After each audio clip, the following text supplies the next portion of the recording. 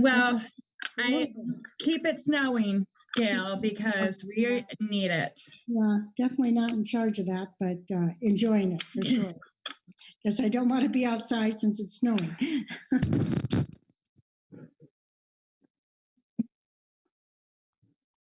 It's supposed to snow tonight. We're thrilled, but it's 60% chance at the high end, I think. So we'll see. Well, the task force predictions are bleak, bleak, bleak. Yikes.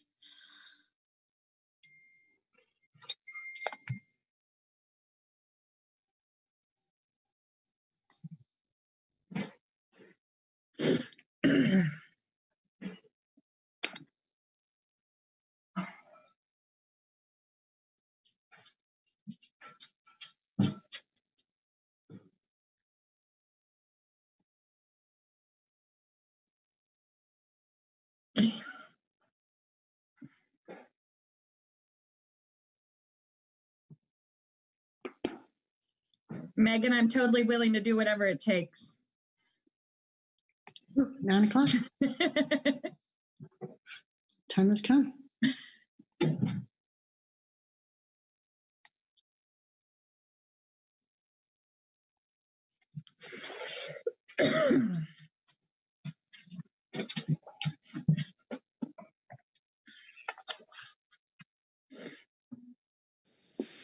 I did have a small heart attack when I thought we were all of a sudden switching to the Google Meets platform this morning.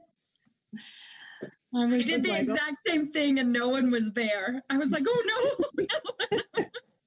I did the same thing too. I was like, oh geez, this is going to be a rough one. I still have not been able to use the Google Meet. So it automatically sets up on all of our calendar invites now, a Google Meet, unless we add something. So everything has a Google Meet gotcha. option on it, which I think may run into the future. I think, if we ever get back in person, that there will probably always be a Google Meet option too. Mm-hmm. Yeah. Gosh, has it really gotten to if we ever? I mean, is that where we're at now? After the last couple of weeks, I think maybe I'm maybe not as positive as I normally am. So, yeah. No, I think we will get back to person at some point. Hey, can I say, Becky, that last night, it's funny, after all these months, I'm still in this mode the night before a CWCB meeting. I'm kind of thinking, oh, good, I get to show up and talk to board members before the meeting, and we get to sit and have coffee and talk at lunch. And I still think that way, even though I know we're just going to be on a Zoom meeting. So I'm really looking forward to the first time we get to do that again. That was seeing your staff, Becky, seeing the other board members. That was part of the deal for me. That's the good part of the day. So Jim is on the Google Meet. Hold on. Yeah, you can disable that. It doesn't. Hold on. I just told him to get out of there. Give it a minute. Told him to get out of there.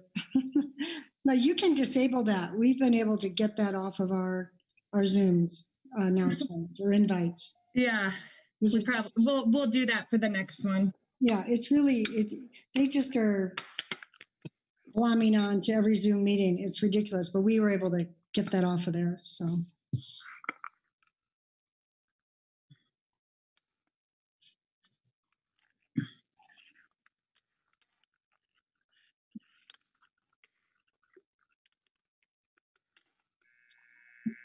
as we're waiting, I wanted to let everyone know that the internet's been less than stellar with this snow that we've been getting, and all the schools are closed and River is home today. So I will do my very best to run the meeting, but I'll take it. I will take it. It's worth it, Celine. I just made sure Jessica had the annotated agenda.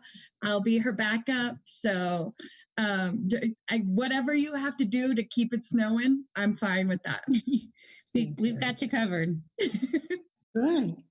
And So how River has a new bike helmet that he won't take off, so you might get a guest appearance today. It's a full face, like motorcycle type helmet. Nice. How much have you gotten so far? Just last night we got about 6 inches, but we've been getting snow over the last few days. Wonderful. Yeah, no complaints.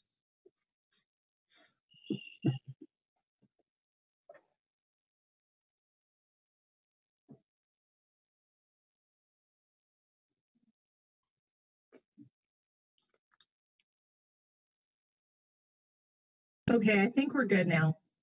I think I kicked them all out of the Google, and I fixed that for tomorrow. It just automatically adds it when you do a calendar invite, and sometimes I forget. So Celine, whenever you're ready, we're ready, and I think we can get going. Thank you, Viola. I will call the January CWCB meeting to order, and we will start with the Pledge of Allegiance. And if board members could turn their mics on and do it with me, I would appreciate that.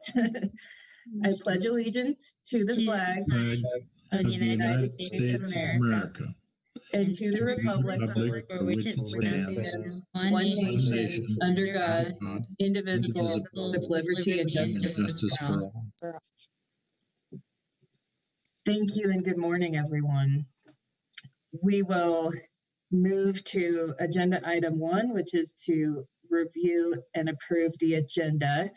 And I have 2 quick notes. One is that we have moved up Director Prenslow's report in agenda item 4, and we need to move agenda item 7A into the executive session. So I would appreciate a motion that included those changes. So moved. So moved. All right, it's been moved by Director Felt, seconded by Director Brown. Is there any further discussion? And I will take a moment to remind everybody about our voting procedure in case you have forgotten. Since November, I will ask if there are any nays. I will monitor the chat for the nays because I cannot see all of you at once with all the content up. And so if there are any directors opposed, please let me know in the chat. And seeing none, the motion is approved.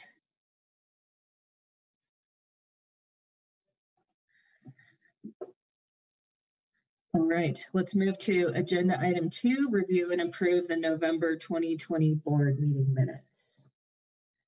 And I will note that a slightly revised version was sent to you all last night, I believe.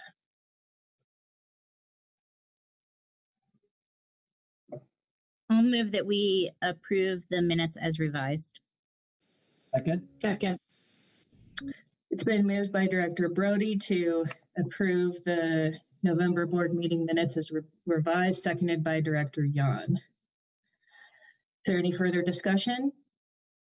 Seeing none, we'll proceed to vote. If you're opposed to the motion, please let me know in the chat. And seeing none, the motion is approved.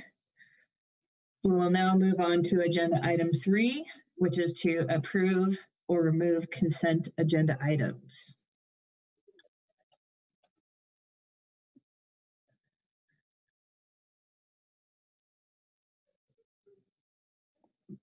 I'll move that we approve the consent agenda as proposed. Second.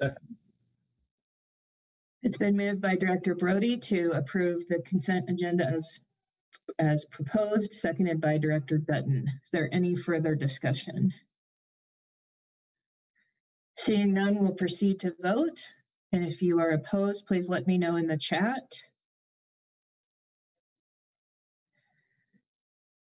Seeing none, the motion is approved. On your agenda, you have the board meeting dates in 2021. I think that we have seen those before. I don't think we need any discussion today. So let's move into our director's reports, and we'll start with Director Prenslow. Welcome. And you are muted, Director Prenslow. Thank you, Madam Chair. I clicked, but it didn't click off. So you would think I'd be an expert by then now, along with the rest of us. So thank you. A couple things. This is first meeting I've had in the last few meetings, so I apologize to Director Mitchell. So our commission meetings seem to coincide with your meetings almost identically. So it's been difficult for me. So I'm excited to be here this morning. Unfortunately, I do have a 10 o'clock I've got to check back off on. And so thanks for your patience to let me go first. And I will be short-lived to keep you on track. So I'm sure we're going to talk a lot about drought over the next couple of days. The only thing I'd like to highlight in our current situation, and it's a low light, quite frankly, but on the Animas River, we broke an all-time low record in this last month. And so Durango Fish Hatchery had to ramp down production, forcing the stock fish early because of limited water, which is kind of ominous for this time of year, late fall. So we'll continue to talk about drought and water conditions and pray for snowpack. So a couple of agency highlights, less about water. We've been in a process on our access to state wildlife areas. The Parks and Wildlife Commission probably 8 months ago created a new rule to have anybody using those properties must have a hunting or fishing license. There was a lot of back reason for that. We never required one before. Always glad to have really kind of anybody use those properties, but with 6 million residents on the landscape and 2 million non-residents on the landscape in the summer and winter, our properties were quite frankly just being inundated, free camping and just overuse, transient use, et cetera, et cetera. So we really needed to kind of take that bull by the horns. So we've done that.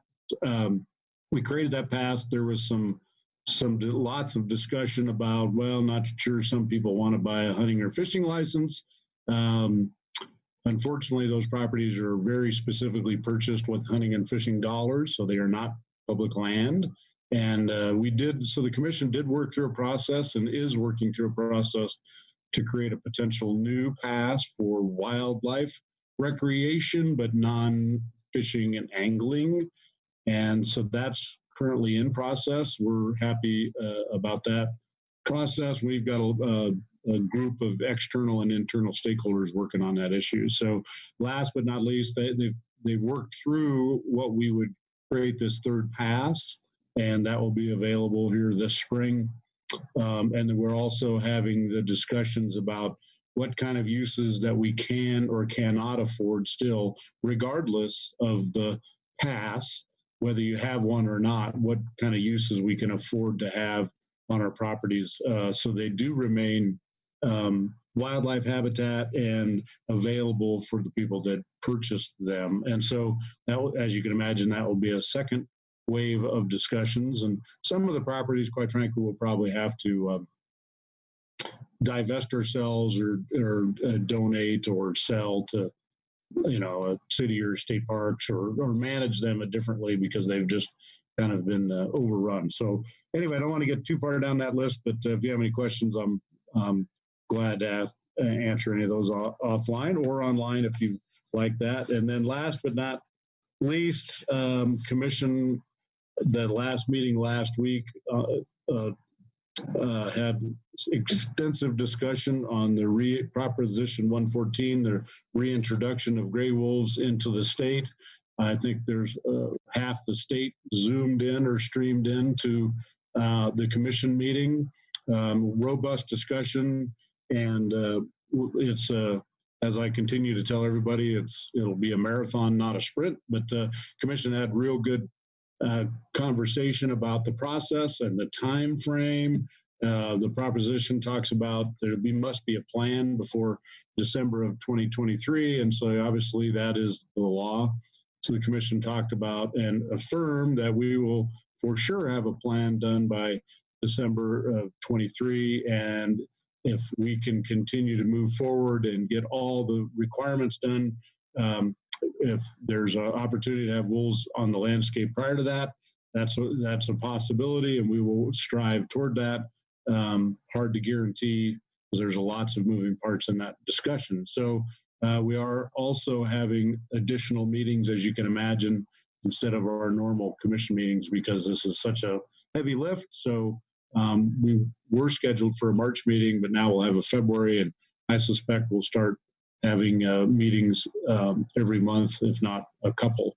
So anyway, with that, if there's any questions on that, I'll be glad to tackle that. But that's my quick update from Colorado Parks and Wildlife, and I appreciate again the change of your schedule. Thank you, Director Prenslow. Are there any questions?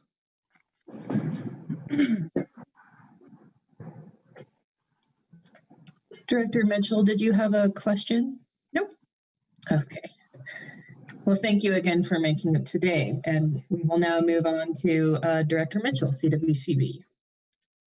Thank you, Director Hawkins, and thank you, Director Prenslow. I know it's been a rough go these last bit of time. Whenever I start feeling sorry for ourselves with how busy we are, I know that CPW is working very hard to get through these times. So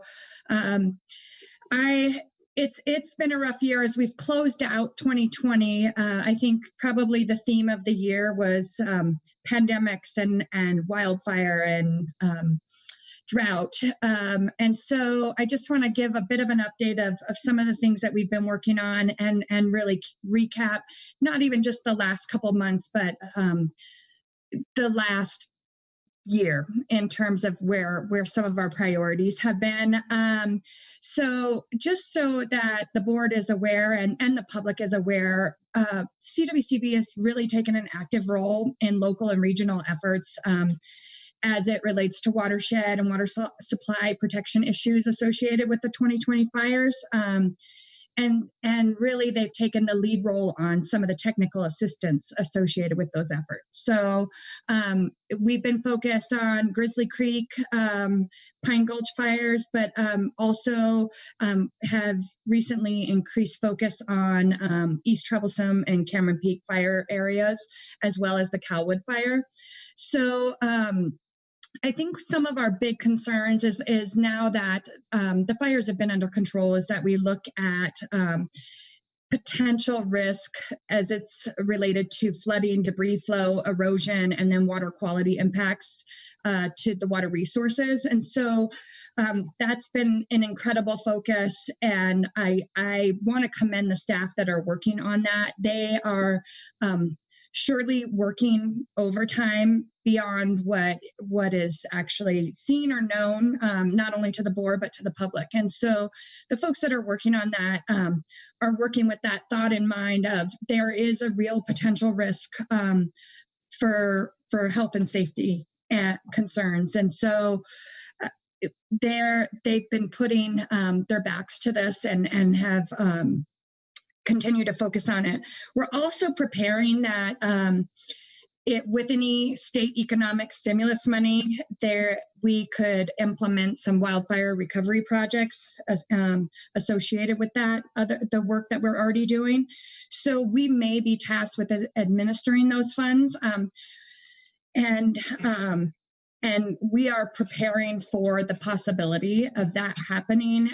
Just so you know, administering funds is not an easy job, and we take that seriously. When we look at state funds or public funds in general, that is of highest priority, that we are always focused on making sure that we're administering them in a way that benefits all Coloradans. And so that is difficult work, and staff is working hard to make sure that we are prepared to do that. It adds a significant amount of time. Project management is not easy, and we want to get those funds out as quickly as possible. Some of the things as we're looking at these wildfires and flood risk, and with the concern of flood risk, we have been working as closely as we can with the areas of impact, but also making sure that the board is aware that statewide floodplain rules and regulations were promulgated by the board in November 2010 and then became effective in 2011. And so these are some of the minimum requirements required to for local governments. And then also we look at if local governments are adhering to the National Flood Insurance Program rules. And so when we administer grants, one of the criteria that we have used, it's not a policy, but it is practice, that we really try to make sure that the communities are participating in that National Floodplain Insurance Program, and make sure that the folks that are doing that are the ones that are eligible for our grants, because they're enforcing state rules. I'm sure everybody is aware that we are in a drought. That has been the talk of the last year. Actually, I think we've known that this was coming. Water year 2020 concluded as the third driest water year on record, only trailing 2002 and 2018.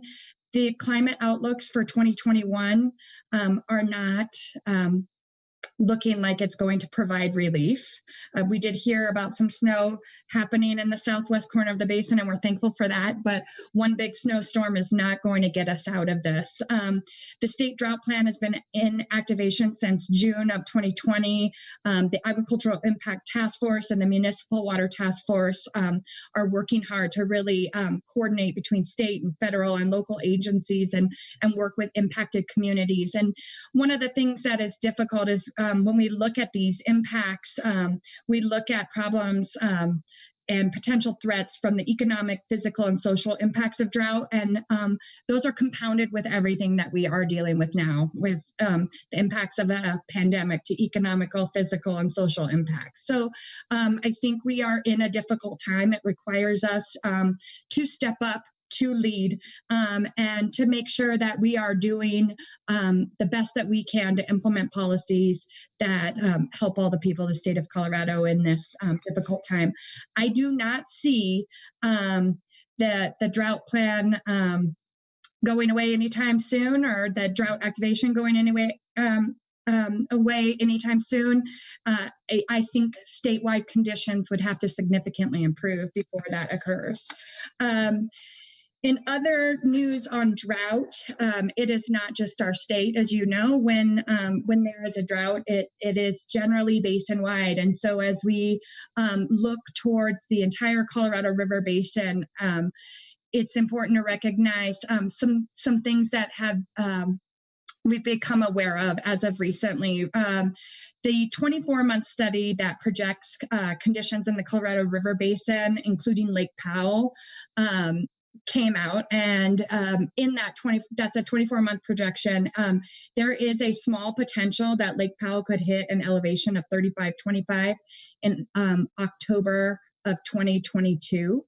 That projection really triggers some increased coordination. So we are already focused on that increased coordination with the Bureau of Reclamation and the other states.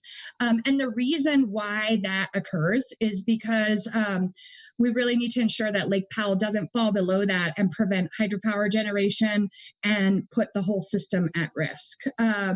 So like I mentioned, the likelihood of that is on the low end of the spectrum, but the work that we do has to help prevent that. So we are working together, and this requires additional meetings, and I'm sure we'll be working with the Secretary of Interior as we look forward. Also, in regards to some of what's occurring on the in the entire Colorado River Basin, I think probably folks have seen a bit of press lately. There's been some articles on the national level, and then both within the state of Colorado. So that being said, I think there's a lot of things at work here at this point, and I think that the drought brings a lot of attention to not only the work that we do here at CWCB, but the work that everybody is doing in water across the state and the basin. And so I want to make sure that all the board is aware, and I sent an email to the board regarding my thoughts on this, and then a bit of my response with an op-ed that was posted in the Denver Post and then picked up by other news sources,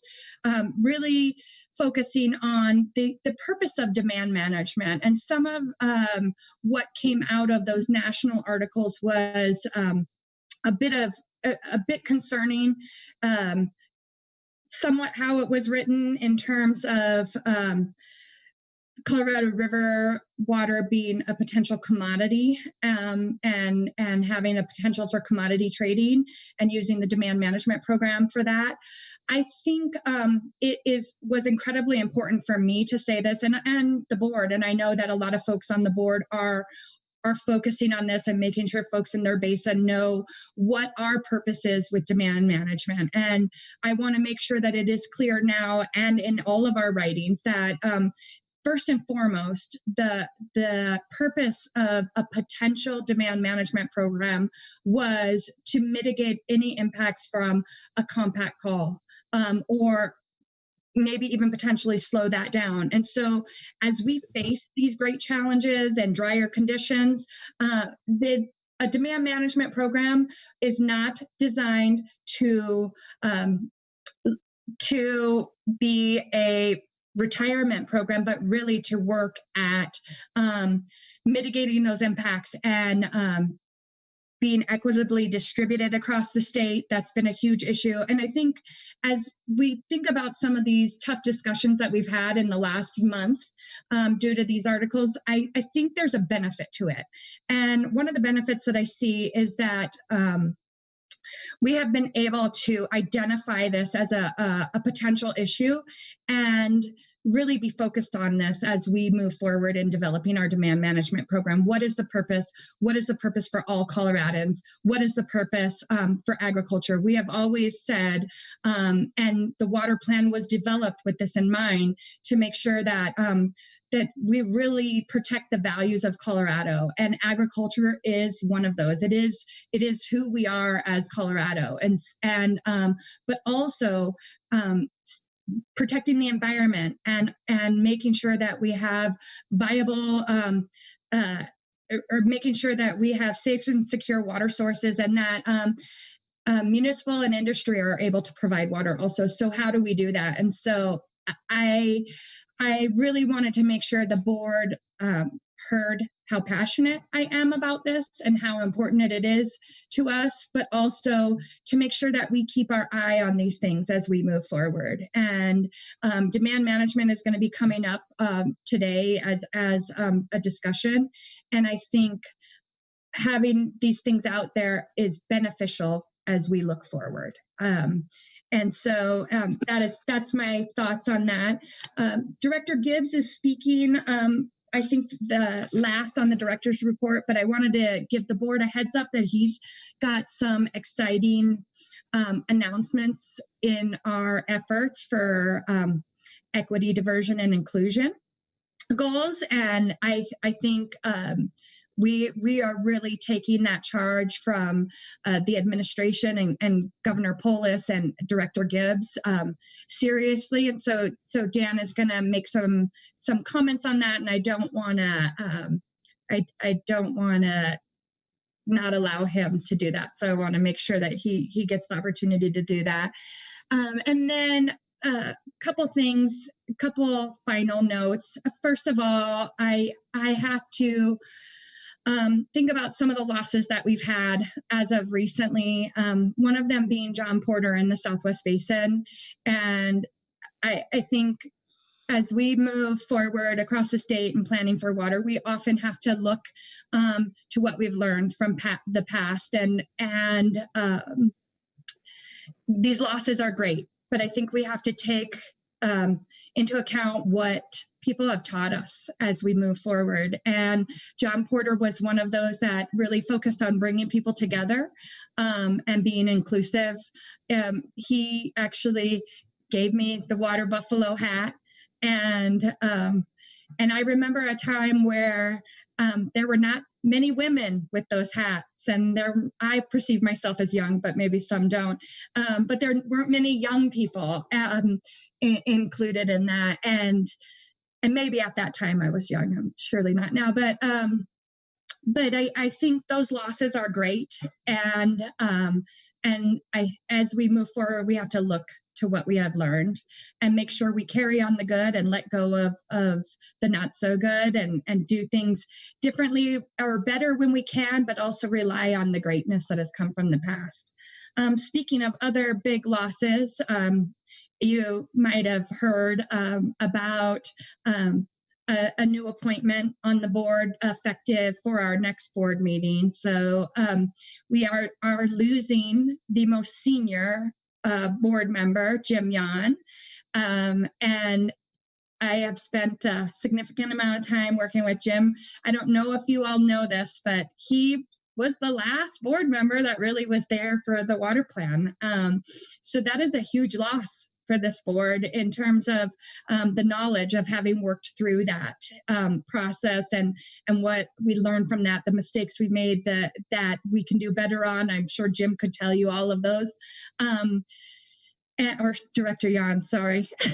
But it is a huge loss for the board. We are excited to bring in Robert Sakata with a great emphasis on agriculture, and he has experience working on boards, but that does not mean that Jim will not be missed. I'm sure we will still be in constant communication. I have talked to Director Jans for a significant amount of time and said we still expect him to be a leader in the basin and across the state. And while he may not be on the board, I think he will still have significant influence. And so I miss you already, Jim. And your servant leadership has been something that I have taken notes on how you do things, and your trust in staff, your ability to communicate and work with us as through difficult issues has been something that I really appreciate. And going through some of the extremely rough times that were the water plan, and I think those rough times are not going to be gone. I will look to how Jim handled that, and how he gently guided in a way that pushed us to better product. And so I appreciate you, Jim, and I will miss you, but I don't believe we won't be seeing you very frequently. So that is all I have.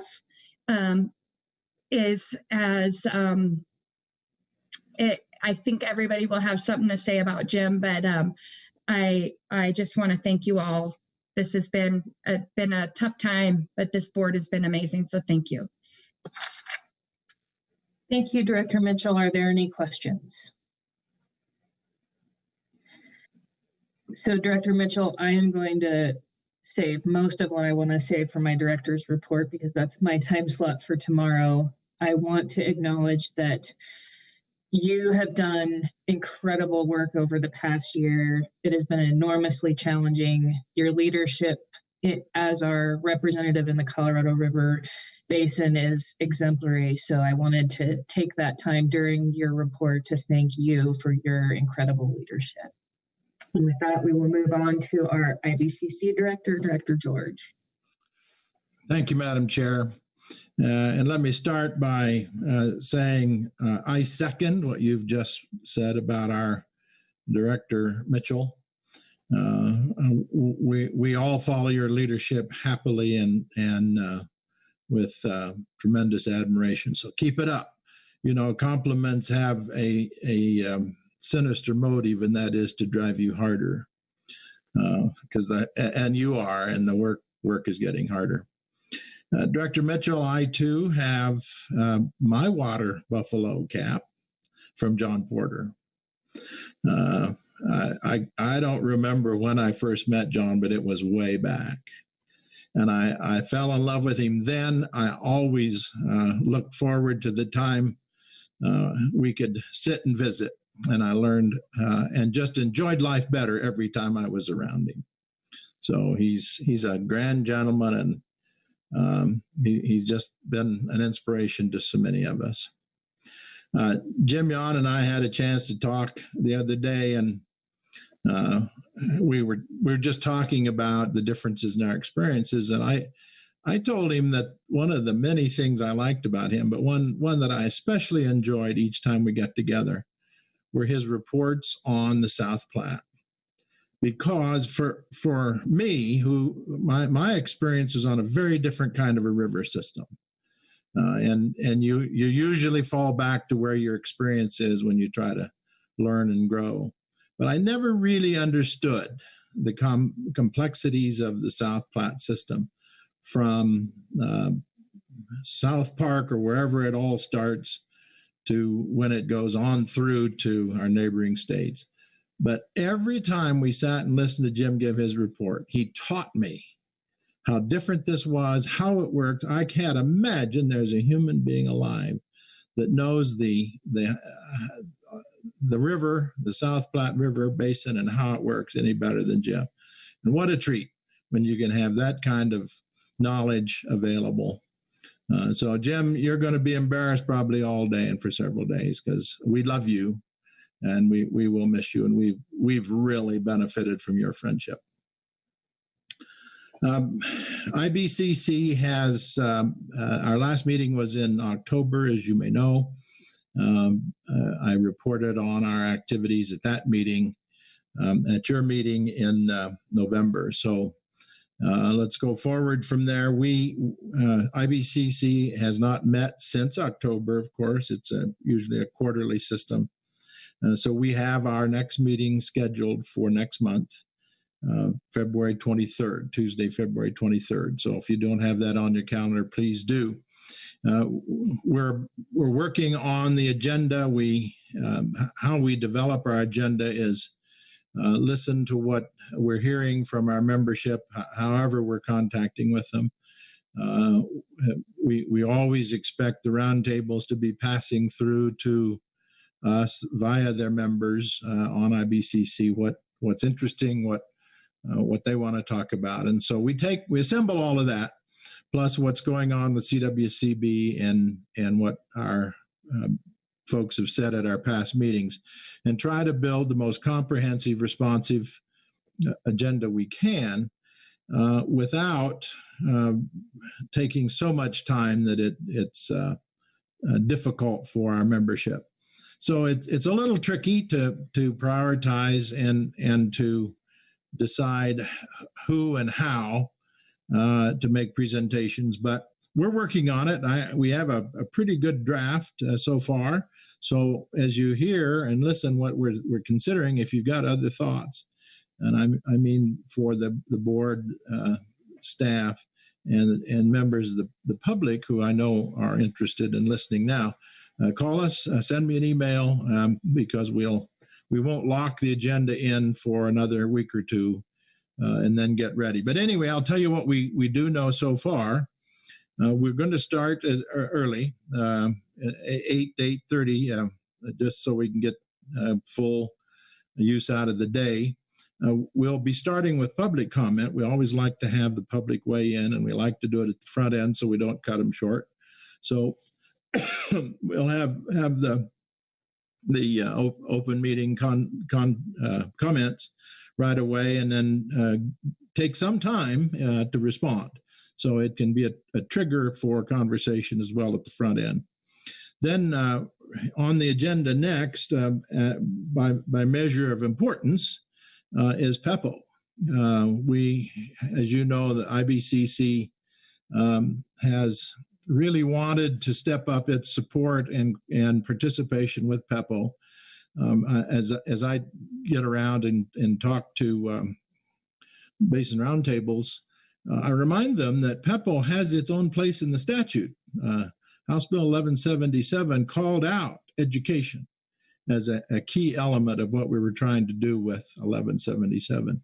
And I know all these years, these past 16 years, there's been an enormous amount of effort put into the education component. And I don't have to tell all of you folks how important education, both in content and range. And we think about this issue all the time, that we cannot provide the public service we need to if the public doesn't understand what we're doing and why, and if they don't know what we're doing, so that they can help guide us and support us. So we'll start that part of the business meeting with an update from a couple of our members who have volunteered to step up and do more coordination. So that will take some time in the beginning of the morning. Then we've invited Russ Sands to do the water plan update. As of that point in time, you know what's going on there. We really want the IBCC to be as informed as you are, and we're looking for ways that IBCC can be a partner, can actually do more, maybe find and fulfill a function that will help in the update process. So I'm inviting our IBCC members to be sure you tune in on the workshops that are going to occur over the next few months, and recognize that we're all stakeholders in this process. And when we were working on the water plan in the past, we really, right back at the beginning, we recognized that you can't just park it somewhere. If you don't keep working on it and updating it, it begins to lose its value and importance. Well, I'm happy to say, and I'm proud to say to all of you that we've not let that happen.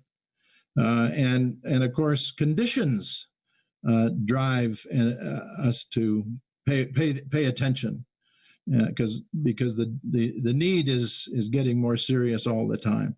And this document and the work is rising to the challenge. And so, as IBCC members, we have an equal stake, and we'll certainly hear if you want to guide us to be able to help in some specific ways. We're ready to do that. Also, IBCC members have been asking what's the role of ATMs in all of this, so what's currently happening to ATMs. So we'll have Alex do an update, and then we'll have some conversation about that. So we'll be current on ATMs.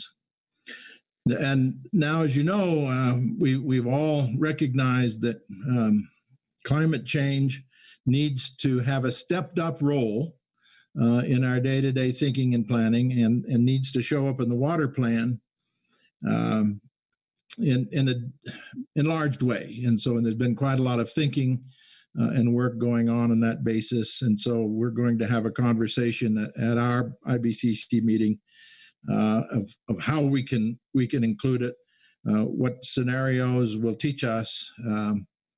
And of course, the drought, as you heard and already this morning, and as we know, is deepening, if that can be possible. And so that is job number one, and climate change needs to be a part in the analysis and study and actions. So we're going to spend time on that to be current. The other very good effort that you're doing that is happening across the state is activities on forest health. I know there's information coming out. A white paper will be ready for an April workshop. We will talk about all of that at our IBCC meeting.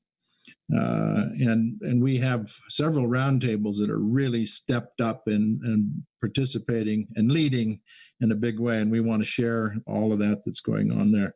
And I think we'll probably be seeing some help from the federal side sooner and won't be too long, I think.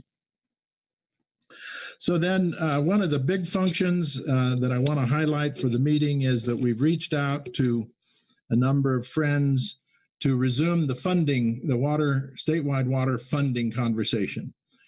You'll remember that several years ago, this funding was really a source of significant study. And IBCC then really stepped up and dived in. And in fact, most of the work that they did became groundwork for the planning that For the Love of Colorado has ended up doing, which helped drive the success of having the gaming tax developed to make funds available for water. All of this rolled together in that last effort. And I think you'll hear from the folks at the River District and St. Vrain and Left Hand Water Conservancy District that the work that had been done by IBCC and then For Love of Colorado and CWCB and others laid a very good foundation and groundwork for the success that those two districts had. So we've invited them to come in.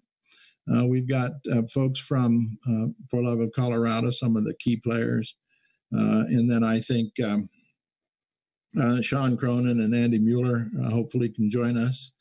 And we're going to reignite that large discussion and see where we can go. I don't have to tell you the need for an input of infusion of capital in all of the things that we're trying to do. And happily, we'll have Sarah Alexander from Keystone Policy Center, who's really a master at this work. So that's going to be a really good discussion. That will take a good portion of our morning. And you'll want to weigh in on that if you can. And it'll just be the beginning of a conversation that I think is going to go on until we've succeeded.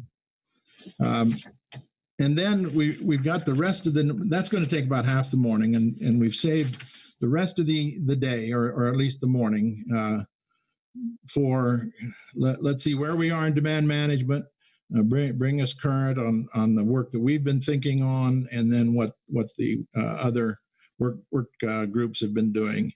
And then for an hour or more, or as much time as we have left, to have the conversation, the discussion, the back and forth, the gem work of IBCC, where we can look at each other, albeit these days through the cameras, but still we've warmed up to that as a tool, and we want to get some good interchange, and that's where the whole morning will have been aimed at and designed to be, is that discussion and debate among the members. So that's it. I think it's scheduled. Looks to me like it's going to be a very good session. So please, if some of you are members of IBCC, and a number of our listeners are, but board members, please, if you can put that on your calendar, I think it'll be well worth the morning. We'll try to end it early in the afternoon, probably. By 12:30 or 1, so it won't be a whole day, but I think it'll be well worth it, and we'd love to have your participation. Thank you. Thank you, Director George. Are there any questions? Seeing none, we will move on to our Agriculture Commissioner. Commissioner Greenberg, are you here? I'm here, Dr. Hawkins. Thank you very much. It's good to see everybody. And just as folks have been mentioning this morning, Director Jan, it has been a pleasure working with you and getting to know you. And I think your water tour that you hosted me on, I want to say last year, but it was actually almost 2 years ago now that we went out in the field is also, as Director George mentioned, really helped strengthen my understanding of South Platte, though I still barely scratched the surface, but want to say thank you for your graciousness in hosting and what I've learned from you as a board member, and look forward, like the others, to continuing that relationship even after your service. So much of what has been reported on is front and center for us at the Department of Ag, water, drought, climate, and all the rest. From the kind of 30,000 foot view, kind of what we're focusing on right now is what we've always been focusing on. That's helping farmers and ranchers stay in business. So much of the impacts from this year and last year, whether it's COVID, drought, wildfire, and other issues beyond just the state's control, like our commodity prices, trade, et cetera, just continue to slam the bottom line for producers. And so we're real focused on getting support out where we can, primarily through our marketing branch, which is our team has been doing an incredible amount of work trying to open up new business, pin down new marketing opportunities, advance the brand of Colorado Ag as we move through these tough times. So that's going to remain a focus for us through and through. Director George, you mentioned, the need to really elevate the impacts of climate change, the role of climate change in our thinking. That is true for us as well at the department. We see years like last one where we've got these cascading events and then more frequent events where it's harder to recover. We're real concerned about that and really focusing, again, our resources on supporting voluntary incentive-based farmer and rancher-led efforts to build more resilience. So that's where our soil health initiative comes in. Our work to try and get more resources for renewable energy development for producers for an additional revenue flow, but also to help with our statewide resilience. That's a focus for us right now moving forward. We've got a great partnership pinned down with NRCS, 5 years, that is starting now. And that position has allowed us, or that agreement has allowed us to hire for a soil health specialist, which we're hiring for the next 3 days. So if anybody out there is interested in working with producers across the state, supporting them in soil health, which looks different, of course, not just region to region, but farm to farm, ranch to ranch. We're really focused on being, a part of that support system and then driving more dollars to producers who are looking to make these investments. Of course, on the waterfront, the early January articles also raised some flags for us and for me. I think I want to iterate that, we as a department, and of course, us as an ag community, are at the table, right, to work on these challenges that we have before us. I think I don't need to tell you all that, but I'll state it for posterity's sake. But there are some lines in the sand, and I think the sort of leaning into the commodification question was a big deal for us. We want to support water users, of course, water rights holders in pursuing the suite of options available to them. But our big concern is, of course, water permanently leaving the land in a way that also impacts the viability of rural communities across the state. So we're right in there with you. We're in the arena too, maybe not as much as Director Mitchell, that's for sure. But of course, all of this conversation comes back to ag, comes back to rural Colorado. And we need to make sure that we are moving forward in a smart and wise way, as I know all of you are committed to every single day. On the drought front, we have been, when we're in activation, the Department of Ag co-chairs the Ag Impact Task Force. And this, I'm going to put a link in the chat if I can, which is our one pager, which we just created. We've been partnering with you all, with CWCB, staff, in particular, Megan Holcomb and Alex Funk and Amy Moyer have been kind of key leads from your end, working with my team, and then about maybe a couple dozen other state, federal agencies and ag associations. And we're charged with, I think it's over 30 different tasks, which we've tried to consolidate into what can we do that's most meaningful for our ag community in the immediate term and in the long term. So the link I put in the chat is our immediate term deliverable, which is one pager, super readable, to the legislature about what this drought meant for ag and what it might mean for ag if we continue down this track, especially the economic impact to the state and to the ag community.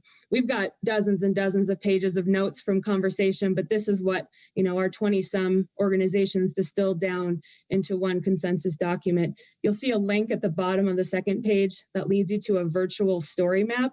That map is not yet live, but what we're doing is building stories from producers who live the drought every day and putting their written words, their videos, their photos onto a map of the state, and also compiling all of the media from this year that told the story of the drought.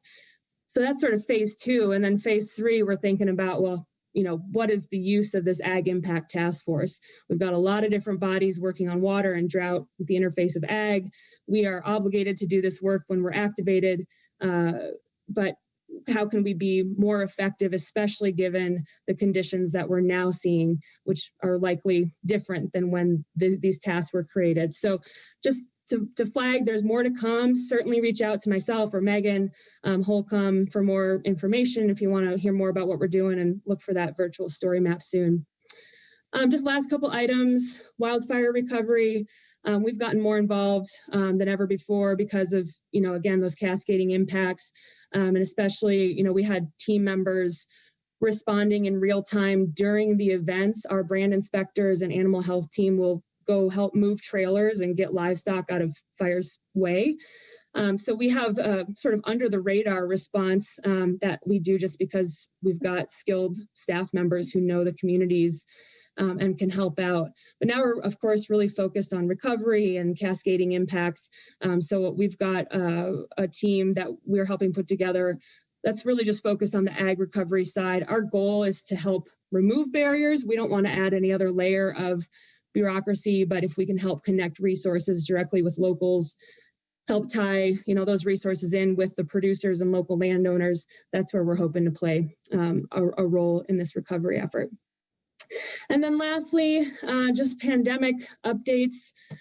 You know, we've of course been doing what everybody else is doing and responding for, I think, 320 some days straight, and representing ag in all of the emergency response rooms. But, you know, a lot of our work has been continuing to monitor for any issue or backup in supply chains. Luckily, that has slowed down quite a bit from last year. But really putting a lot of our work and time into advocacy. So where can we be most effective in bringing dollars to Colorado to support our ag communities? In December, the governor allocated just under $2 million to agriculture of CARES Act funding. So we were able to get that out the door actually in a matter of days, because we sort of set up a third-party coalition that administered the dollars through a competitive review process. It was super efficient, didn't get stymied in any of our state processes. We were able to get money out to 156 producers, 45 intermediaries, distributors and the like, and then 15 local and regional processors. And that one is a big one for me because, I mean, you all know we've seen a lot of breakdown in the processing part of the supply chain, especially around meat. And then a lot of our small and mid-scale processors have more demand than they could ever possibly meet. So that, you know, bumps back down the supply chain, is impacting producers in terms of not having access to a timely processing slots. So we're really focused on that sort of middle of the supply chain, of course, supporting producers, connecting consumers with producers. We continue that through Colorado Proud and our Keep Colorado Strong campaign. But really, if we're looking at potentially more money coming down through an additional stimulus, relief and stimulus package. We've got the December package. We have, you know, the legislative session upon us. You know, there's the potential for more of these dollars to be moved out to ag and rural Colorado. Of course, a lot of that has already been on the table, broadband being a big one. We don't oversee that program, but we know it's necessary and needs to happen. Want to see that move. Anyway, bottom line is we're looking at how we can get dollars out into our community and support sort of the whole picture effort of relief and stimulus for rural Colorado. Then that is really it for me. We do have a 6-month COVID response in review, which I'll also share with you in case you want to browse, you know, an additional 10 pages to few hundred that you have for this meeting already. But just to say that we are, like everyone, just focused on the task at hand. We've got a lot of crises that continue to stack on top of each other, but our team is staying real focused on how we support ag, how we build stronger through this time, and doing so in a collaborative way with our friends and partners across the state and in the federal government. So with that, thank you all for your time. And as always, don't hesitate to reach out with any questions. Thank you, Director Greenberg. Are there any questions? Seeing none, we will move on. Let's go to the State Engineer, Director Ryan. Thank you, Madam Chair. I have a few updates. It's always nice to go after several people because I can add to my director's report as we go. And I want to make a comment about Jim Yan. Jim, of course, we'll miss you. You've been such a great influence on the board.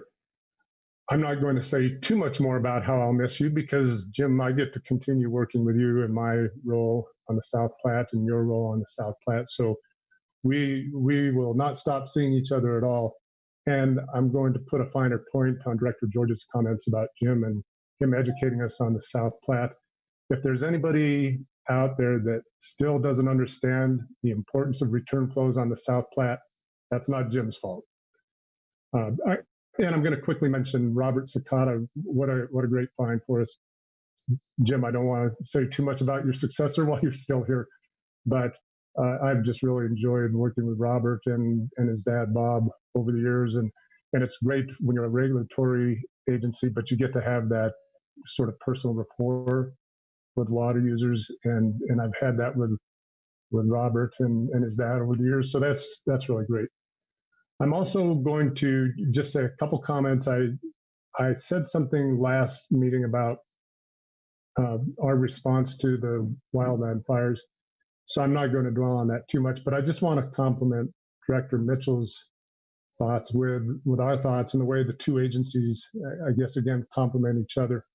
We have put out some good educational material on what people can do to when they have their wells, residential properties that have wells on site, and rehabilitating the wells and protecting the groundwater. Also some guidance on water sources and strategies to use water to revegetate land, especially on residential properties. We've been working with some water suppliers to help them with some of the strategies they're working with they're working on to deal with water quality issues. And on that point, some of the questions we get causes us to direct people toward Senate Bill 212 from 2015. And Senate Bill 212, if you recall, was legislation that legitimized, so to speak, storm detention facilities. But along with it came post-wildland fire facilities. So we do have room in the statutes for post-wildland fire facilities, or in other words, ponds or structures that hold back water to deal with water quality and debris in these areas that have had wildland fires. So feel free to give DWR staff a call. That's something our division engineers will manage. On other fronts around the state, a reminder that this is a big season coming up for DWR in the Arkansas River Basin and the Rio Grande. The Arkansas, we have our replacement plans pursuant to the rules that we'll begin approving here in the coming 2 or 3 months. And this is how we keep a lot of our wells going in the Arkansas River Basin to keep our staff busy.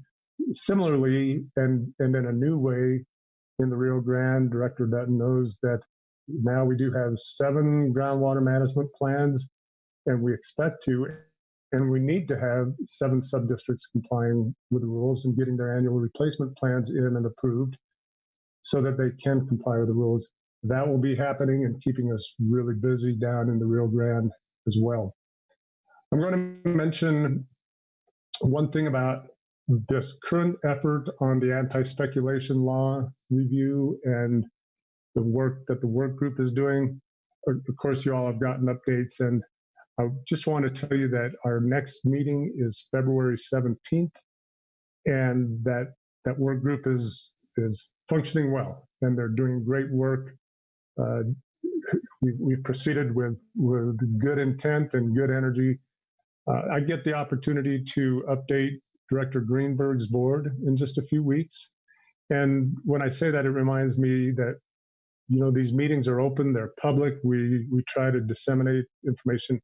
And if there's anyone out there that in spite of that has got questions and wants to know more about that, please contact me, contact Amy Moyer from DNR, who's doing so much work to move this work group along. We'll be happy to talk to you about it. The last comment I want to make is to Director Mitchell, but really about your staff. I just want to say that I really appreciated the high quality, well put together workshop we had on the Pooter Aug plan approach last Friday. That was so helpful. I think everybody walked away saying this is very complicated. It's very difficult. There's a lot to this, and yet I think the staff and some of the people that they're working with on this effort did a great job of informing us on that. So thank you to Linda and your team. Madam Chair, that's my report for today. Unless there are any questions, I'll turn it back to you. Thank you, Director Ryan. Are there any questions? Seeing none, we will move on. And let's move on to Water Resources and Power Development Authority. Keith, are you with us today? I am. Can you see me and hear me? I can. Welcome. Thanks, Madam Chair. First of all, I wanted to thank Director Mitchell and Director George for their comments regarding John Porter. John Porter served on our board for approximately 16 years. John was a gentle giant in the water industry.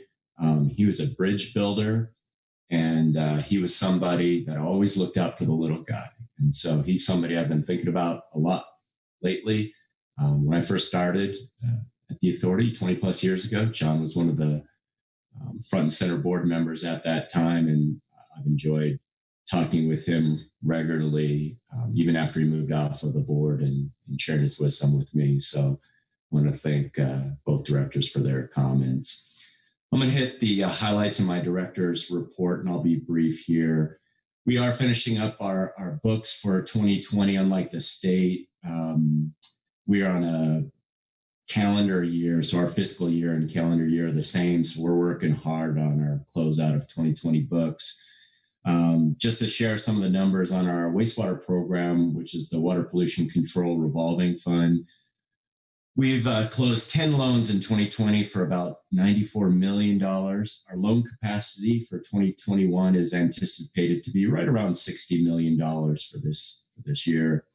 On the drinking water program, which we refer to the Drinking Water or DWRF, Drinking Water Revolving Fund program, we closed 16 loans in 2020 for approximately $45 million. And as far as 2021 loan capacity, on the drinking water side, we have about the same, about $59 million available there for projects. Under legislative matters, we're working with the General Assembly on our project's eligibility list. We've got a couple sponsors lined up and have submitted our list. This is very similar to the CWCB's project list. That list in total includes 740 projects for an estimated need of about $29.2 billion. So although we have $120 million available for 2021, as in most years, it really does pale compared to what the need is out there. And keep in mind, these are traditional water and wastewater projects. It does not comply or not include strict water supply projects like you'd see on the CWCB project scope. We're also working with the Senate and the board, the commissions, board and commission, to get our two new appointees through the Senate confirmation process. Given my discussion with their deputy director, as well as the pushback to the restart on the legislative session until February 15th, I'm not anticipating our new board members will be seated at the table and able to vote until likely our April board meeting. Kind of under other matters, we continue to work like most organizations 100% remotely. All of our board meetings are either virtual or are at least anticipated to be virtual going forward here in the near future, including that's out to our June 4th board meeting. And then the last thing I wanted to share with this board is I'm excited to work with our board this Friday. Our board meeting is this Friday at 9 a.m. on our Forest Health and Watershed Protection Program. Now, this is a program that's been in place for over 10 years now, but hasn't been utilized to date, and I'm hoping to change that. So we're spending, we're actually, in fact, carving out a fairly decent amount of time in our Friday meeting to discuss what measures, incentives, subsidies, parameters we can provide to this Forest Health and Watershed Protection Program in hopes of getting some utilization in that program this year. We do have some interested parties helping drive that issue. And again, I'm excited to work on that and hopefully provide some meaningful incentives to help put a dent in that the forest health issues we're seeing around the state. That program, we're allowed to issue up to $50 million in bonds for forest health and watershed protection projects. So we see some real desperate needs out there across the state, and 50 million is really only a drop in the bucket of what's out there, but we're hoping to contribute to in some meaningful way starting this year. And then the last thing I was going to mention was that as we're working with the forest health program, you can anticipate we'll be reaching out to CWCB staff and trying to work in concert with their programs and making sure there's this coordinated effort as we're working on forest health projects. So that's all I have this morning, but I'd be happy to answer any questions. Thank you, Keith. Are there any questions? And seeing none, we will move on. And last but not least, Director Gibbs. Great. Thank you, Madam Chair. And it's so great to see everyone. I wish that we could see each other in person, but I guess we'll have to let this video meeting do for right now. A few updates from me in the Department of Natural Resources. Let me first start with kind of COVID numbers and vaccine and kind of our operations that we have right now. We are moving as a state in the right direction. You know, we're continuing to see the COVID numbers go down right now, and the state's working really hard to try to get the vaccine, out. And we are currently ranked number 4th best in the United States in terms of the vaccine distribution. So I think that's really awesome to see. But until the vaccine is widely available, we must continue, of course, to wear a mask, wash your hands, avoid social interactions with folks outside your household, stay at least 6 feet away from people that you don't live with. And the DNR continues to operate within the safer at home guidelines for all staff. So what that means, if folks are able to work from home, they're going to continue to work from home. And our field staff really continue to, at times be out in the field. Of course, we have, our parks and wildlife folks, our field inspections, our water administration, mine inspections. They are continuing to do the job that they need to do to get around the state. But again, if you're able to work from home, we really want you to continue to work from home. And we're planning on doing an internal check-in on March 1st, 2021. And at least up until that date, the status quo will remain the same. Now, I'll give you all an update on the budget. The General Assembly convened on January 13th for just 3 short days to really do urgent business. And they're planning on coming back on February 16th. But the Joint Budget Committee is continuing to work on the budget during this recess. And as part, the DNR has 2 successful budget hearings with the JBC. One was for the whole department, and then they also decided to have a special hearing that focused just on the governor's wildfire stimulus package. So that included the DNR, CWCB, Colorado State Forest Service, and other departments that were part of that particular hearing. We're continuing to work with the Joint Budget Committee and the legislature as they consider the wildfire stimulus package.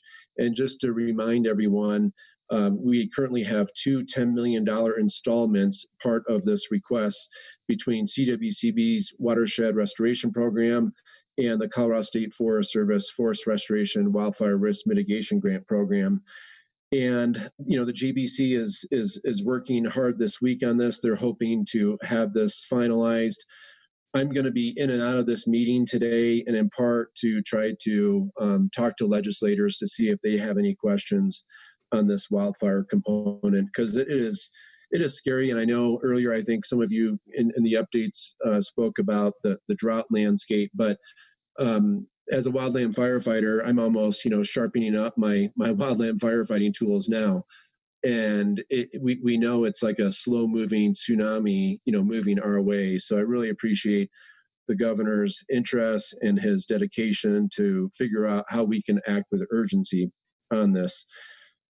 But thinking of budget too, the statewide budget picture has improved modestly, but we are still continuing to track severance tax very carefully, and we're continuing to really manage the budget in a very fiscally conservative way. The projections remain very challenging over the next 2 to 3 years, and especially low revenue expected in the current fiscal year. So the DNR severance tax cash funds have received very little new funds year to date, and we're hoping to see more in the coming months, but we'll definitely obviously keep you updated.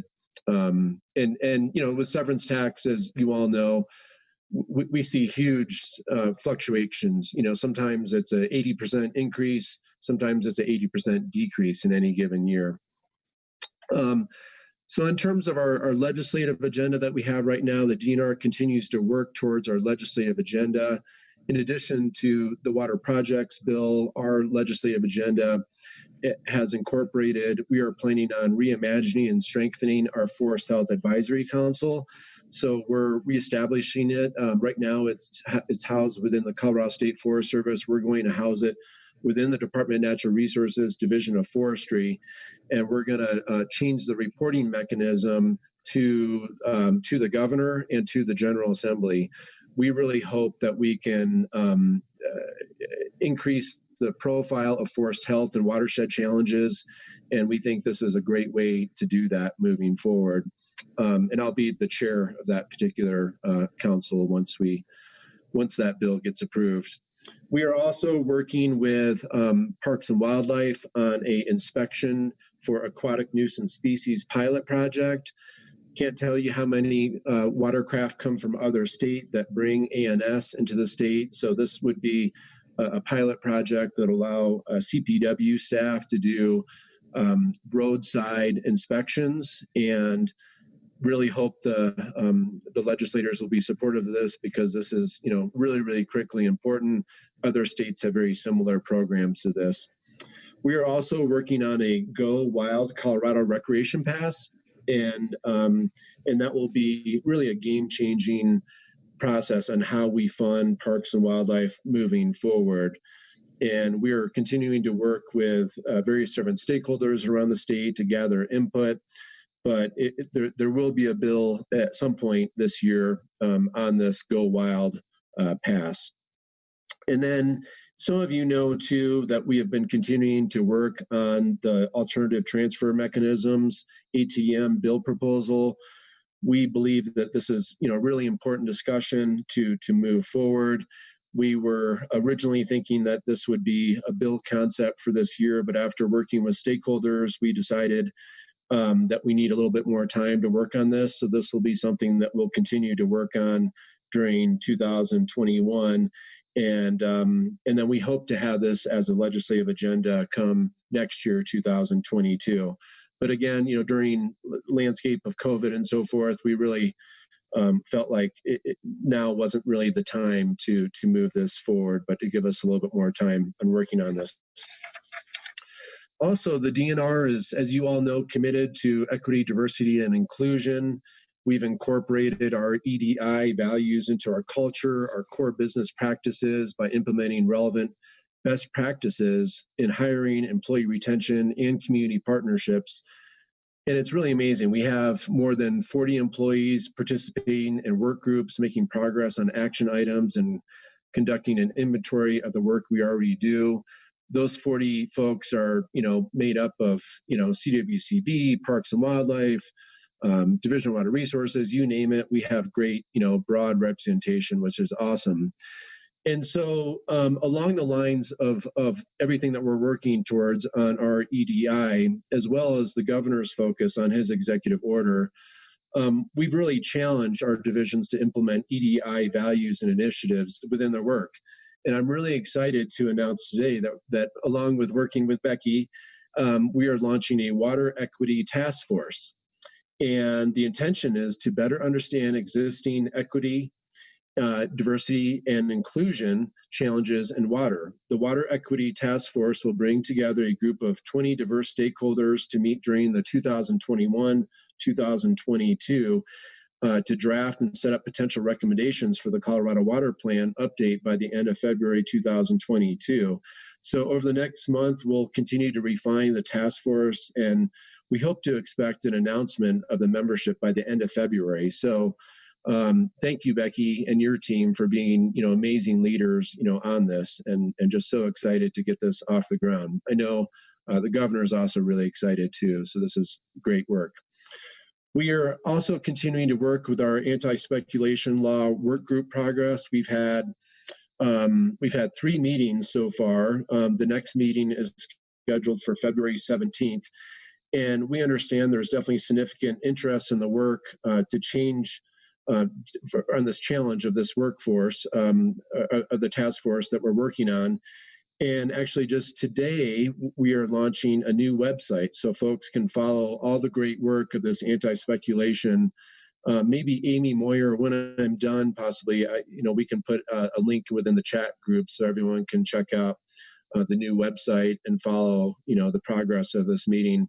And definitely thank you, Kevin Ryan, for being one of the co-chairs of this. It's just so important. It's my understanding that Dan Prinsloo, I think, already gave an update on wolves, but CPW met last week and discussed next steps in terms of implementing Proposition 114. And then, let's see, also I just want to thank, during these COVID challenging times, it's been highly stressful for everyone in the DNR, and really want to give a shout out to Becky Mitchell, Kevin Ryan, Dan Prinsloo. This is one of the unique boards I have in the DNR, where I have 3 division directors, all in one participating in this meeting. So just, thank you for your amazing, leadership and providing great guidance to DNR staff that are especially feeling a bit shaky during, you're used to working with your colleagues. You're not working in your cubicle next to your friend anymore, and the support mechanisms are very different right now when you're used to seeing your colleagues that you've been working with for years. So thank you for help providing great, leadership and support for our staff. And then really the most important update is I want to also gush over Jim Yan. And I want to really thank Jim for your leadership on the board. It's been really great to work with you. You've been an amazing leader for the South Platte and for the agriculture community. As many of you remember, Jim stepped into the board after filling the position after Representative Diane Hoppy passed away. And those were, incredible shoes to fill. And Jim has always led, with his dedication to the water community. So Jim was a critical component of the success of the water plan. And with that came, responsibility to lead in its implementation. So Jim has been such a strong voice in the agriculture community, and not just for the South Platte, but always showing a great interest in working with other basins across the state. And Jim, I really can't thank you enough for your dedication to this board. It's been a really great honor to work with you. And, you're not only a very thoughtful board member, but, as I recall, you're a decent mountain biker as well. and it was just, cheers to you. I wish I had we could do a clink of, a beer, but really cheers to Jim. And, thank you for your leadership. You're again, the last board member that, really was there during that really unique time of implementing, getting the water plant off the ground. So that experience and helping to guide this board has really been important. So thank you, Jim. Really appreciate it. And with that, I'm happy to answer any questions. Thank you, Director Gibbs. Are there any questions? And seeing none, thank you, Director Gibbs. I did want to say the news about the Water Equity Task Force was welcome, and I would really encourage that future reports from you or Director Mitchell keep this board updated on that progress, because it's important work amongst all the important work that we do. So thank you. Definitely. And with that, we will move on to agenda item 5. Good morning. This is Kirk Russell, Finance Section Chief. Can you hear me? Thumbs up. Okay, good. I am supposed to be able to share a screen image here. All right, here we go. Thank you. And before I get started, Director Yon, thank you. I'm sure you're going to get a lot of those today, but I know my staff, in being involved in projects in the South Platte that are obviously very complicated, and you've been a rock for us, and allowing us to reach out and ask questions about what's going on in the South Platte really helps us out. So thank you, and I'm curious what all this extra time you're going to be filling it with. So I'm sure you'll have fun. Okay, the agenda item 5A is an informational only item. No decision is needed. Before I get started into the cash management report, I wanted to point out that in the director's report, we put the small project loan report that is required. Director Mitchell has to submit to the General Assembly on January 15th of each year the report that shows the General Assembly what the board has done with its statutory authority for loans up to $10 million. And so that is included in Director Mitchell's report towards the end. That report shows last year we did 17 new loans worth about 44 million. And so I took a look back at previous years. The prior year it was 15 loans worth 50 million, so fairly steady. Prior to that, it was a little lower.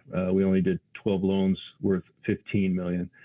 And just FYI, the current, where we are right now, 4 board meetings into the fiscal year, we're at 13 loans worth 40 million, so ahead of schedule.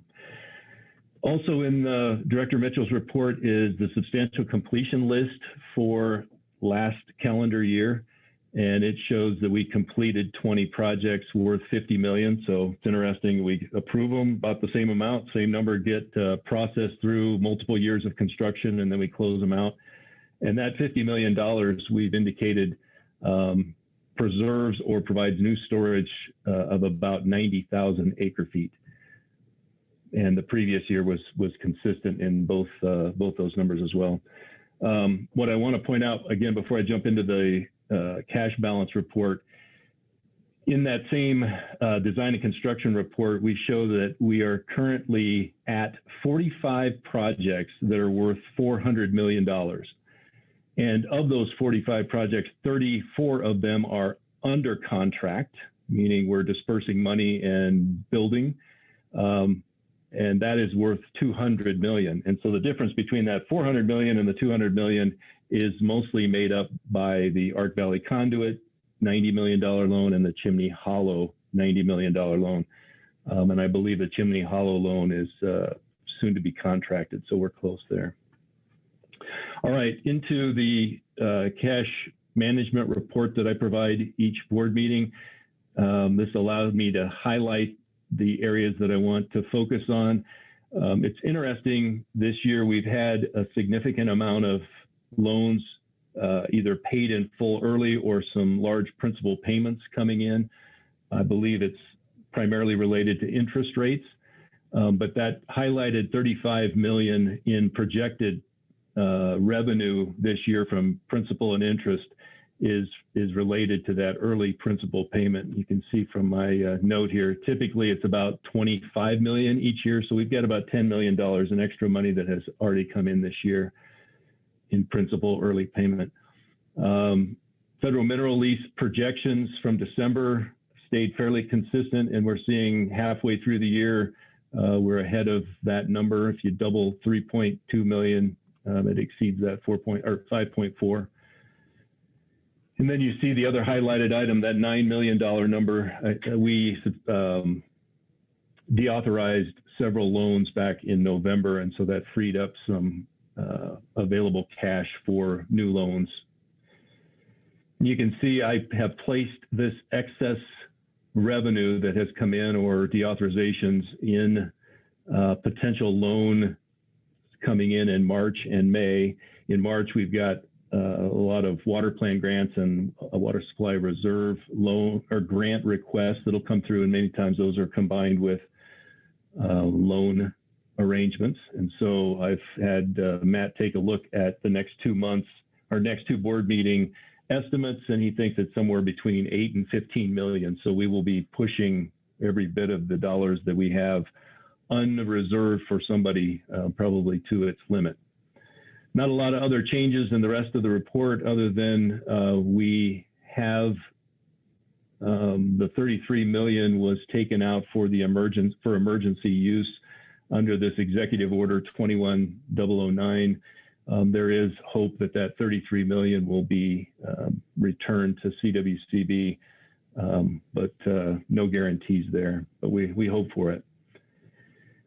And so that this allows me to stay about $10 million to the positive at the start of the next fiscal year. And I always indicate that I need about 9 million to keep the lights on and staff paid.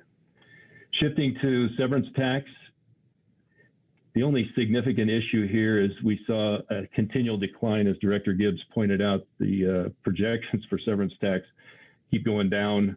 That highlighted 2.2 number, I will say on the average in prior years, 8 years or so, that's averaged about 35 to 40 million. So a significant reduction. And you can see we have not received any distributions into severance tax or the severance tax perpetual base fund since July. And so we've only received 300,000 for it, but there is anticipation that the last few months of this fiscal year, we will see upwards of 2.2 million to come in. Nothing's changed here other than updating the revenue that has come in. This number is also a little bit higher, that 20 million, again, because of early principal payments or payoffs. And the red number, don't panic. That is, we won't be doing any more loans out of severance tax for the next few board meetings. And the idea is the revenue that'll come in from loans and repayment and severance tax will take us up to about even for severance tax perpetual base fund for new loans. And even with all that said, when we look at our budget for next year and the revenue that comes in, and assuming things stay stable with what the projections are, we anticipate being able to do about $40 million in new loans next year as well. So with that, I'll end my presentation and offer questions and answers. Are there any questions for Kirk?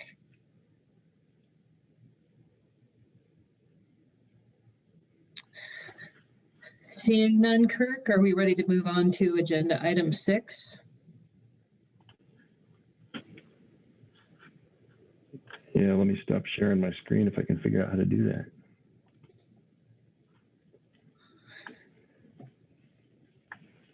And while we are transitioning, I will call on Director Yan for agenda item 6. Thank you, Madam Chair.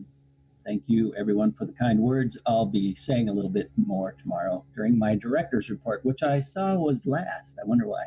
Anyway, I wanted to announce that I need to recuse myself from this because the North Sterling Irrigation District is one of my employers. So Cole Bedford knows all about it, so I'm sure he can answer any questions that you might have. So I just wanted to announce that. Thank you. Thank you, Director Young, and we will let you know about the break. And Cole, please state your name for the record and move ahead.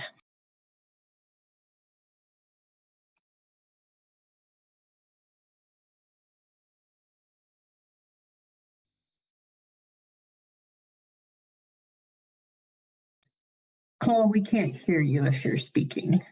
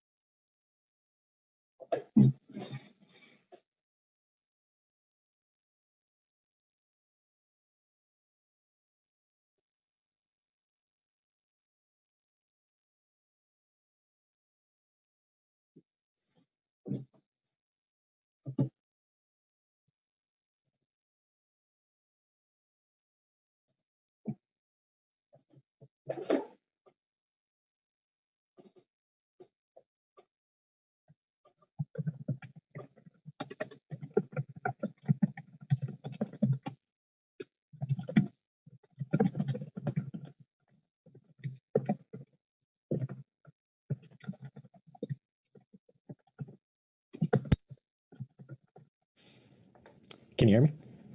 Yes. Thank you. Hey, there we go. All righty. So for the record, Cole Bedford, CWCB staff.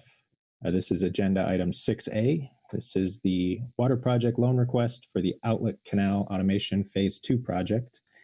And this is by the North Sterling Irrigation District in Logan County.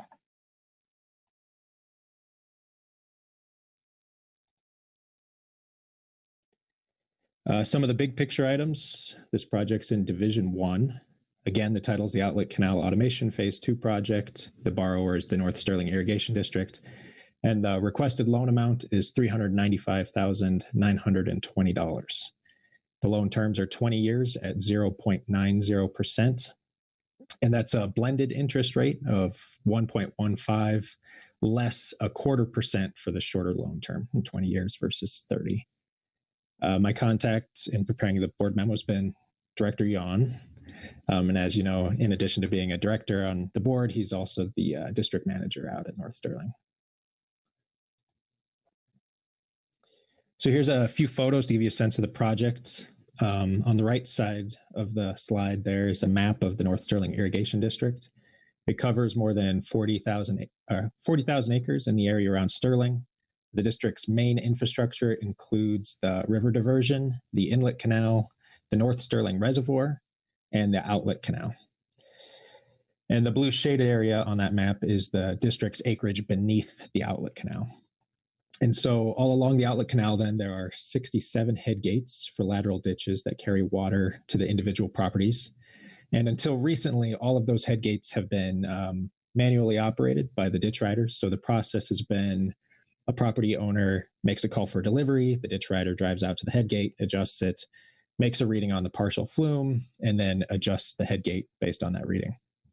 And that's been a fairly inefficient process for them in terms of labor and time, and in particular in terms of water use. They wanted to improve the timing of their water use and make sure that they're using it as well as they can be.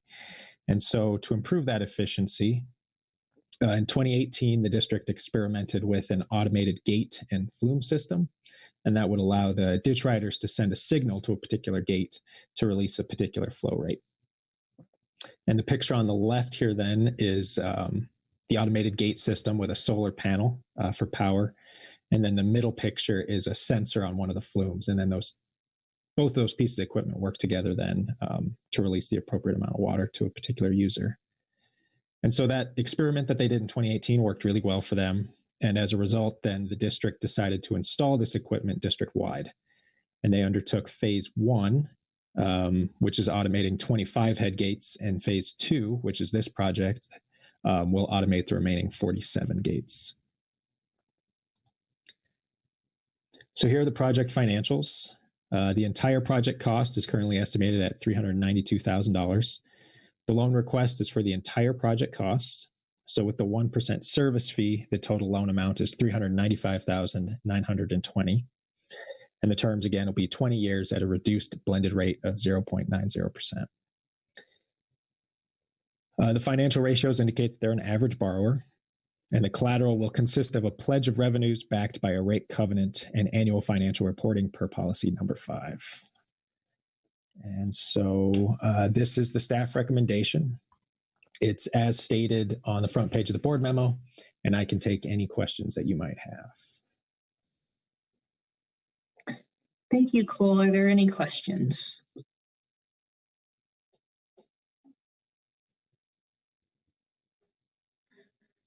I see no questions. Are we ready to entertain the staff recommendation? Director Dutton. Thank you, Madam Chair. If there aren't any other questions from the board, I would move staff recommendation on agenda item 6A. It's been moved. So moved by Director Dutton on agenda item 6A, seconded by Director Brown. Is there any further discussion? Seeing none, we'll proceed to vote. If you are opposed to the motion, please let me know in the chat. Seeing none, the motion is approved. We are now at our morning break. We are running a little bit behind, but I want to give everybody a little bit of a chance to take a break. So it's 10:40 right now. Let's convene at 10:55.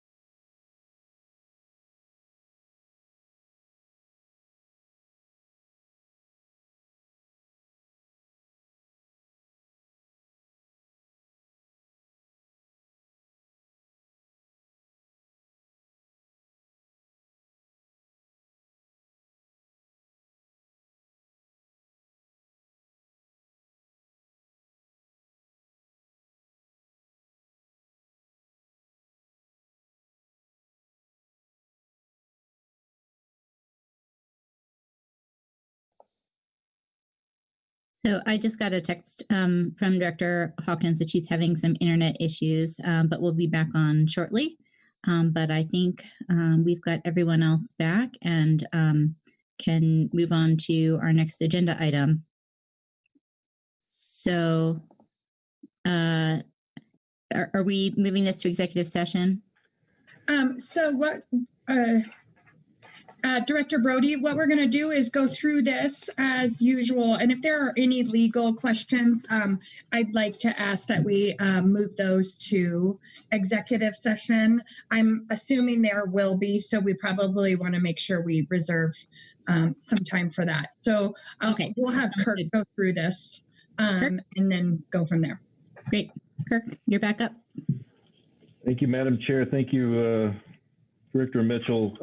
Yeah, the idea here is I will update the board with the public information, and then if there is some need to respond or ask questions that can be better addressed in executive session with some legal protections, the Attorney General's office and Director Beatty has indicated that she will raise a red flag if I need to stop talking. So, so what I would like to do is talk through this. Obviously, this is not one of my favorite topics because it is a foreclosure action and one that we just do not get involved with because our borrowers are so outstanding.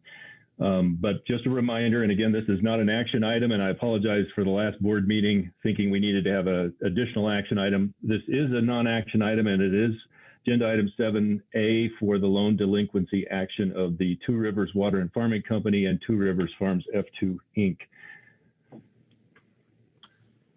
So a quick update, the requirement for the borrower to make payment of the late payment and the annual payment that was due last March, so March of 2020, expired on December 1st, and the board's decision to call the entire note due on December 2nd. So that has passed, and we notified the borrower that $656,519 is due on March 1st, 2021. So in about 35 days. And that $656,000 is made up of the principal, which is about $622,000, and about $35,000 in interest and late fees. Our communication, it was interesting. We received communication in late November, so prior to the December 1st deadline, a request for the payoff loan amount from the borrower. And it was the first time we'd received any communication in quite a while. So we prepared a letter and identified the payoff amount, but no action followed or any response. So then December 1st passed. We notified the borrower of the full amount due in December and January and received certified letter response that they did receive that. Reminder that the collateral for this loan, a little different than we do with our mutual ditch company type borrowers or other type private borrowers. We went to great lengths to protect ourselves in the event of a default. And so our collateral for this loan is two properties, the Orlando number 2 storage rights and the land underneath Orlando number 2. And that was the subject of the loan that we provided them, which was about $1 million. In addition to that, we have a lien on about 900 acres of farmland in Pueblo County. The third item that we have as collateral is a connection to revenues from alfalfa sales from the property that we have as collateral. We've been working with the Attorney General's office over the last 3 months in identifying what the next course of action is on this. And again, this is assuming that March 1st, 2021 passes. We have received appraisals and title work, and those are being reviewed, and it will assist staff and the board in the next steps necessary. You probably have questions about timing and how we move forward with this, and I need to update the board. I was made aware of this on Friday that Senate Bill 21-002, it's my understanding this bill either was or will be signed into law soon, and it is a temporary prohibition on extraordinary collection actions. And this bill originally had a end date of November 2020. It was then pushed to February of 2021, and so there was an anticipation that this would have expired before the March 1st deadline to foreclose on our loan, and it has been extended, I believe, or if it does get signed into law, it will extend it out to June 1st of 2021.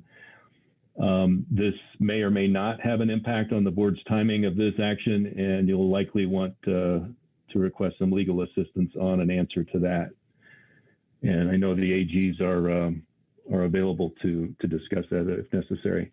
In regards to the board meeting timing, so the March 1st deadline, if it does pass, the board packets actually go out before that date. And so we will not know if we've received full payment when board packets are submitted.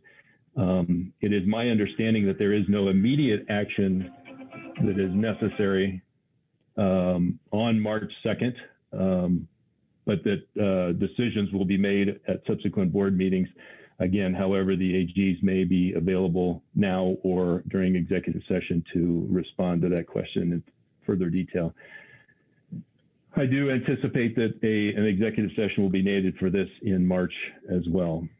And with that, I will end my presentation and open it up for questions, and I will lean on the Attorney General's office to support me with any pause button. Thank you, Kirk. Are there any questions for Kirk? Director Trick.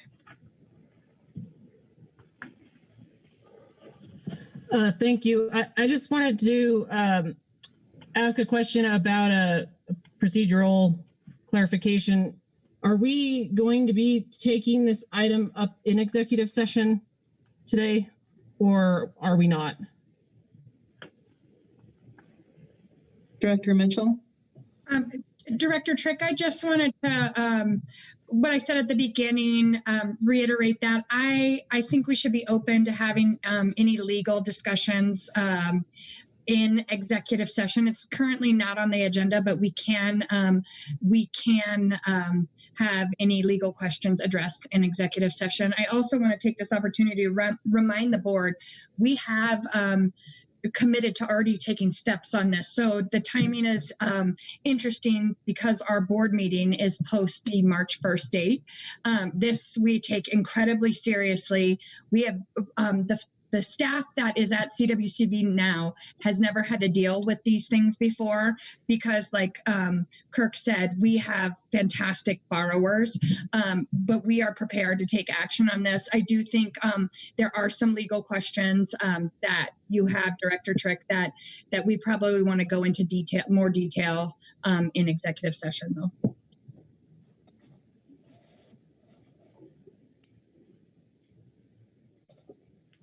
Director Trick, go ahead and follow up. Thank you, Director Mitchell. I do have some questions for legal in executive session. I guess I would request that I'm not sure if the answers to those legal questions will affect what the board action item that they want to take on this will be today. So would we be more prudent to move this item to a later agenda item so that we can receive legal advice upon this before taking action? Nothing prohibits you from structuring your discussion that way. So if it's more appropriate to move discussion to executive session to get legal advice, that's appropriate. And then if there is a report from executive session that includes more than the customary report or a need for further discussion and decision, then yes, it's absolutely appropriate for us to move this to later. I have a question that could be for Councilor Beatty or for Kirk. Is there a staff recommendation for action on this item today? There is not. This is a non-action item. Okay. Okay, I apologize. I thought it was an action item, so that was why I was asking that question.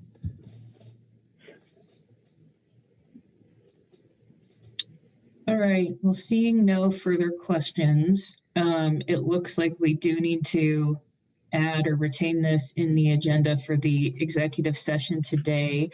If board action needs to be taken, we will do it after executive session.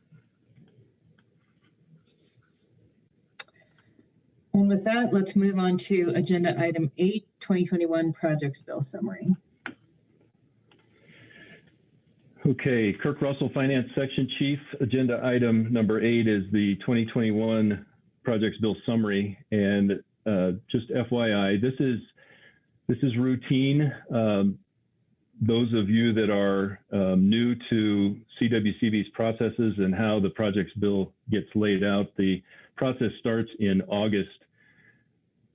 So it would have started August 1st of last year. We received applications and ideas for non-reimbursable investments that will be placed in the projects bill August 1st, and that goes through the Finance Committee review in September, right prior to the September board meeting. And then it is followed up in November for final approval of those agenda items. And so this presentation, routinely in January, I provide the summary of that projects bill and allow the board to modify it if there is some modification necessary, or if something has occurred between those timeframes in interactions with projects bill sponsors. And so at this point in time, there is no changes that are recommended to the projects bill by staff. And the only item that I wanted to point out is there is a addition that is non-monetary. It is not a non-reimbursable, and it is under other provisions. And it's the revisions to the statute related to the Water Efficiency Grant Program Cash Fund. We modified that statute and increased its sunset date last year in last year's projects bill, but there was an additional location that we needed to extend, and so that's what's being provided there. So it's really the funding source for the Water Efficiency Grant Program now extends out to 2030 to match the modification that was made to the statute for the actual program. Other than that, I think we are good to go with the projects bill. It has been drafted and it waits introduction. I guess to point out, it is $6.2 million worth of project funding and program funding, and considerably less than in previous years. So with that, I guess I would entertain any questions. Are there any questions for Kirk? And by the way, this is this is not an action item either.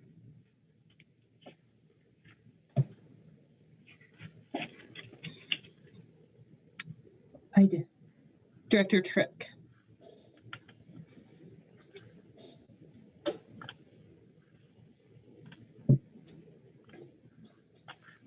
Thank you, Kirk.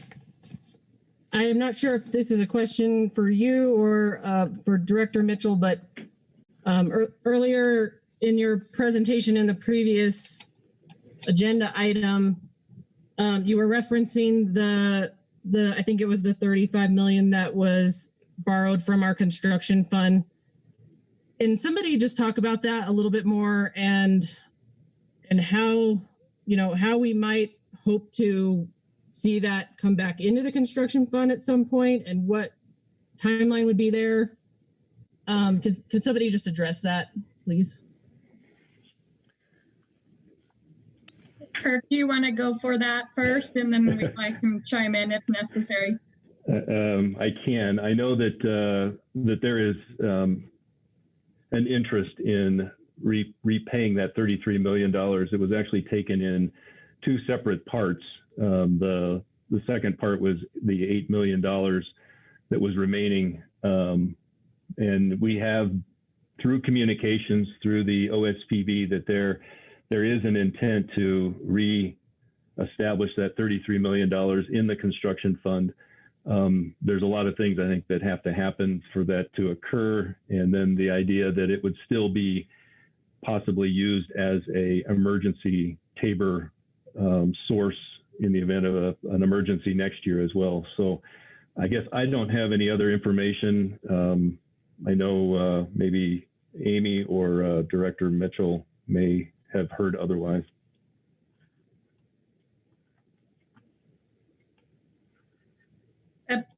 And Director Hawkins, if I can just kind of add on a bit to what Kirk said, I think the legislature and OSPB have expressed their concern with this money being taken. They know that economic recovery is dependent on these funds, and water projects are important, especially as we're going into the next water plan. I think we have gotten support. It is tough times. I think the intention is there. The outlook for the next couple of years is not good, to be perfectly honest. So when this will occur, how this will occur is still uncertain. We have heard commitment, and it has been expressed that folks realize how important this is. This has happened previously. There was the economic downturn of 2008 where significant funds were taken, and over a period of time, much of them were replaced. I think we'll look to the same type of process for that. A lot of it is going to depend on what the next couple of years look like, though. Thank you, Director Mitchell. Director Schwartz has a comment. Thank you. Comment, question? Just Russ, with regard to the bills in the past, what are we specifically missing in this year's projects bill? That Kirk, sorry, forgive me, but what are we missing this year in the bill? Because that would normally have been an item we have funded. Boy, good question. I probably should have that off the top of my head. Becky, you got a list? Well, I don't have a list, but I think there are a few things that are noticeably different. There is some cut to water center research. There is the WECO funding.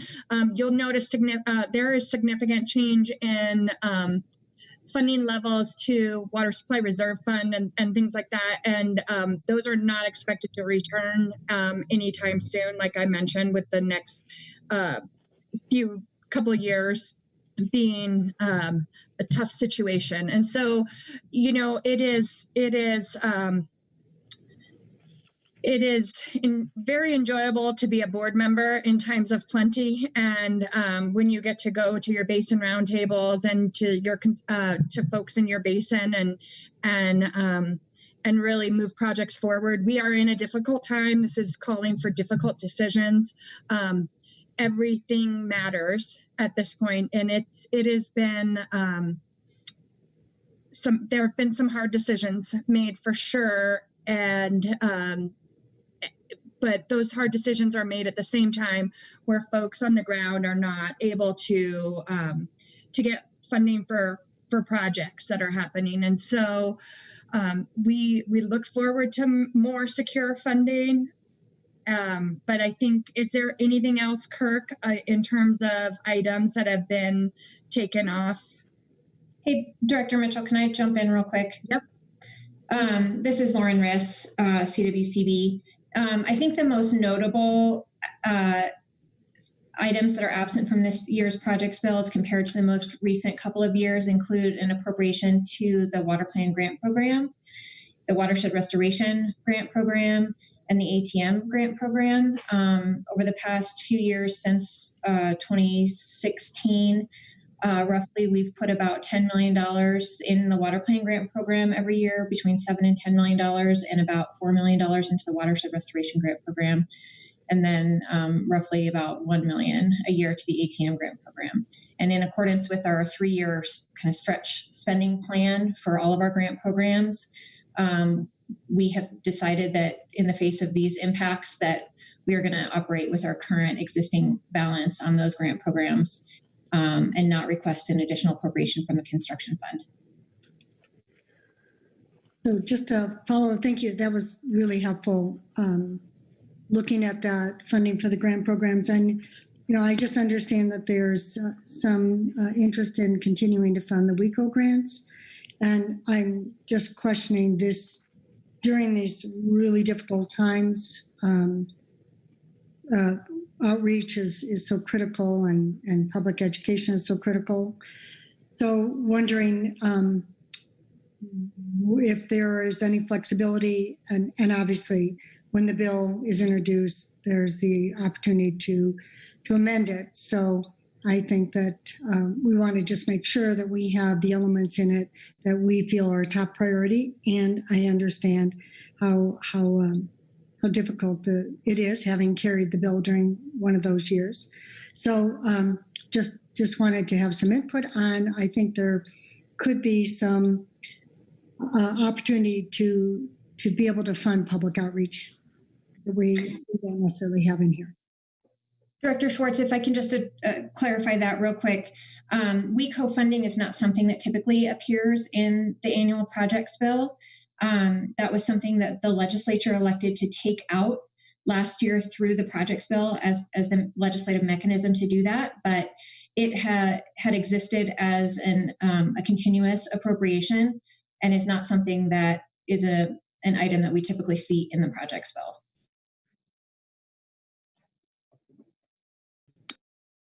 Director Trick.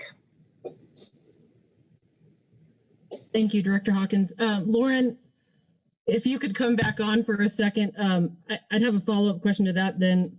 So the legislature took that out, then where does it live now, or do we need to find some other source for that funding there for that WECO funding?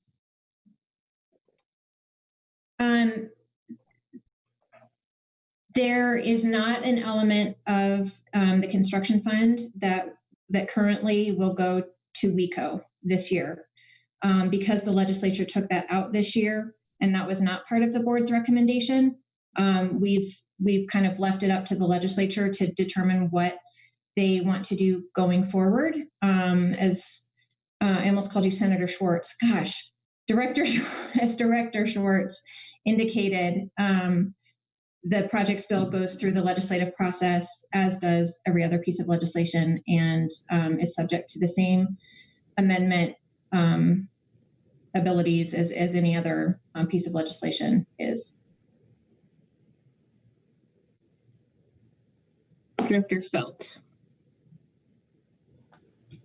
Thank you, Madam Chair. Just a question as to sort of how we're feeling about the chances for this bill coming through the legislature in largely intact, I guess. It's a very reduced bill, clearly, but it does sort of have, I don't know how to say it, the Rio Grande piece is half the bill, and that seems to me like maybe it makes it a bit of a target, or certainly would catch attention, and I'm just concerned about that. I think it's a really important project, and it's a time-sensitive one from what I understand. And I just wonder if we're feeling pretty good about this, or if we need to be, encouraging the right kind of conversations.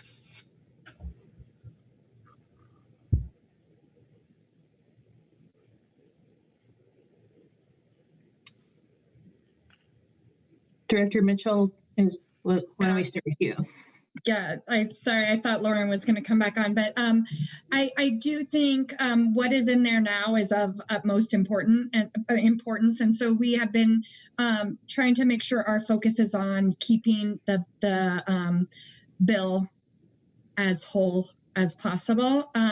Again, like I've mentioned, these are tough times, and so to be perfectly honest, everything is a target in these tough times, but we have been having those conversations. We have been, like we always do every year, really focusing on making sure folks are educated about what's in the bill and why it's important in moving us forward. I think in terms of additional ads, that's in the hands of the legislature at this point, and in terms of any potential additions to this, that is something that's that is now in our representatives' hands. Director Brown.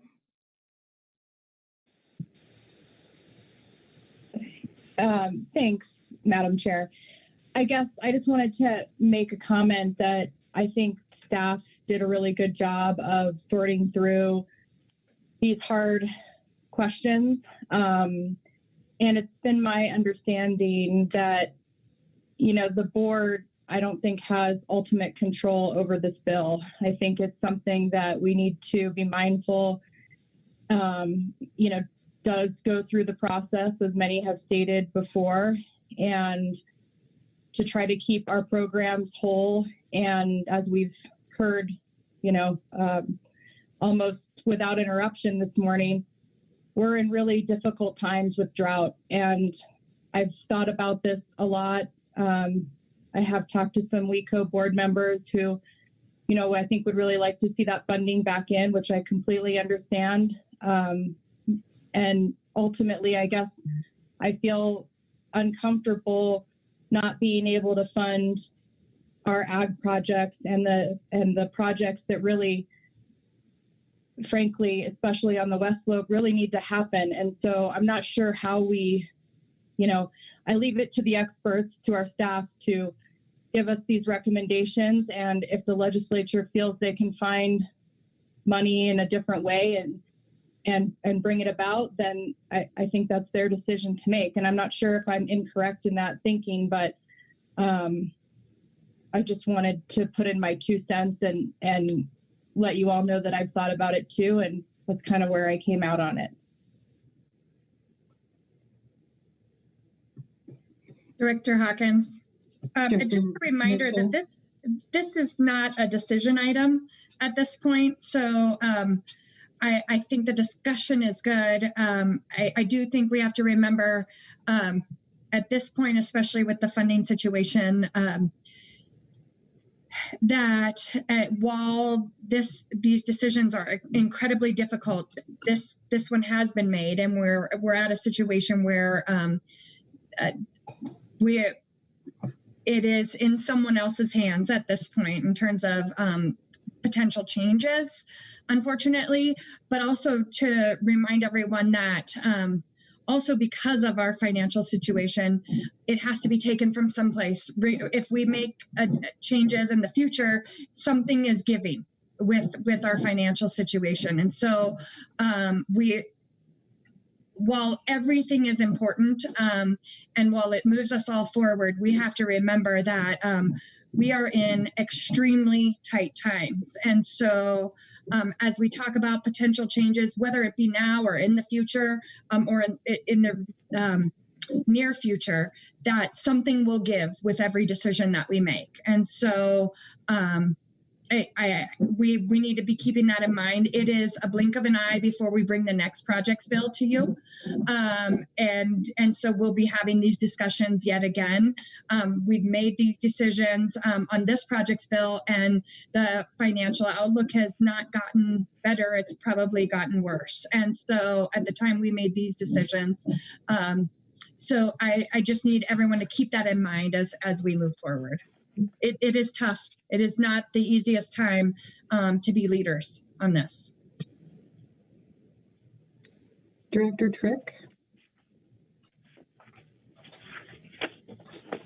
Thank you. I just want to get a sense of timing on the legislature acting on this. So if the legislature does make changes, when would we know that, or otherwise?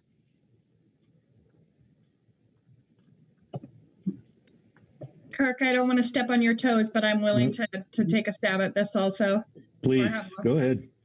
So that is uncertain. I think it's going through the process, and to be perfectly honest, I'm not sure where it starts at this point, House or Senate, and so, or which subcommittee. So I think there's some things said in that. In terms of timing, you know, we always like this one to go in as early in session as possible, but there's still some tentatives in timing of the legislature and what things look like with COVID. And so the answer to that is not graceful, but at this point it's somewhat uncertain on all of the timing. Can I just add and remind, Kurt will remember, we actually had a special session to pass this bill one year. So that's how unpredictable it is. Yeah, let's not do that again. I agree. Director Anderson. Thanks, Madam Chair. To me, this conversation just highlights the need for us to somehow get an alternate source for funding. I was excited to hear that Russell George has got plans to address this at the Inter-Basin Compact Committee meeting, and that's where we can really get behind something and do something about this situation. Thank you. Thank you, Kirk and Becky. I had a quick question.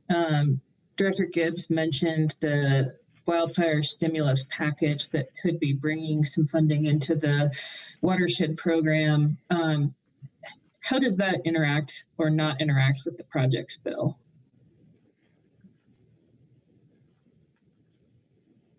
You're on, Becky. Okay, sorry. So at this point, that is uncertain. So that is a separate. And so when we get funding like that, it is oftentimes very descriptive of how we use it and where we use it. And I think what we saw this summer with the wildfires and the issues associated with that, and really it being an all hands on deck. You heard Keith from Water and Power Authority talk about how they're going to try to be a part of the solution there too. But when we get special funds like that, they're very descriptive on how and when and what they are spent on. And so it will not be throwing money into the projects bill necessarily or to the agency to spend freely. It's very descriptive at this point on what types of projects they will be spent on. And Director Hawkins, just to add, so that would be, if it were to be passed by the JBC, it would be a general fund transfer that would go to the construction fund that would be for use in the watershed grant program. So, right there, it wouldn't be a part of the construction fund bill. That's what I thought. I just wanted to make sure I understood it properly. Seeing no other questions and comments, we will double checking. Sorry. Director Anderson, did you have an additional comment or have you already made yours? I would just add to my previous comments is I was very encouraged with the River District's ability to gain new funds. So I think we've got a better than average chance, and maybe there is a golden lining to the drought issues that we have here. It'd be prime time in my estimation, to get there with something quick rather than later. Thank you. Thank you. All right, let's move on to agenda item 9, Colorado River updates. Thanks, Director Hawkins. Can everyone hear me okay? Great. This is Amy Ostick with the Federal Interstate and Water Information Section, and I am here to kick off agenda item number 9, Colorado River update. And I am just going to give a really quick kind of summary of what this is and why we're doing it, and one brief update before I actually hand it over to Michelle Garrison to provide the remainder of the hydrology and operations. So let's see. think, there we go. I am controlling it. Okay. It's always a challenge to make sure it's working. So first, just a reminder of what this agenda item is intended to be. You might recall that we had a similar one on the November board meeting agenda. And really our goal is to kind of bring the Colorado River team in front of the board. Greg Johnson, you might see him from time to time, me, of course, Michelle Garrison, Brian McPherson, and others who work on Colorado River issues, and just kind of provide the very high level update on what's going on in the Colorado River Basin. A lot of times I think that these will focus on hydrology and operations updates, but also just kind of the big picture context that will be helpful, I think, for the board to have and considering a broad range of Colorado River issues, whether it's demand management or other things. So like I said, I'll kick us off with this quick update and then hand it over to Michelle. Just a brief update on the post-2026 reservoir operations negotiations. That's kind of a mouthful. First, the Bureau of Reclamation completed its effectiveness review of the 2007 Colorado River Interim Guidelines. There is a report available at the website that you can take a look at. And following that report, what that really meant is that it's time to start the forward-looking process of the negotiation of the post-2026 operations. So to that end, the 7 states, Commissioner Mitchell signed on to a 7-state letter to the Secretary of Interior indicating that the states will be initiating this process and look forward to working with the Bureau of Reclamation in that process. And what that means, I think, at a state level is that Commissioner Mitchell will be working in the near future with the Colorado River team to initiate outreach across the state and to kind of begin these discussions with various groups across the state about the 07 guidelines, the upcoming negotiations, and all of the various fun things that involves. So that's what I have. And now, like I said, I'm going to go ahead and hand it over to Michelle Garrison to provide the kind of hydrology and operations portion of this update.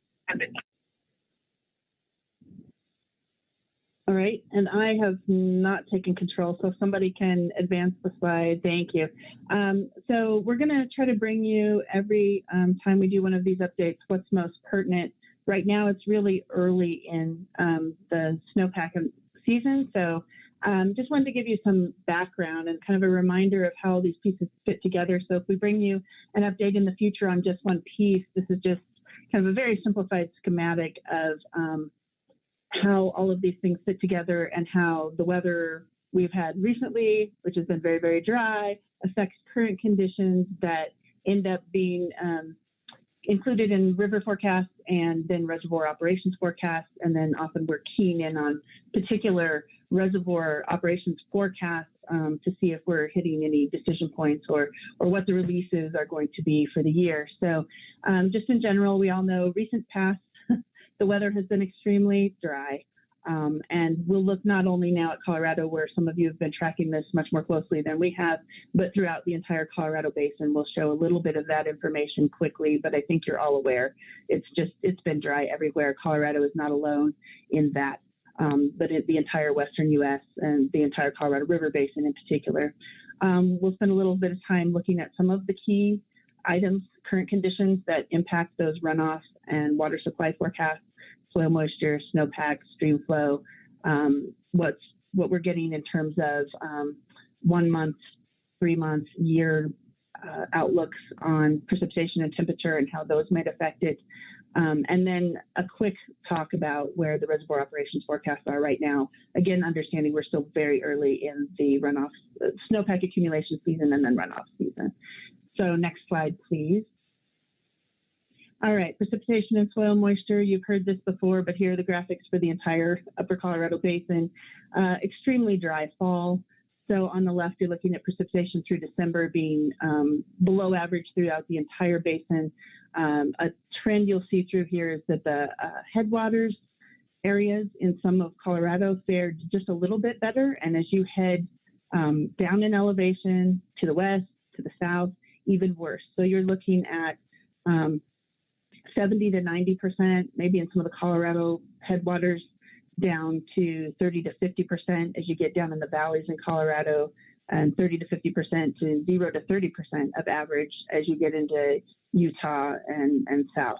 So very, very dry throughout the whole basin. Soil moisture on the right, same type of story. It's very dry. There are places in Colorado that are faring just a little bit better, but in general, soil moisture, very, very dry after that dry fall. And that's going to impact the water supply forecast because the runoff then will not be expected to be very efficient. There will be the assumption that some of that snowpack as it melts has to refill that soil moisture. Next slide, please. Snowpack, this one is updated daily. People can follow it, but I suggest in times that it's dry, maybe you don't. It's depressing. So, but this is updated regularly. And of course, the NRCS puts out stuff for every, you can see good graphics for every basin within Colorado, but I've included here the entire West. So you can see where Colorado's faring, where some of the rest of the basin is faring. And again, you'll see Western Colorado is dry, 60-something% of average for snowpack at best. And then as you move into Utah, you'll see those numbers dropping in the 50s, 40s, and down south, single digits in percent of average for that snowpack. Now, they don't get as much snow, so single digits of a smaller amount may volumetrically be not as much of a loss as 30% in Colorado or Wyoming, where a lot of the actual volume that flows into Lake Powell comes from, but concerning all around. On the right is just a different graphic from Reclamation. They take this same information from the NRCS and update it on this graphic where you can see the percentages for precipitation and snowpack, and you can also see the dams listed on there in gray and where they are in terms of percent of capacity. It does not show you then where they normally sit at this time of year, which is also important. Some of those dams normally sit a little lower in the winter, so sometimes a small percentage for capacity means a lot, sometimes it doesn't. So we'll keep that in mind as we give you updates and we'll point them out where they're important. Next slide, please. So climate forecast, you've already heard, it's been really dry and it doesn't look like it's going to get better. So these are forecasts made last week for March, April, and May. And you'll see an increased likelihood of warmer than average temperatures and an increased likelihood on the right of drier than normal conditions. This clearly is a function of the La Nina pattern that we're experiencing right now that is expected to continue through the spring. Sometimes the La Nina signal through Colorado isn't very strong, and Colorado isn't included, kind of sits in the middle, and you won't see Colorado included. Here, they're getting enough of a signal. They're actually including Colorado and the entire Colorado River Basin in that drier than normal prediction. So something to keep watching out for. Next slide, please. So that takes us to water supply forecast, which takes all of that information that we just looked at plus some more. So on the left, you're seeing a graphic by sub-basin of the runoff forecasts from the Colorado Basin River Forecast Center for April through July runoff this spring. And again, you'll notice this pattern where it's dry, it's below average the entire basin. The headwaters in Colorado, a little bit less dry than some of the other parts of the basin. So in terms of our storage within Colorado, there are a few reservoirs where it's dry, but it's not as bad as some other places in the basin. And they put out this map once, twice a month. They update it, and you can kind of see it. And then they also put out forecasts at specific locations. So on the left, we're showing in Colorado, the best in the headwaters is 65 to 75% of average for runoff for the spring, and down to those dark browns are looking at 25 to 35% of average or less than that. So again, just dry throughout. Colorado, perhaps not as dry as some other locations in the basin. They also provide point forecasts at several gauges and all the reservoirs in the basin. And so on the right, there is a graphic for Lake Powell. And I want to point out several things on this graphic, and this is early in the season to try to read this, so I apologize. But one thing I want to point out is that the River Forecast Center puts out at the beginning of every month, a forecast, a detailed forecast, and they update it middle of the month, but they're forecasting all the time. And those forecasts take all of your conditions to date, your soil moisture, your snowpack, the current stream flow, and then they can impose on them a couple of things. One is the conditions from 30 to 35 years of recent hydrology. So they take other years, impose those on the conditions we have now, and they look at what comes out. And they also have some statistical methods to look at snowpack and what the runoff is typically from that snowpack that we're seeing in all of those different subbasins. So they combine all of that information and they put out an official forecast, and that's shown in the hot pink. And then daily they update kind of an automated forecast that comes out in the dark blue. But I want to focus on that hot pink for a little while and talk about, you'll notice there are 5 dots.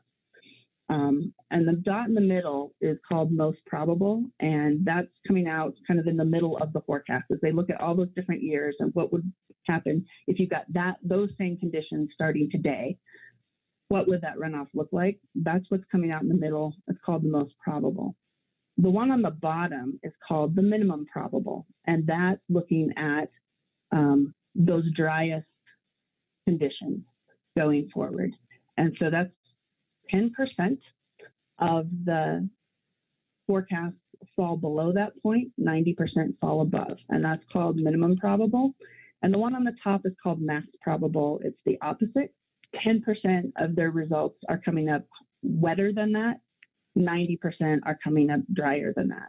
And so as we go through the season, the snowpack accumulation season, right now, that's a huge, huge range of volumes because we don't really know what the spring is going to look like. And as we go forward into the year, those narrow as you see, once we know all of the data for January and February, for instance, what we actually observe versus forecasts for a few more months, those tighten up quite a bit. And so we'll be watching those, and those are going to come up again in the next slide, in the next couple of slides. So I just want to make everyone aware. And the last thing I'll point out is that all of them at this point are below average. So we have a very, very, you don't have to go back a slide if you don't want, but those 2 dark green lines in the middle, those are average and median, and all of the forecasts pretty much are falling below average and below median. So very, very unlikely that we're going to see above average or above average snowpack and runoff this year. Okay, next slide. Thank you. So what does that look like in terms of storage condition and how the reservoirs decide their operations for the year? On the left is the graphic for current storage as a teacup diagram that's updated daily. Again, some of those are more meaningful than others. The Lake Powell one is very meaningful because Lake Powell can store more than 1 year's runoff. So its storage at any given time in the year, when you look at that graphic, means a lot. Morrow Point, which is used as a re-regulating reservoir for power generation, that one isn't this telling. So some of these we watch more than others. And on the right is the water year forecasted unregulated inflow. So now we're looking at not just the runoff season, but the entire water year's forecast. And the water year we're in right now, which started last October. So we've experienced extremely dry conditions October through January. So a third of the year has already come in, and it's come in below average. So no surprise, but those numbers on the right are all below average. You'll notice Blue Mesa in particular, 70% of average is just a little bit higher than some of the others, but they're all below average, significantly below average. And I think with the dry January, some of these will come down again when we look at the February numbers. Notice at the bottom, Lake Powell, 53% of average on January 1st when this was put out. But notice also that unregulated inflow for the year, 5.723 million acre feet. That's below the forecasted release from Powell. So the inflow will be less than the release. And we do expect storage at Powell to drop because of that. Next slide, please. So finally, in conclusion, what does this mean at Powell briefly? If you look at this graph on the left, these are all of the years from 1964 to present. The annual unregulated inflow. And you'll see on the right what's predicted. Red is that minimum probable, where only 10% of the forecasts are drier than that. The green is the most probable. And you see, because we're expecting dry conditions and because we know the soil moisture is already dry, that those two this year are really close together.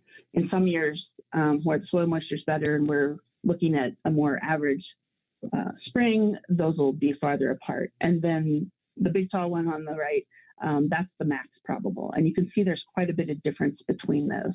And as we go through the year, if it stays dry, that max probable is the one that'll drop the fastest, because every year every month that we experience dry conditions, the probability of switching to wet conditions keeps going down. So that's how we look at that. I would like to spend a little bit of time going over water year 2020. We released 8.23 million acre feet.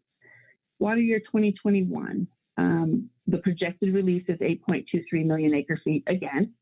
The inflow forecast for the entire year, as we saw, is roughly 50% of average, which is less than that release. So we are expecting storage conditions to decrease over water year 2021. Water year 2022, then, given that we're expecting dry conditions in 2021 and some loss of storage in POW, then water year 2022, the projected release is 7.48 million acre feet. And as you've all heard, we've just recently heard that the Drought Response Operations Agreement has been activated based on the January modeling. Reclamation puts out what they call a 24-month study, which looks at water supply forecasts and reservoir operations for the next 24 months. They just have been updating that based on January numbers, and it does show with that minimum probable, so this assumption that things stay dry, that in 2022, Lake Powell might drop to 3525 feet, which is the trigger for that agreement. And I think Becky has spoken to this, so I just want to add a little more about what that means briefly. So one thing that means is that it'll be monitored more carefully going forward, and we're going to continue to watch those projections to see if we continue to have dry conditions and what that does to the forecast. And the other is that there will be more coordination and communication so that we're all watching this together. So if you look at the left, that text on the left of the graph, where it says water year 2021 forecast, this was the one that came out in December. They had December most probable inflow, and then they had the October minimum and the October maximum. And so although the CBRFC puts out a forecast every month, and then updates it in the middle of the month that includes the most probable, the max, and the min, Reclamation only incorporates that into their 24-month study and their modeling about 4 times a year at key points, decision points in their modeling. And so the first thing that's going to happen with this Drought Response Operations Agreement is just that they're going to move from only updating those minimum and maximum probable once every 3 months to every month. So from now going forward, Reclamation will start modeling the new minimum probable and what that could look like for storage in the basin. They're going to do that every month. So that's the key piece that you're going to see change going forward for now. And that continues.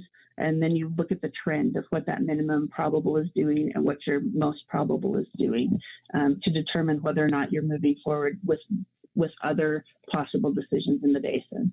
But for now, that Drought Response Operations Agreement being activated simply means that we're going to start looking at updates that include that minimum probable every month. And that's the gist of it. In terms of the lower basin and Lake Mead, as we've reported before, they've been the last couple of years with Mead being low, their drought contingency plans have been activated. And there has been additional conservation and storage in the lower basin for the past couple of years, and that will continue this year and probably next year based on these forecasts. So the DCP in the lower basin is already active and storage is already happening. And in the upper basin, we're starting to watch these forecasts to see whether or not these continued dry conditions will have an impact. And I think with that, that ends my presentation. Thank you.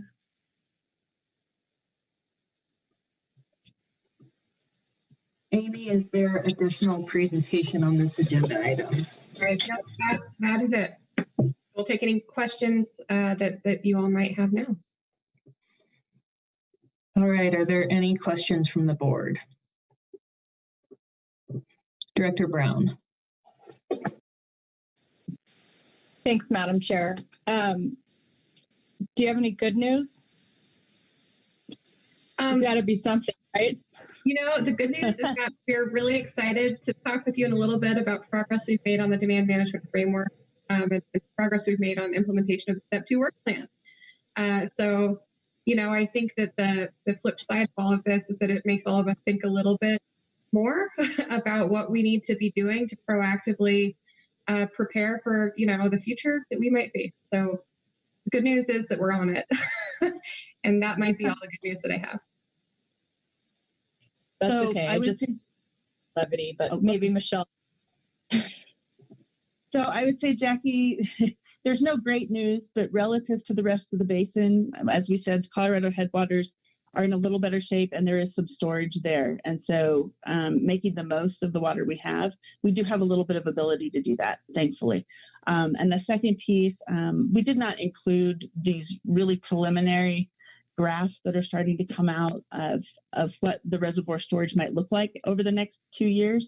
But the difference, when you're looking out that far, the difference between the minimum probable forecast for Powell elevation and the maximum probable forecast for Powell elevation out at October 2022, it's a difference of 100 feet, whether it stays dry or gets wetter. And 100 feet is a lot in Powell. And so right now we're just looking at it and looking ahead to make sure we're ready if it stays dry, to make decisions about how much water is available in the upper basin and whether or not it can be used from the other crisp reservoirs to prop up Lake Powell.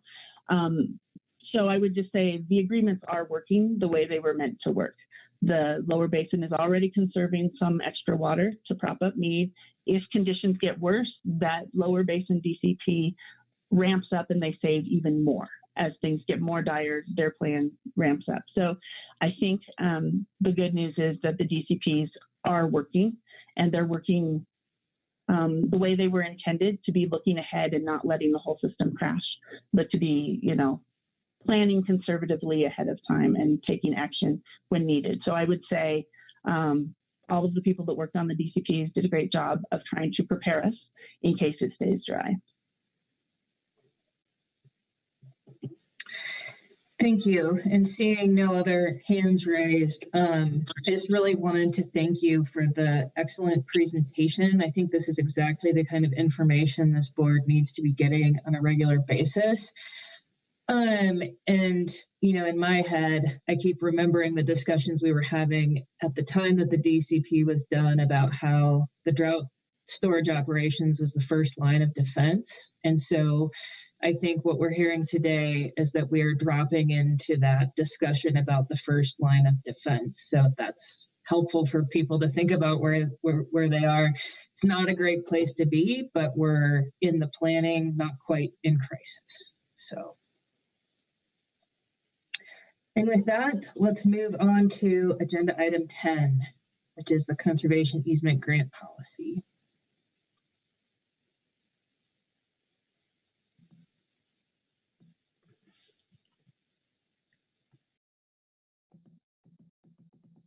Yep, sorry, Alex Funk for the record, CWCB staff. Give me 1 second. Let's see. All right. Yeah, good afternoon to the board. This item is in regards to the draft conservation easement grant policy. So the board heard about this back in November, and we did get some feedback, you know, during that session. And this new policy reflects some of the changes in feedback and questions that we got from the board, and I'll kind of walk through those. Just to recap, sort of the purpose behind this policy is essentially that, sort of recognizing that, conservation easements can play an important role in furthering water plan objectives across CWCB programming. And, thank you to Director Brown in advance of this meeting for sharing that WECO Headwaters magazine, or the latest Headwaters magazine, which focuses on the unique role of land conservation organizations and sort of their role in playing and to address some of these water resource challenges. And so it's really exciting to kind of see, land trusts and local governments get more engaged on these issues. And we think they can play a really collaborative role in doing so. And in our part, CWCB has financially supported conservation easement projects in the past through various grant programs. These include everything from helping encourage alternatives to buy and dry to preserving riparian and wetland ecosystems, and sort of just using conservation easements as a tool to help further other water management objectives.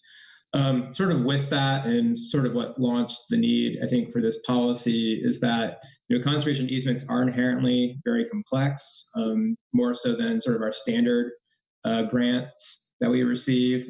Sort of given that complications and sort of the lengthy real estate transactions involved, there were some issues in terms of like timing and contracting, and sort of working with grantees to, sort of align with our internal contracting policies and sort of their closing windows.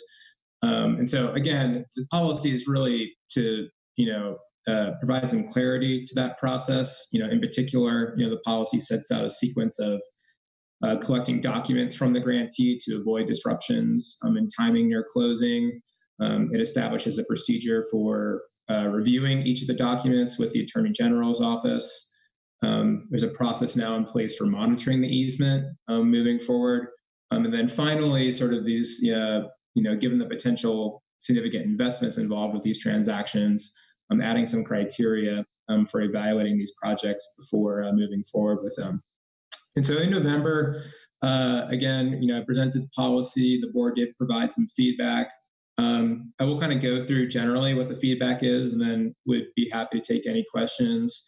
So some of the sort of major changes between the November version and the version before you today is that, kind of went back and strengthened the language from being discretionary to mandatory. So you'll see that, a lot of the documents and sort of things that we were encouraging, applicants to provide, we're now asking them if they must provide that. So we added a little bit more detail there. We also added a bit more detail in terms of kind of focus areas that are really important to CWCB programming. So for example, requiring that the applicant provide mapping showing important wildlife habitat, water right information and irrigated acreage, or at least describing those benefits clearly. We're also encouraging the applicants to consult their division engineers and other water management entities regarding the water right information and characteristics of each easement, and sort of giving them adequate notice of the application process. We've clarified the reporting requirements, so there will still be a standard 6-month progress report and final report. But for these projects, CWCB will also receive an annual monitoring report for the lifetime of the project. So apologies in advance for future project managers that will live beyond me. Let's see what else. So it clarifies that CWCB retains the right to stop the contracting process. If the Attorney General's office, for example, identifies concerns during the due diligence review that can't be reconciled, there's still some flexibility to sort of say, hey, we can't really agree to this, and might have the applicant at that point either revise or sort of start the process over again.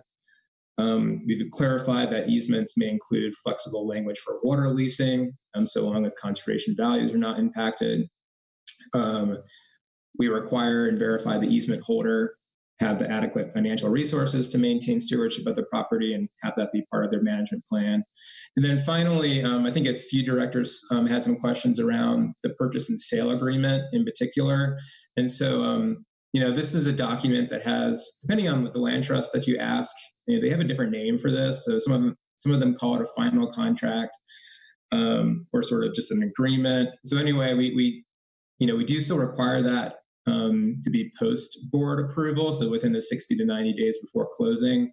However, we did add some additional clarification to the language for documents at time of application that do require a letter of intent or option agreement that is signed by the landowner and the purchaser. This letter and option would also include all the pertinent details of the proposed transaction, and that would be available for the board to review at the time of application. So essentially the information that is included in the purchase and sale agreement, or sort of that final contract, would be available through some of these earlier documents. So hopefully we're still providing that information for the board. So with that, sorry for the quick overview, but happy to take any questions or feedback the board may have. Thank you, Alex. Are there any questions? No. Director Schwartz? Thank you. Sorry, I couldn't get to the chat box. Just a quick question, Alex, and thanks for the presentation and those modifications. Just you'll have to remind me about trans-basin diversions with ATMs and our policies around that, and if we've taken a position in the grant program. It's a good question, Director Schwartz. Our policy here doesn't really touch on that per se. I think it just contemplates that, if there is a water leasing component, which I think in our experience in terms of funding projects, we have not included Trans Mountain, sort of ATM leases. But that said, I mean, the easement itself, I think is just sort of facilitating short-term transactions and not necessarily, larger scale diversion projects. And so but the easement would still have to sort of align with, again, it's like underlying conservation values. Sorry, I don't have like a great answer for that question. Yeah, just with regard to the ATMs and the trans basin as opposed to Trans Mountain, water moving, or water leasing. So I just am wondering about that policy moving, for example, looking at all the opportunities in the San Luis Valley and looking at an ATM program that will protect water in that basin. Okay, yes. Yeah, I think in that case, there was we did in the criteria, you'll note that, I think one of the things that we look at is sort of balancing that. So we, both look at, how do we kind of keep water in agriculture, but also sort of allow it to meet various, sort of regional conservation programming or compact compliance or other water needs. So I think we would sort of take a look at an application to see how it, sort of address those different issues. But I think, in large part, these are all designed to sort of keep that working land base intact with those water supplies, but also providing some flexibility to address some of these other intrastate and interstate water needs. Director Brown? Thanks, Madam Chair. I just wanted to say thank you to Alex. You did a really good job with this, and I really appreciate how you came to the directors, in the interim and gave us plenty of time to read this and look through it and provide you with comments. I think this is just really good and really gets to the heart of what my concerns with funding these were. And just, looking forward to seeing how this can support good, policy as per the Colorado Water Plan going forward. I had a question, and I'm sorry that I should know the answer, but it just came to me and I don't. Is when we get one of these through, will it come to us, or will it go on the consent agenda, or does it just depend on the funding amount? It's a good question, Director Brown. I think it would just align with whatever. So it would follow our standing grant policy in terms of the consent agenda and the amount. So, I mean, it wouldn't be treated any differently from other grants, I guess. And apologies, I don't remember quite the trigger that we adopted for when it would move off the consent agenda, but it would more or less be in line with all other grant programs. Director Dutton. Director Brown kind of stole some of my thunder, but I wanted to just thank you too, Alex. I thought that you did a great job with this, and I think you went about it in a really, really strategic and well thought out way. And I think that this policy is great and really, really detailed now. And this, I think, adds a lot of clarity on the process for both the board and the staff, and then also potential partners and public who are interested in easements with a water component. And so I appreciate you taking the lead on this and getting feedback from everyone. And I really appreciated you addressing all the comments and questions that I had about it. And so I just think this is a really smart thing to do and puts us in a good place. And well done. Oh, thanks.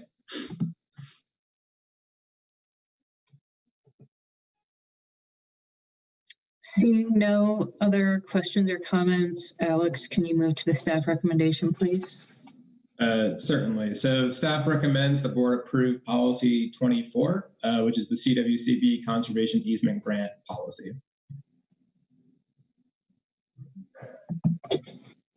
Director Brown. Second. All right, it's been moved to approve staff recommendation on agenda item 10 by Director Brown. It's been seconded by Director Dutton. Is there any further discussion?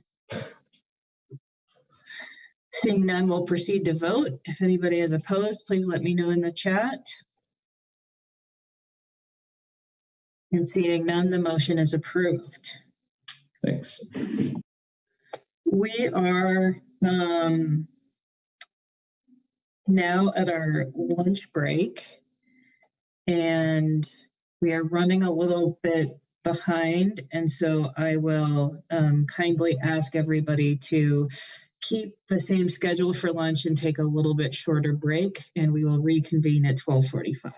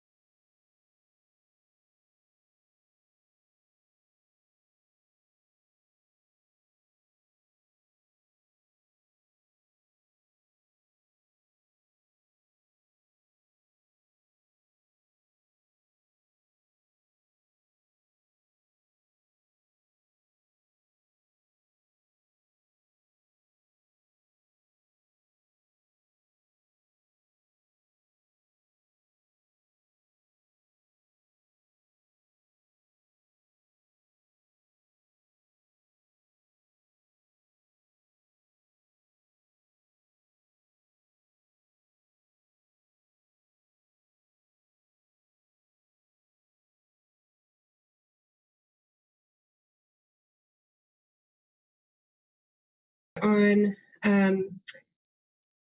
recent work and initial implementation of the Step 2 work plan. And I'm just going to wait just 1 second. Okay.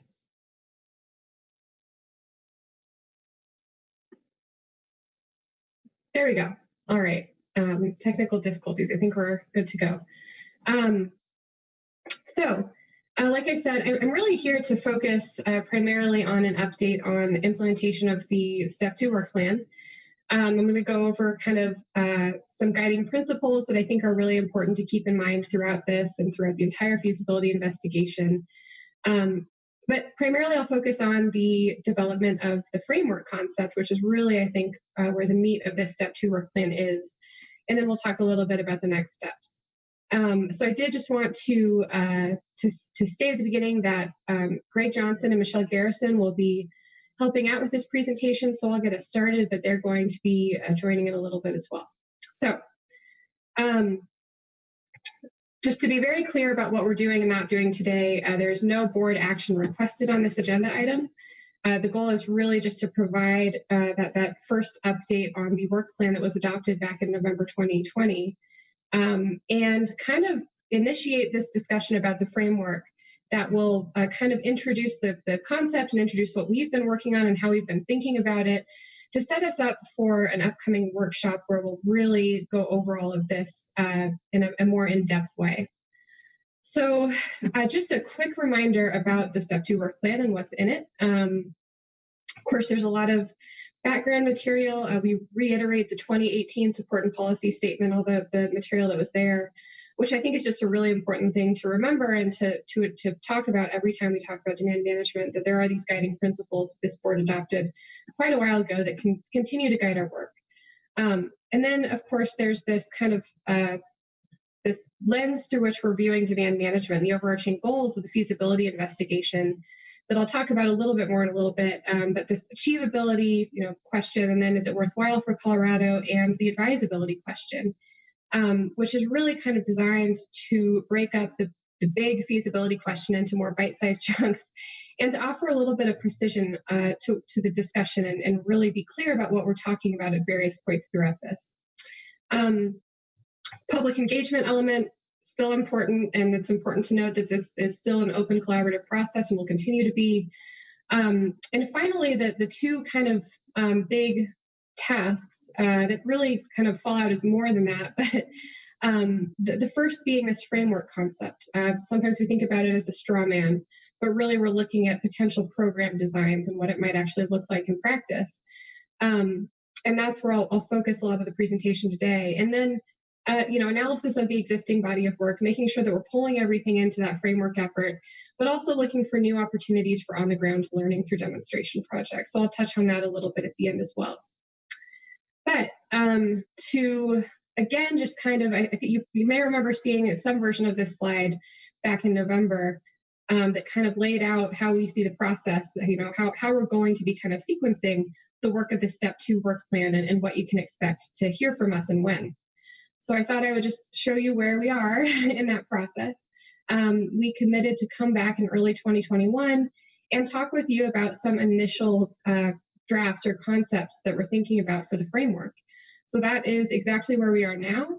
But again, I want to reiterate that this is the first discussion we're having about this, that it is not intended to give you the framework or the program structure. It's just kind of ideas that we have about how we're going about structuring it. So there's going to be time for a lot more discussion, including the board workshop. And then, that really, once we have that kind of groundwork done, we'll really go into that iterative process. So once we have something that we're comfortable with and that, we have good direction on, we will then start talking about this with various groups across the state about what it's looking like, what we might be missing, that kind of thing. So again, before I dive into the framework and some initial work we've done, I think it's really important to revisit these kind of foundational principles about what demand management is, what it's not, and what we're doing and what our priorities are. So first, of course, demand management is not a foregone conclusion. We're still in that feasibility analysis. I say this every time we talk about demand management, but I think I need to, because it's just important to remember that a lot of work needs to be done before we set up a program. And the very first thing that we need to do is to determine whether it's feasible. And that's what we're doing, and that's what the other states are doing as well. Second, this is a new point that I'll probably incorporate in all future demand management talks, but this framework is not a demand management program.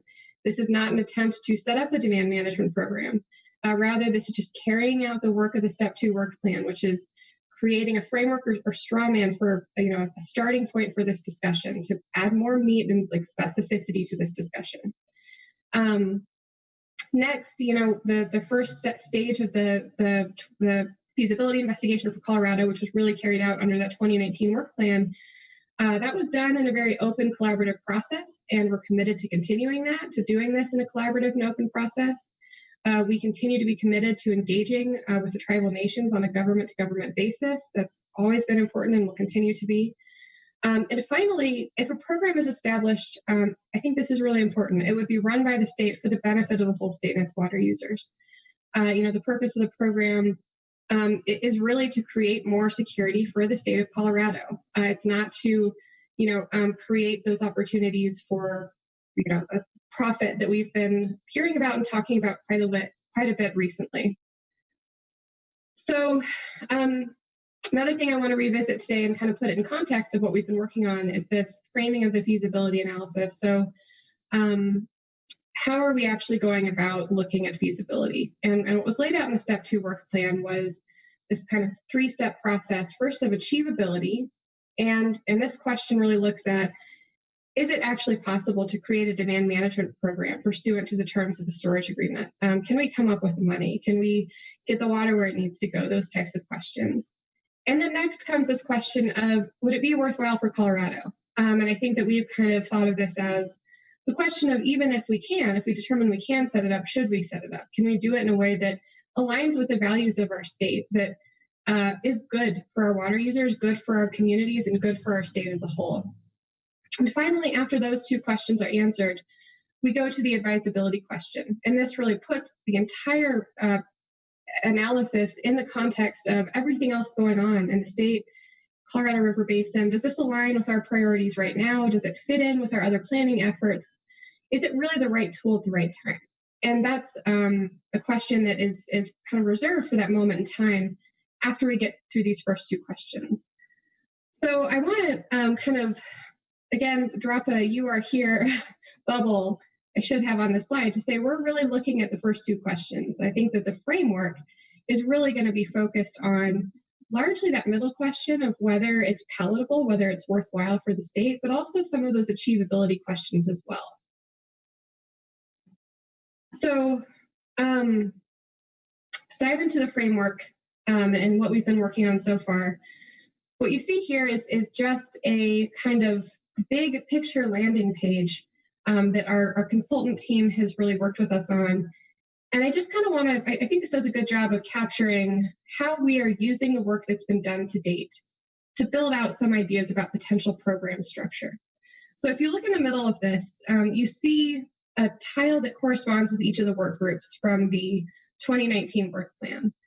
And what we're really doing is kind of using those elements, concepts, the material that came out of that as building blocks to start creating a potential program structure. So I just want to be clear that a lot of the work that we are doing and will be doing throughout this is really built on that foundation. So that kind of begs the question of where are we going and how are we getting there for this next step of building the program structure. And I'm going to get into that in the next slide.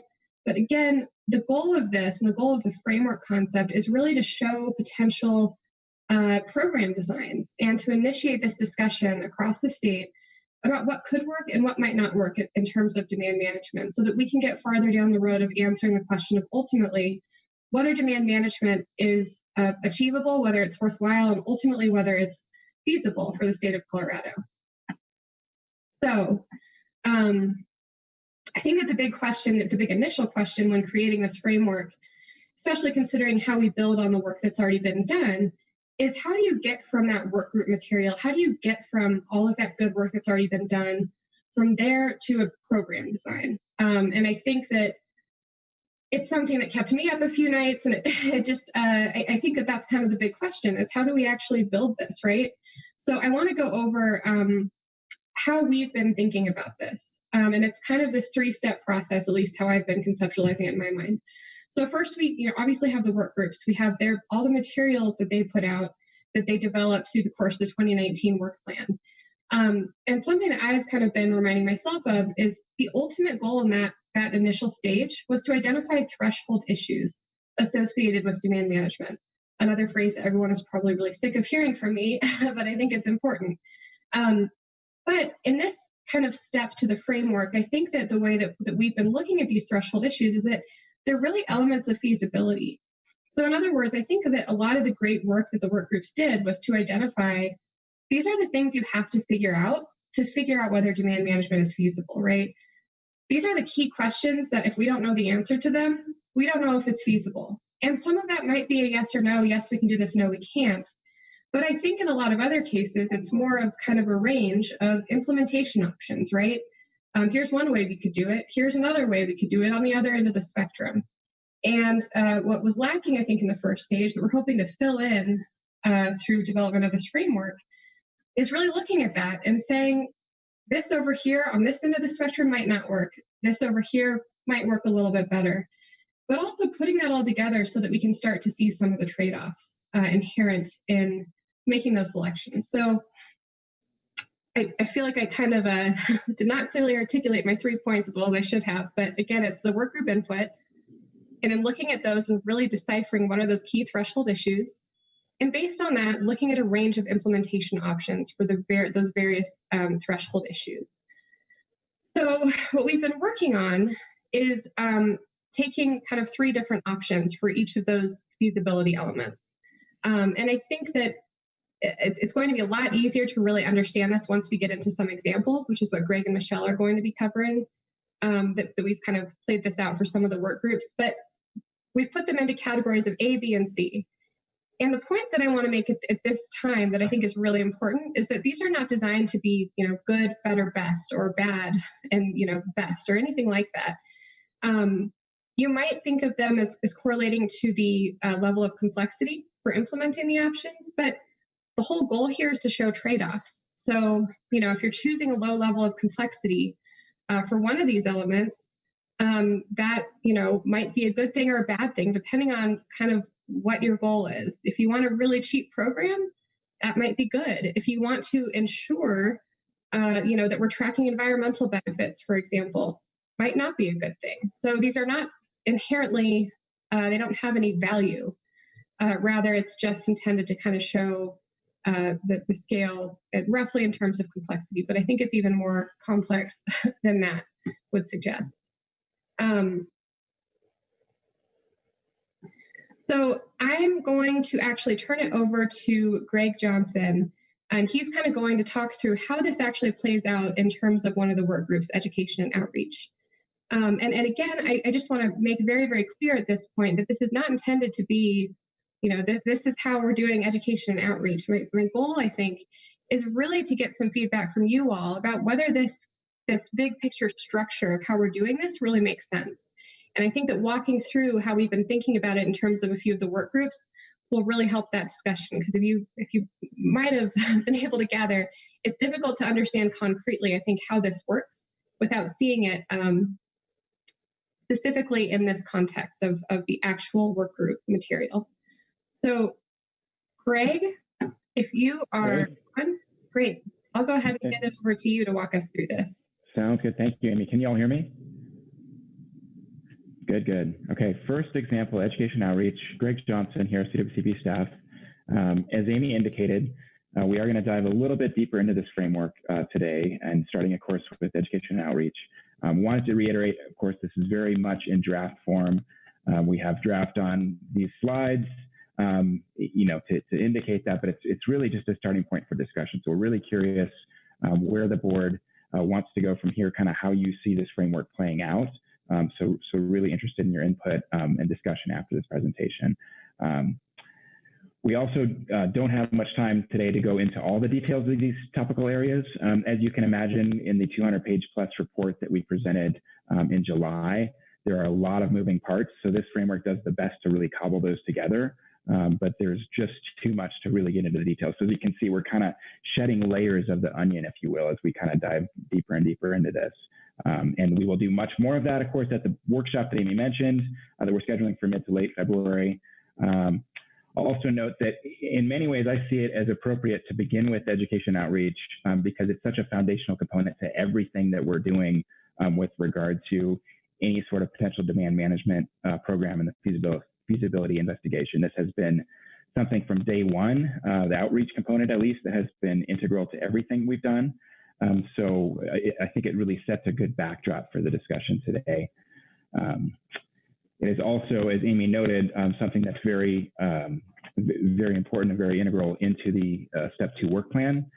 So the process and engagement considerations that includes things like the ongoing engagement with tribal nations, things like our discussions with the IBCC and focus on equity. All of those are really hardwired into this. So that kind of forms the backdrop for everything that we're doing today. Also wanted to note that at this point, we really haven't had any formal discussions about exactly how to collaborate with numerous partners throughout the state. So that is very much ongoing. We have had some initial discussions with the PEPO group, I believe last October. So those discussions, of course, will be ongoing as well. And as that diagram a couple slides prior noted, equity is a huge underlying consideration throughout all of this. Of course, that's been part of the discussion that IBCC has been having to date and will continue as well. So education outreach really seeks to drive that equity, to really build trust and to really appropriately localize programs. And so a lot of the mechanics of this get at kind of how that can play out and kind of what some of those trade-offs are. So diving into the guts of this, as Amy had noted, the kind of that bigger hexagon there in the upper left really lays out kind of the thrust of what the work group had identified, that there were a whole lot of challenges and that we really need to identify kind of what those are and how to address them moving forward and then appropriately engage with stakeholder input to really address what the program design should look like if there were to be a program moving forward. And of course, what the barriers to success might be. So those considerations were numerous, but of course, focused again on equity and inclusion as guiding principles, really looking at what specifically those target audiences might be, and then how to engage with existing communication channels, developing a really clear communications plan that sets out clear targets and clear stages with that plan, providing transparency and diverse engagement throughout, which may have, in some ways, actually entitle certain resources to be more targeted to some areas than others to really kind of tease out some of that engagement potentially. So there's a lot of complicated issues here. Defining key terms and regularly reviewing the message for consistency. And then, of course, working with PEPO, as I had noted, to really create that strong message statewide. So that boiled down into three main objectives, which really address these three threshold issues and these elements of feasibility that Amy had explained as kind of the framework for how we're looking at this. So those being how to facilitate public discourse on the benefits and impacts, how to engage and tailor DM program to then meet local needs. And then moving forward, again, should a program ultimately be established, the big if around all of this, how to motivate participation in a DM program. Let's see, let's move to the next slide there. I think Amy, you've got control. Okay, and then this peels back one more layer of that onion, diving into kind of what that would look like at these three different levels, if you will. And again, we've had a lot of discussion about how you could put these different building blocks together. That we really didn't want there to be a value judgment. In some ways, you could look at it as complexity. In some ways, it's kind of a low, medium, and high. But it's just not necessarily good, bad, or otherwise, but just different ways of structuring a program. So to the general water education piece, A is really kind of that starting point.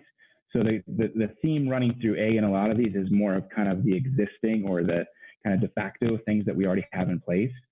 So in this case, looking at website resources, press releases, media interviews, educational tasks and resources, kind of working with the partners that we currently have. B steps that up a notch to really lead partners in various entities to implement some of these education activities. Really looking at a more concrete communications plan, looking at more things like webinars, and then C steps that up to another level of potentially even having new staff or new funding allocated for education, looking at broader efforts throughout the state and broader scale communications.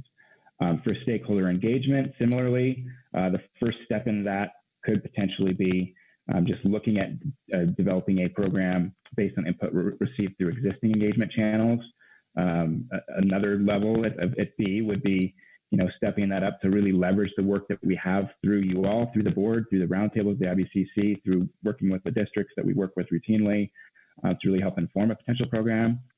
And then C would be taking that to another level to really work with others throughout the state to lead an iterative engagement process to really look at what an evolving program might include as far as options go, and kind of how to best design that. And then similarly, finally, on program marketing, one example with A could be a marketing plan that we're implementing it with CWCB, really, looking at some of those target audiences, being as deliberate as we can, but really focusing more on existing communication avenues.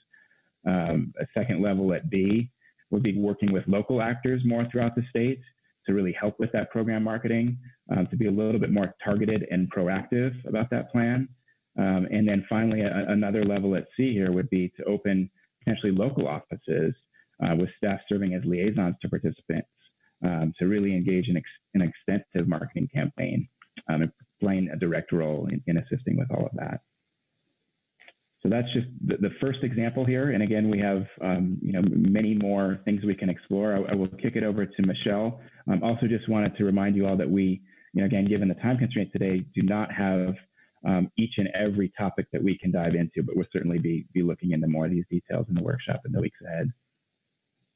And Greg, if I can just add one really quick thing as we transition to monitoring and verification, and this might be very evident, but the end goal here is that at some point in the near future, you will be able to see all of these together. So, a matrix spreadsheet type concept where you can see for each work group, low, medium, high, ABC, not low, medium, high, ABC, and kind of, you can look at, if we just have like an A-level program, here are all the elements of that. If you mix and match, here's what that would look like. So this will all be put together, but we're taking it kind of in bite-sized chunks and looking at it in terms of the individual work groups at this point. But once you put it all together, that's when you can really start to analyze trade-offs. You can start to look at equity considerations, for example. And you can say, if we take this, option A over here, that might put us in a difficult spot if we choose C over here, for example. So I think that hopefully that will become clear as we put it all together, but I just wanted to give you a quick kind of view of where we're going with all this. And this is kind of just the starting point for that discussion. And with that, I'll turn it back over to Michelle. All right, thanks, Amy. Michelle Gerson, CWCB staff, for the record. So I'm going to go through a couple of examples, the first being monitoring and verification. On the left-hand side of the slide, as Greg went through with education and outreach, we've got some of the information from the work groups themselves. So the bottom left, you'll see the guiding principles that the monitoring and verification work group put together, stating that monitoring and verification for a potential demand management program must be honest, accurate, and defensible. It must be protective of other water uses.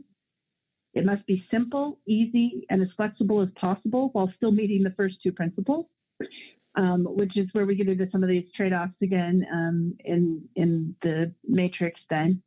And participation must result in added water to the Colorado River Basin system, not just a retiming of Colorado River Basin depletion. And as you've heard before, the monitoring and verification work group kind of split their discussion on these between agricultural projects and Trans Mountain projects, because the monitoring and verification of them could be a little bit different. And so you'll see it split as we move forward in this visualization of these issues. So for the agricultural projects, all the discussions that the work group had around how this might work have been broken into four main threshold issues: measurement of water return to the stream, consumptive use analysis, estimation of residual field consumptive use, and return flow maintenance.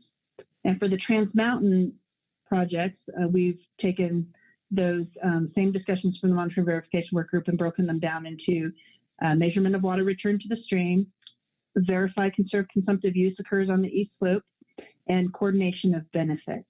Next slide, please. Thanks. So this one doesn't say draft, but of course it still is, but this is for the agricultural projects only, and then we'll take a look at the Trans Mountain. So you'll see those 4 threshold questions, measurement of water return to stream being the first, and then these 3 levels. And truly, for monitoring and verification, I think this is level of complexity.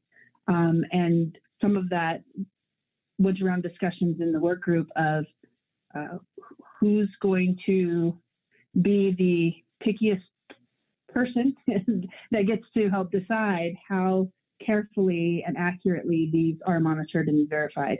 And also, what types of projects might we be looking at? For some projects, monitoring and verification is very simple, and for some projects, it will be very, very difficult. So you'll see both of those incorporated into this table, both like how protective do we need to be, conservative with our estimates, perhaps, of conserved consumptive use versus more accurate, and what do these more complicated types of projects require in terms to do the same level of monitoring and verification. So for measurement of water return to stream, the simplest is that you're somewhere where it's easy to measure your bypass diversions, or it's easy to create a pretty simple estimate for the amount of conserved consumptive use over time on this project. And you can work with either water return to the stream from something very simple. And then as you get more complicated, you might have to divert that supply into a ditch and measure it in a flume, and then return it to a stream so that you know exactly how much is being diverted and bypassed. And then most complicated, then you might have to divert it and use additional real-time recording devices to track it in real time. For consumptive use, similarly, from simplest to most complicated, you could use an existing tool like the DWR least fallow tool to estimate your conserved consumptive use, or you could do something a little more site-specific that looks at all of your available data for that site. It's readily available, or most complicated, you might have to do a very detailed site-specific engineering analysis, such as is done for some of the water court change cases. Estimation of residual field consumptive use.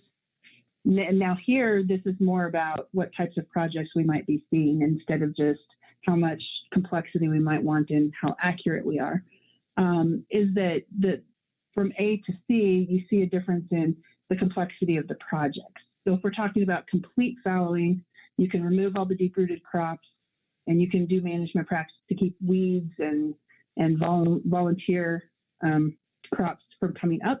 Then it's really easy to track whether or not that field that's in the program has any consumptive use that year.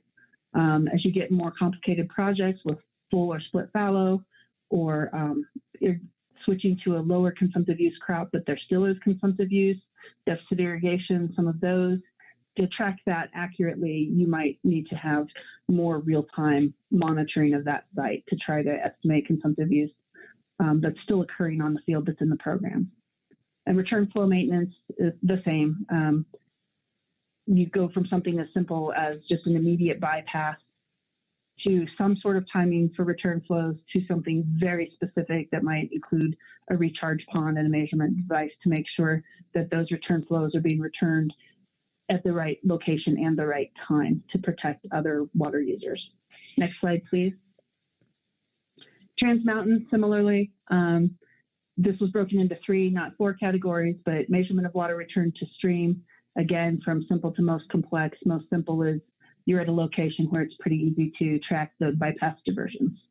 And then you go into more complicated methods of trying to, in real time, measure those things. Verification of conserved consumptive use. The most simple is accounting for people with complicated systems, that they can provide an accounting that shows that if they reduce their west slope deliveries from some part of their system, that water wasn't just taken somewhere else in a different part of their system, still from the west slope. As those get more and more complicated, you move to the right. Another piece might be that you show that you either met that with an east slope supply or that there was some demand reduction on the east slope to match that reduction in west slope diversion. Most complicated then would be double accounting records to try to track what you did for the demand management activity that you were doing versus what you would have done, to make sure that as you go forward in time, you're not just seeing an offset by future diversions that are higher to compensate. So, and finally, coordination of benefits was one that was discussed in terms of, if we're talking about reservoirs, depending on where they are in the system, what that project looks like for demand management, you might just bypass and then that water is going down in real time, or you might consider storing that water in a reservoir for some period of time and releasing it when it might provide additional benefits. And so if you don't need to release it at the same time it would have been taken, can you perhaps provide additional benefits with that? So that's monitoring and verification. And again, just draft, but this kind of came out of all the different topics that were discussed during the work group. So next slide, please. Same thing for environmental considerations. As the third example and last example, if you guys are tired of looking at examples, we're almost done. So on the left, you'll see again the environmental considerations group's guiding principles, that a program should provide opportunities for projects with net environmental benefits that would not be available under potential compact administration scenarios, should not harm the environment with built-in considerations to minimize adverse environmental effects, evaluate project environmental benefits and impacts without creating an unnecessarily burdensome process for applicants, identify project impacts and benefits to environmental resources, including flow regimes, water quality, affected habitat and/or species, and alignment with other plans and efforts. And so if you look at the right-hand side, those discussions have been broken down into 5 threshold issues or elements of feasibility: assessing the net impact or benefit of a project, measuring or quantifying benefits or impacts during project operations, strategies to incentivize benefits, how potential impacts or benefits are considered, and strategies to avoid, offset, or mitigate any negative impact. Next slide, please. So here, again, this table also still draft, but you see those 5 elements down the left. And here, from left to right, you're either talking about increased complexity as you go from A to B to C, or you're talking about extra effort in terms of monitoring or offsetting or analyzing the types of impacts that might be seen to the environment at different locations. So it's both a level of complexity and perhaps a question of how much you want to prioritize looking at these possible negative and positive impacts, and how much you might want to incentivize or coordinate so that you're getting the least amount of negative impact or the most amount of positive impact possible out of these possible demand management projects that might come along. So as an example, how potential impacts or benefits are considered. Projects are reviewed to ensure compliance with relevant environmental laws, but beyond that, there's no other effect that's considered. So you're not looking specifically for any project at the benefits or impacts to flow, water quality, habitat, or species. In the medium category, then you are looking at potential impacts to environmental resources identified, and you do some risk evaluation for those, and you address them when it's possible. And then with more effort, you create a comprehensive list of potential impacts and benefits that you analyze more quantitatively.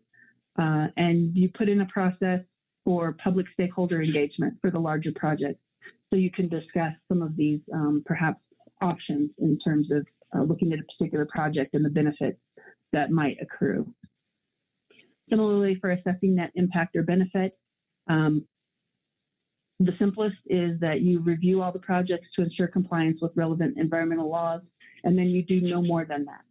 As you move over into column B, you have a list of environmental considerations that you evaluate qualitatively, and you look generally at the net benefit or impact of that project. And then C, again, a more comprehensive analysis quantitatively, if you can, of a list of environmental considerations. And then you rank those projects according to that, so that you have a list of which proposed projects might provide different sets of benefits or negative impacts. Under strategies to incentivize benefits, the simplest is there's no incentive. Next, that there's some sort of preference or additional monetary or program incentive that you provide for projects that provide a net environmental benefit. Or more complex than that, you actually use those rankings of the impacts and benefits to analyze potential projects. For strategies to avoid, offset, or mitigate the negative impacts, again, the simplest is you continue to review them for compliance with environmental laws, but that's it. More complex, you identify opportunities for partnerships to better evaluate those programs at a local level and for the system as a whole. And you consider options for environmental value added. And I think this one is meant to be more for the entire demand management program. You set together some partnerships to help create a system for evaluating it and where there might be opportunities for environmental value added. As you get more complex, now you're looking for specific partnerships with experts at specific locations to look at your opportunities to add environmental value on a project by project basis. And finally, for measuring or quantifying the benefits or impacts during project implementation, so once projects have been selected, how are you going to kind of real time be looking at those benefits and impacts? Simplest is no additional measurement structures or monitoring efforts required above what is deemed necessary for monitoring and verification. Next, impacts and benefits are evaluated qualitatively, and you do a little bit of measuring and monitoring as necessary. And finally, more complicated, impacts and benefits are evaluated quantitatively as real time as you can, which might require enhanced measurement and monitoring. And as you can see, as we were talking about, this isn't one is good, one is better, one is best. But again, just trying to put these together in a way where you can look at all of the different elements from all of the different work group categories and understand or be able to think about the consequences if you were to do a demand management program in one of these three ways for each of these elements, and where that might infer that you need to do something a certain way in a different topic. So I hope that that's been helpful in terms of understanding kind of where we've been thinking and how we've been trying to put this together in a way that we can look at consequences and trade-offs between these kind of different options. And if not, please let us know, because we're very open to your feedback, and we want to know if any of this is helpful as you try to think about what a program might look like. So with that, I'll pass it back to Amy and Greg. Thank you, Michelle, and thank you both Michelle and Greg for doing the difficult part of this presentation. And I want to maybe say pretty much exactly what Michelle just said. I've been thinking about what we presented today as we're presenting you some building blocks that will actually go into forming that program structure, a few options for program structure. So that's what we showed you today as building blocks. We did not intend to, or did we, show you the whole framework or how this all would fit together in that big matrix. We thought that this was a better place to start, but just want to be very clear that that would be the point of the workshop, is really to dive into each of the work groups and then to kind of take a step back and look at how it all fits together and identify some of those trade-offs that we've noted and that you all will certainly see as we kind of put it all together. Additionally, we would plan to add a lot of detail, more detail to this in some cases. So we tried to kind of present this at a high level, but once we start filling this out, there's a lot of existing work that might inform some of these building blocks or might add more detail to them. and we'll start working on that as well. So again, this is kind of just the starting point, and we would love to hear some feedback from you all on whether we're on the right path as far as the structure of this goes. So I'm going to open it up in just a second, but I did want to just provide a really quick update as well on another element of the work plan, which is the demonstration projects element. A few things, a few points I wanted to make that are really important here is first, just a reminder that the determination was made not to make this a large-scale pilot program. The goal here would be to not create measurable amounts of water that we're sending down to Powell that we have no mechanism to protect. So that's really important. To that end, we would be working within existing programs and funding sources. It would all fit into existing legal, and administrative frameworks that we already have in place. And it would be just like everything else, an open and collaborative process. So a lot of our work at this point has really been focused on that framework element, but we're also looking at beginning to initiate some discussions with various groups who might help us identify some of those potential demonstration projects that can create opportunities for on-the-ground learning and really, looking for those kind of win-win types of projects that might have multiple benefits, but also help inform the demand management feasibility investigation. So that's also a thing that we'll be working on, even though the majority of this presentation focused on that framework.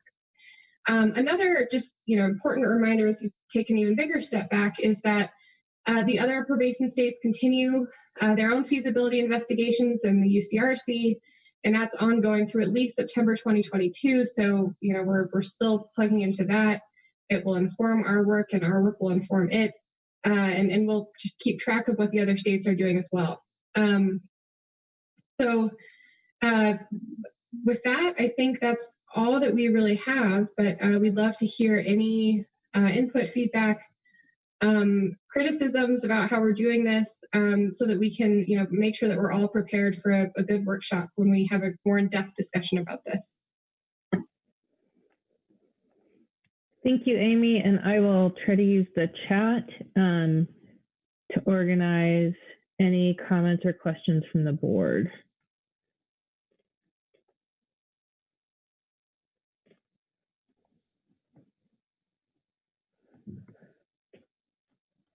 Director Brody. Thank you, Director Hawkins, and thank you to Amy and Michelle and Greg. I think this is a nice framework, a nice way to kind of lay out the various program elements and begin to gauge feedback and gauge reactions. What are we missing? Are there preferences about how we allocate resources? Where do we need more complexity? Where should we drive towards a simpler solution? So I just want to thank you for all the good work and creativity that went into the framework that you presented today.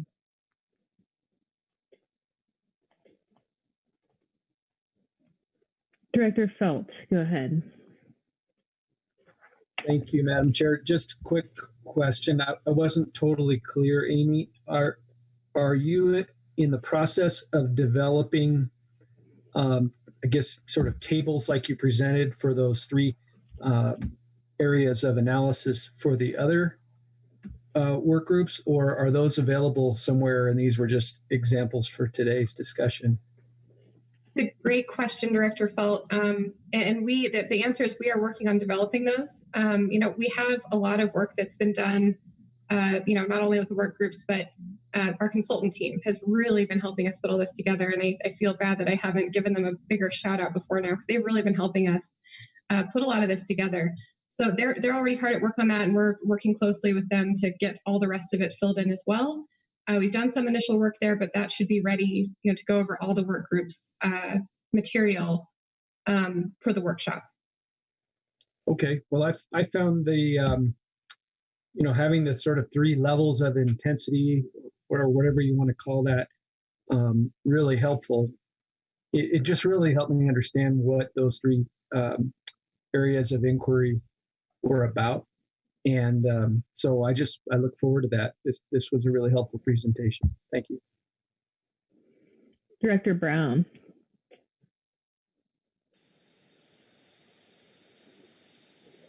And Director Brown, you're still muted. Of course. Was I the first one of the day? Yay. I just wanted to say, since you asked for direction, that I think this is a really great first step towards showing us what this process is going to look like. And I look forward to seeing, you know, all of the pages filled out with the different groups. I think it's going to give us a real clear idea of where we could go. And I just really like the approach. So thank you for that. And I think once we get all of that, it'll be more clear what that next step looks like going forward. But I think this is a really comprehensive and not simple, but this clear way to go about the process. So thanks for that. Director Dutton. Thank you, Madam Chair.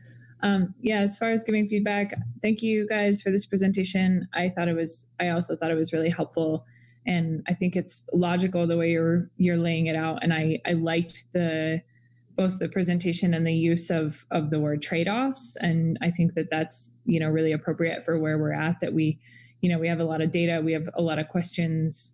And so how can we then put these into, or put the data that we know, and then identify the things that we don't know, and kind of start figuring out, well, if we go down these different paths, what happens? And so I think the way you're thinking about this is great and really helpful, and will help us kind of organize our thoughts on this as we try to figure out, you know, how to address all the great data that we got. And I appreciate, Amy, I know you, or I can imagine you are getting tired of repeating yourself, but I think it's really valuable that you again emphasize where we're at in the process and what this is and what it isn't.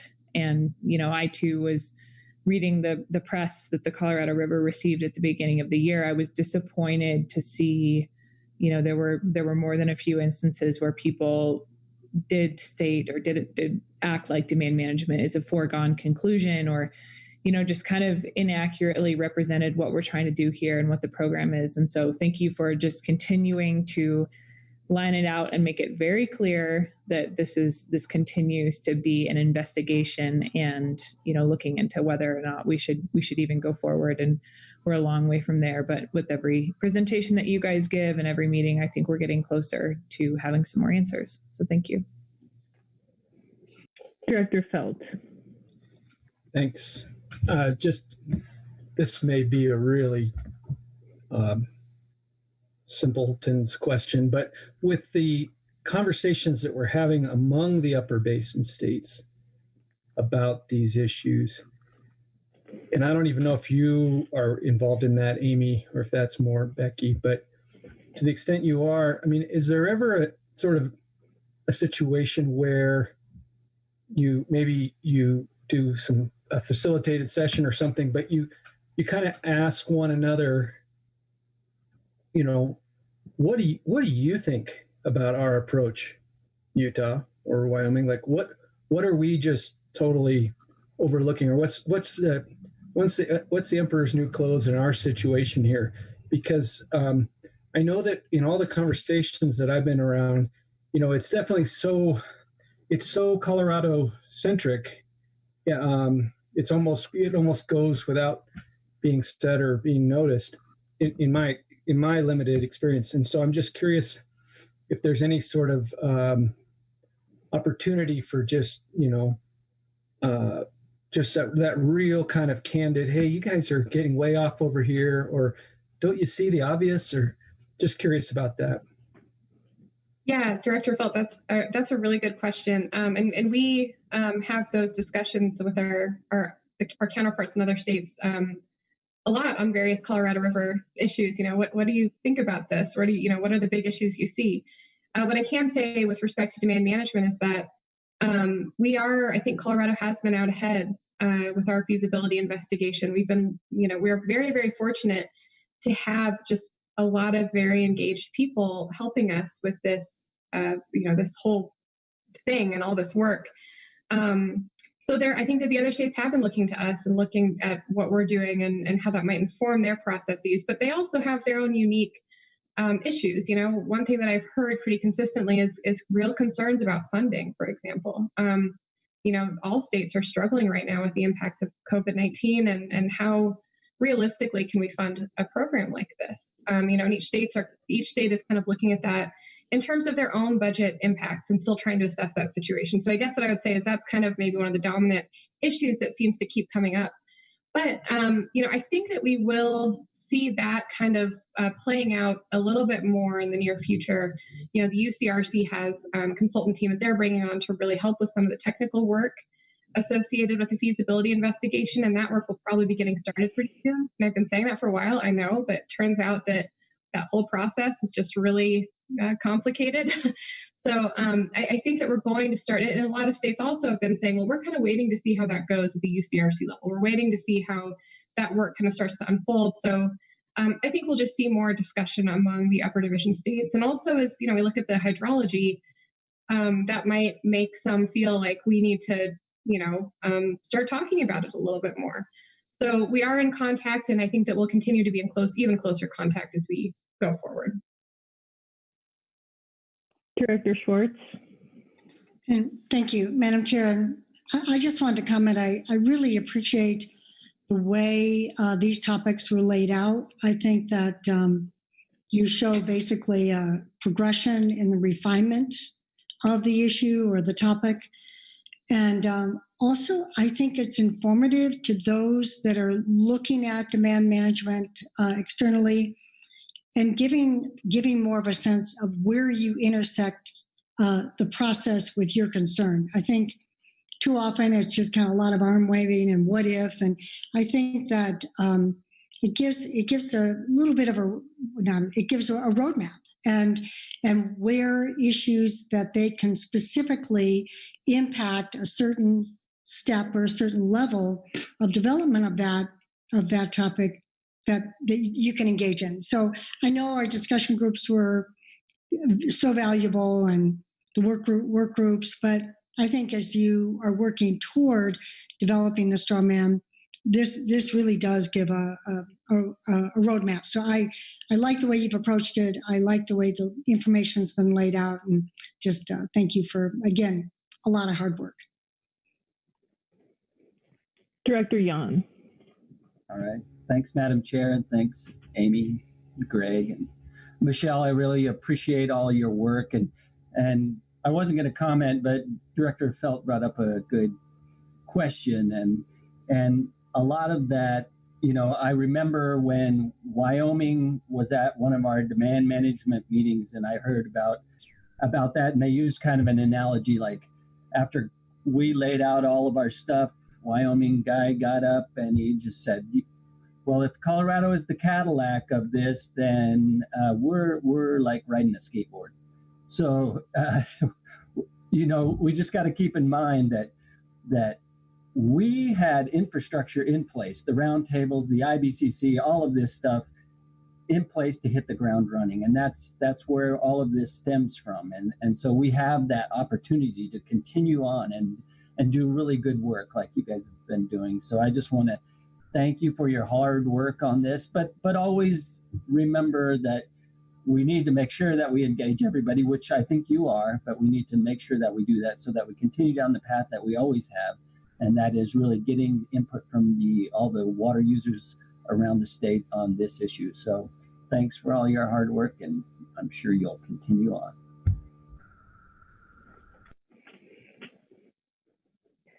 Thanks, Director Yan. Seeing no other comments coming in from the board, I had just a couple of points of clarification I wanted to ask you about, Amy.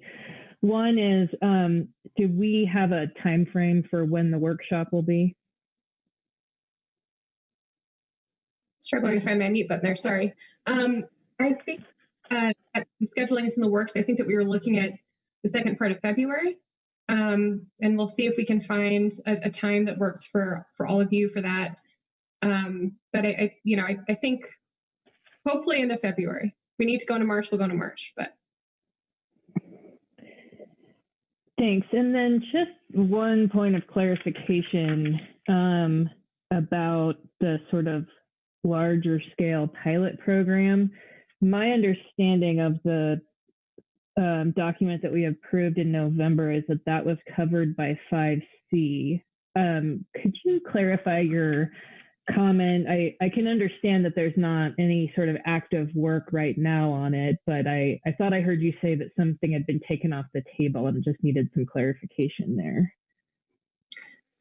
Okay, I think maybe what I was referring to is the large scale pilot program. So we don't, the purpose of the work plan, I think, was not to set up a large scale specific demand management pilot program.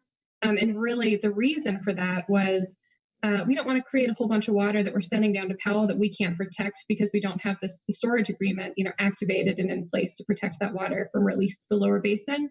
So my understanding of where we are is we're not going large scale pilot program, but we're looking at existing programs and funding sources to do some demonstrations, to look for opportunities for on the ground learning. So that's kind of the focus right now. And we'll be doing some internal coordination, with people like Alex to really talk about what we're seeing come in and how we might be able to find those projects that have multiple benefits and teach us about multiple things. And also talking to folks like IBCC about, I think that's a really great place to start as far as what ideas might you all have about, what kind of projects we might be able to make work with what we have right now that'll teach us about demand management.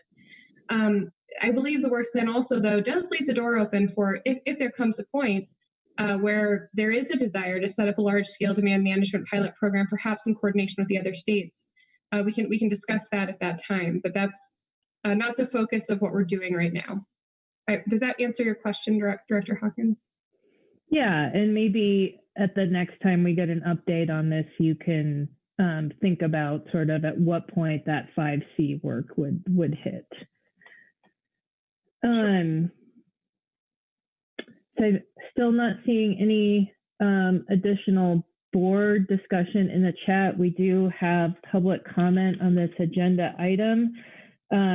So Ed Millard, Mr. Millard, you may address the board, and please introduce yourself for the record. My name is Ed Millard. I am speaking on behalf of myself and Montezuma County Commissioners here. I'm not speaking for the Southwest Roundtable or IBCC. I'm not a lawyer. I'm a concerned citizen. I have 5 main points today. First, speaking of education and outreach, an op-ed I wrote on Big River issues appeared in the Colorado Sun on Sunday. It talks about issues important to us, the CWCB and IBCC seldom mention. It will be lost in the blizzard of op-eds lately, so you probably won't see it. Concerns of a rural county dependent on and determined to defend our cattle and farming economy don't get much interest. I did send it to many of you for review first. It was disclaimed I was speaking for myself and Montezuma County Commissions. I'll send the link to Amy. Second, we hope CWCB will focus, as Amy says, on the demand management straw man with less or no emphasis on new pilots this year. It wasn't clear to us from their fairly terse memo whether you were or weren't pursuing big pilots. The staff memo does seem to be advancing more demonstrations sooner than later. I'm going to go ahead and reiterate, even though Amy says you're not really pushing big pilots, our main concerns. CWCB and roundtable grant funding is tight. Spending those funds on more expensive pilots seems like a misplacement of precious resources. I've raised a question multiple times with no response if purchasing water rights from Upper Basin water rights to send to Lake Powell is contrary to Article 3A of the 1922 Compact. That article requires exclusive beneficial consumptive use of our water rights. Exclusive appears to mean our water rights can't be sent to and especially bought and sold in the lower basin. We would appreciate it if CWCB and our AG, the experts in these issues, not us, address this issue in a substantive and thoughtful way before doing more pilots. The answer may be different if the water is protected in the DM storage pool versus not. Even if it's not much water, the precedent concerns us. Our primary concern is that these pilots in DM in general are opening the back door to circumvent Article 3A protection of our water rights. This seems especially problematic when private entities are funding these purchases. There seems to be commonality between NGOs buying our water to send down our rivers towards the lower basin and speculative entities like WHAM doing it as well.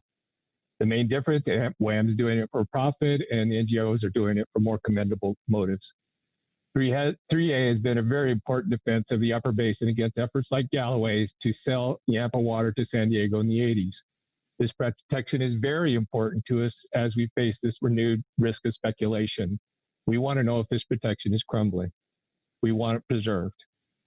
It appears Lower Basin is going to fund the system conservation pilot program, but may have withdrawn over these concerns. Details are hard to find, but that is an important data point to inform new pilots.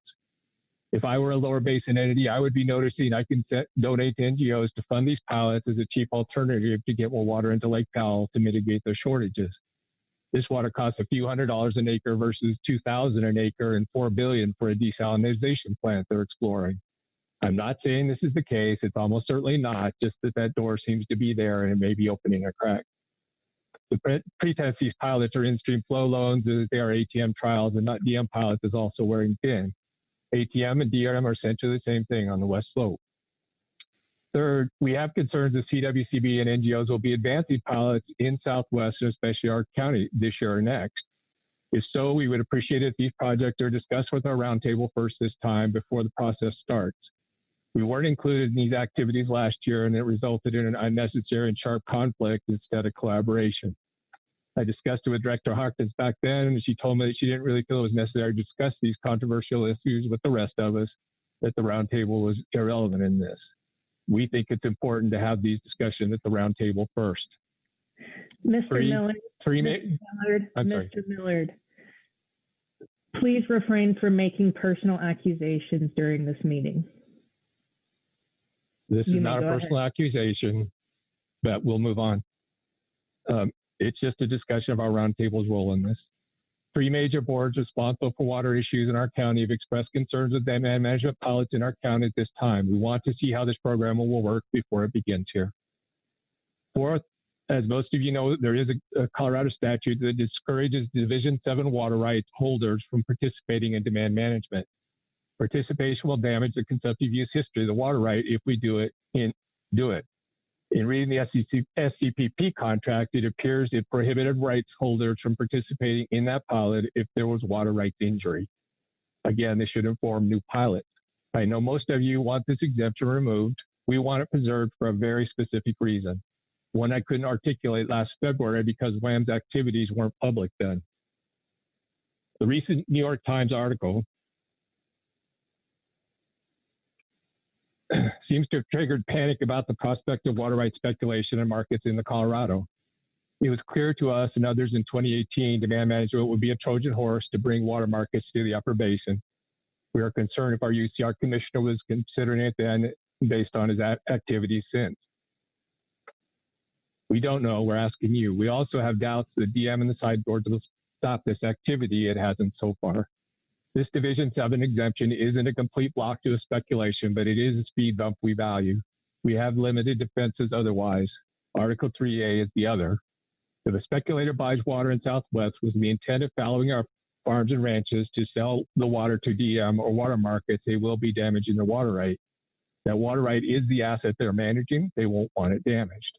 Until you figure out how to stop speculation, which will be difficult, we ask this Division 7 protection be preserved. You should consider restoring it to your divisions if you have the same concern, at least until and unless you decide to start a real demand management program with proper safeguards. Finally, the subject of individual accounts has become a hot button issue with the sudden realization there is speculation risk on the Colorado. WHAM may be advancing private water bank accounts at Powell to sell water for profit. I've also advocated for individual accounts for the exact opposite reason. My accounts would be discouraging speculation while providing cities with a mechanism to bank their own conserved consumptive use for their own protection. The key difference, my accounts would have a sideboard at the UCRC level overriding state water law for this very specific case, requiring the accounts be used only by the water rights holder to protect only their rights in curtailment and not for water markets. So far, my proposal hasn't gotten any traction with CWCB or IBCC. Instead, there is this relentless pressure behind one approach, demand management, in a communal pool which has inherent free rider and equity problems. My approach has neither of these issues. You choose to participate in my alternative to protect yourself, and each water right holder can make their own decision on their risk and tolerance. No funding is required for my approach, which is key because we don't have the money now. I should make it clear, Amy has addressed this in the past. My proposal isn't intended to replace your approach, but supplement it, and it would require UCRC and other entities to weigh in before it would be possible. Thank you for time. I welcome your questions and comments. Thank you. We will move on to the next agenda item. Let's move to agenda item 12, Colorado Water Plan Status Update.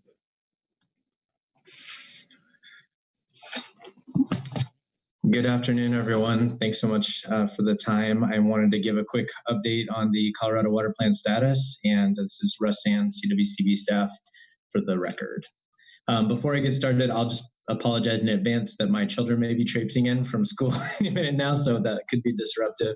And I also wanted to just take a quick minute to say that it feels like just the other day that I was at my first board meeting with Director Jan, and his levity and guidance will surely be missed. And I just am so grateful for all the time, and that you never shook your cowbell at me. So thank you.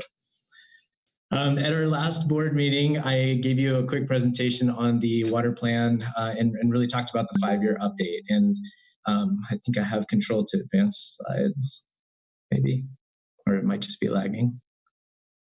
And what I think, I'll just kind of go on, Vivian, if, oh, there you go. See if I can move forward.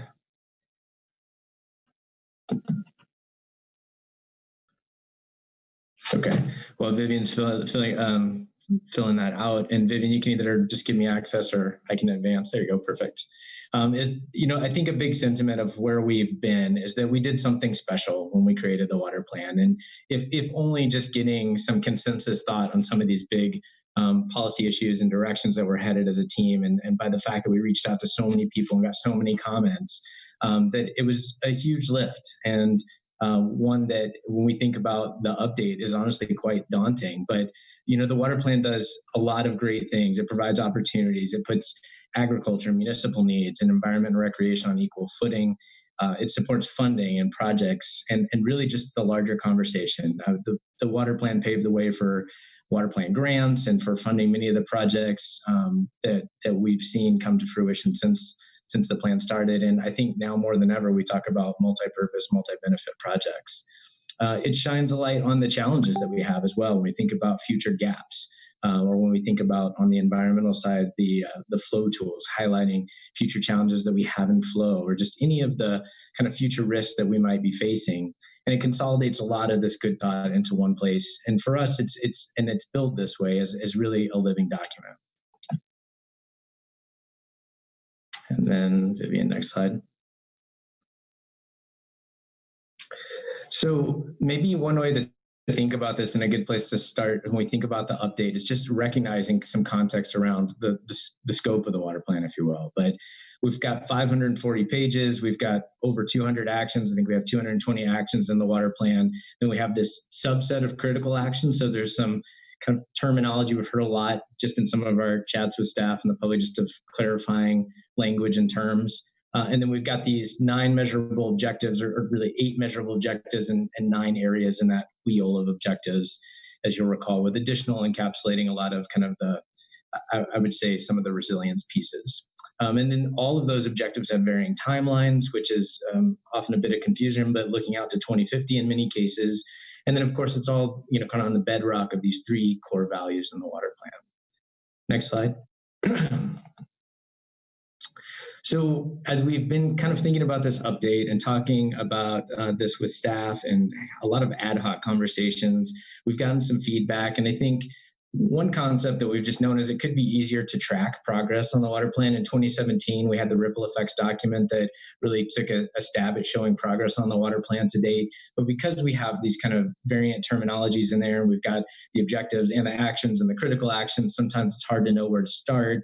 we've typically looked at it, and this is stated in the water plan, that the actions really build up to the objective measures. And so at the last board meeting, I presented to you, and we put online this kind of one pager that's citing that we've made progress on up to 76% of the actions in the water plan, and tracking those actions is really something I think we plan to double down on in the update. But it's not always clear with the kind of full breadth, and it's a weighty document, and again, a Herculean effort. But as we think about the update, it's a lot more thinking about how do we continue to do this update. I remember as we started to do the BIP updates, there were a lot of comments that said, well, what is a BIP update? And we are now also struggling with what is a water plan update. So a lot of this thought is to how can we do this in a way that isn't so time intensive, so costly? And how can we move this forward in a way that it makes it a lot easier to update?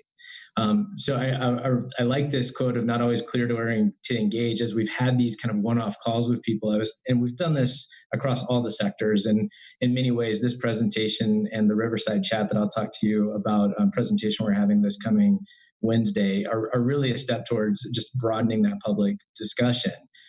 But as we've talked with stakeholders, I remember calling Paul Boucher and asking him about the water plan and where he saw room for improvement as we look to update. And he said, it's so funny that you just called me. I literally just got an email, and it was from someone who said, hey, I looked at the water plan and I'm not really sure where I see myself. I'm not sure where to engage. And that spirit of really trying to see where we can streamline actions in the water plan and create this line of sight from those values at the very top down to those actions is something that we're really trying to double down on. Next slide. Maybe just to think about for a second, I'll remind you of the scenarios in the water plan. So in the water plan, we have those 5 narrative scenarios. They appear in chapter 6. They're so central to what we're doing. We see a need to kind of rearrange things, and they'll probably appear a little bit earlier in some of that context setting. But a big challenge, as you know, we've presented on this several times, but moving those narrative scenarios into numbers in the technical update, and then again, getting those 5 data sets across each of these scenarios, it produces a wealth of data. It produces a new way of looking at those future gaps that we see across these variant futures and how they might change. And those do look out to 2050. And recognizing too that right now 2050 is our planning horizon, but if we think about the future, we might want to update some of the data around climate or around population, and that may be a chance in a future update to get to a longer planning horizon out to 2060 or 2065. So we're looking out to 2050, but it's not always about trying to solve the 2050 problem today so much as it is understanding what those challenges might be, and then really looking at these interval timelines of when we do the updates to look at the near-term actions that we can build and scale towards success in each subsequent update. So right now, if you look at kind of where we started in 2015, 2016 to the when we're trying to kind of land this update in 2022, we're on a 7-year update cycle. And that tracks very well with other states that have a water plan. It's the average update cycle. Some are shorter, some are longer.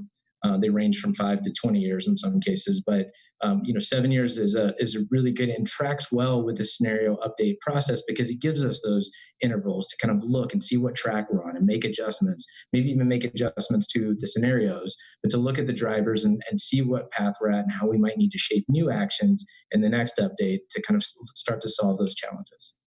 Next slide. So when we think about the future, it may be less in some cases about just looking at these gaps because we know that the modeling across these 5 scenarios has different gaps. We know that subtle tweaks in the modeling might alter what those numbers come out as. And it's really just about risk mitigation. And it reminds me of this quote that we often hear, but all models are wrong and some are useful. And we think our models are extremely useful. The doubling down on using the CDSS and modeling across all 5 of these scenarios has really produced a wealth of information that's really valuable to seeing what those future impacts can be.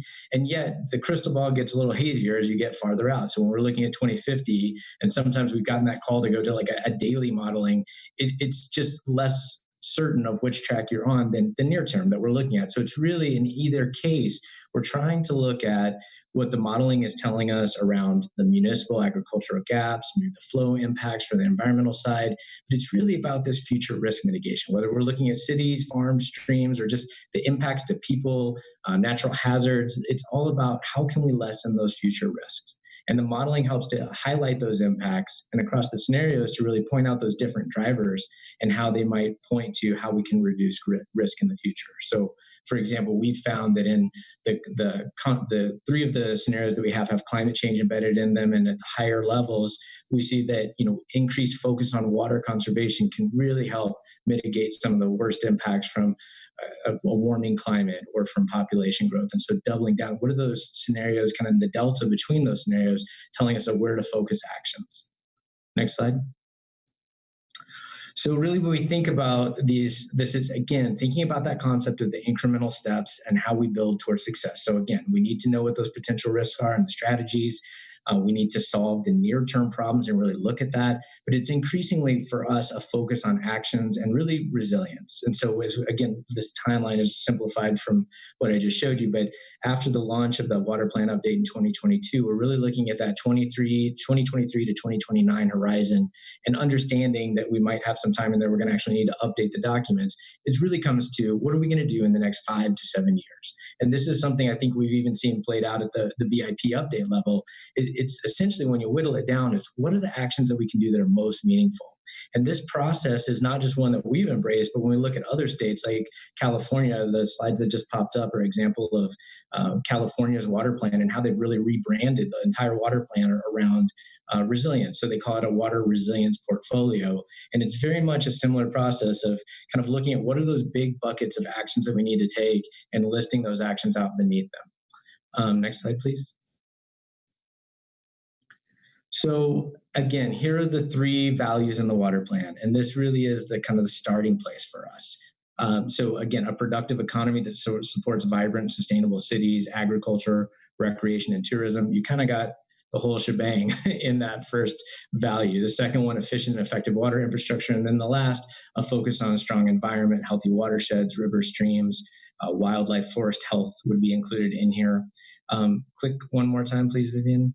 And then if you think about, this is a quote in the water plan, but I would argue that inherent in these values is just acknowledgement that the roots of the water plan are quite frankly in the same issues that we're seeing so prevalently today, but in drought, fire, and flood, and how to be adaptive and resilient to those things.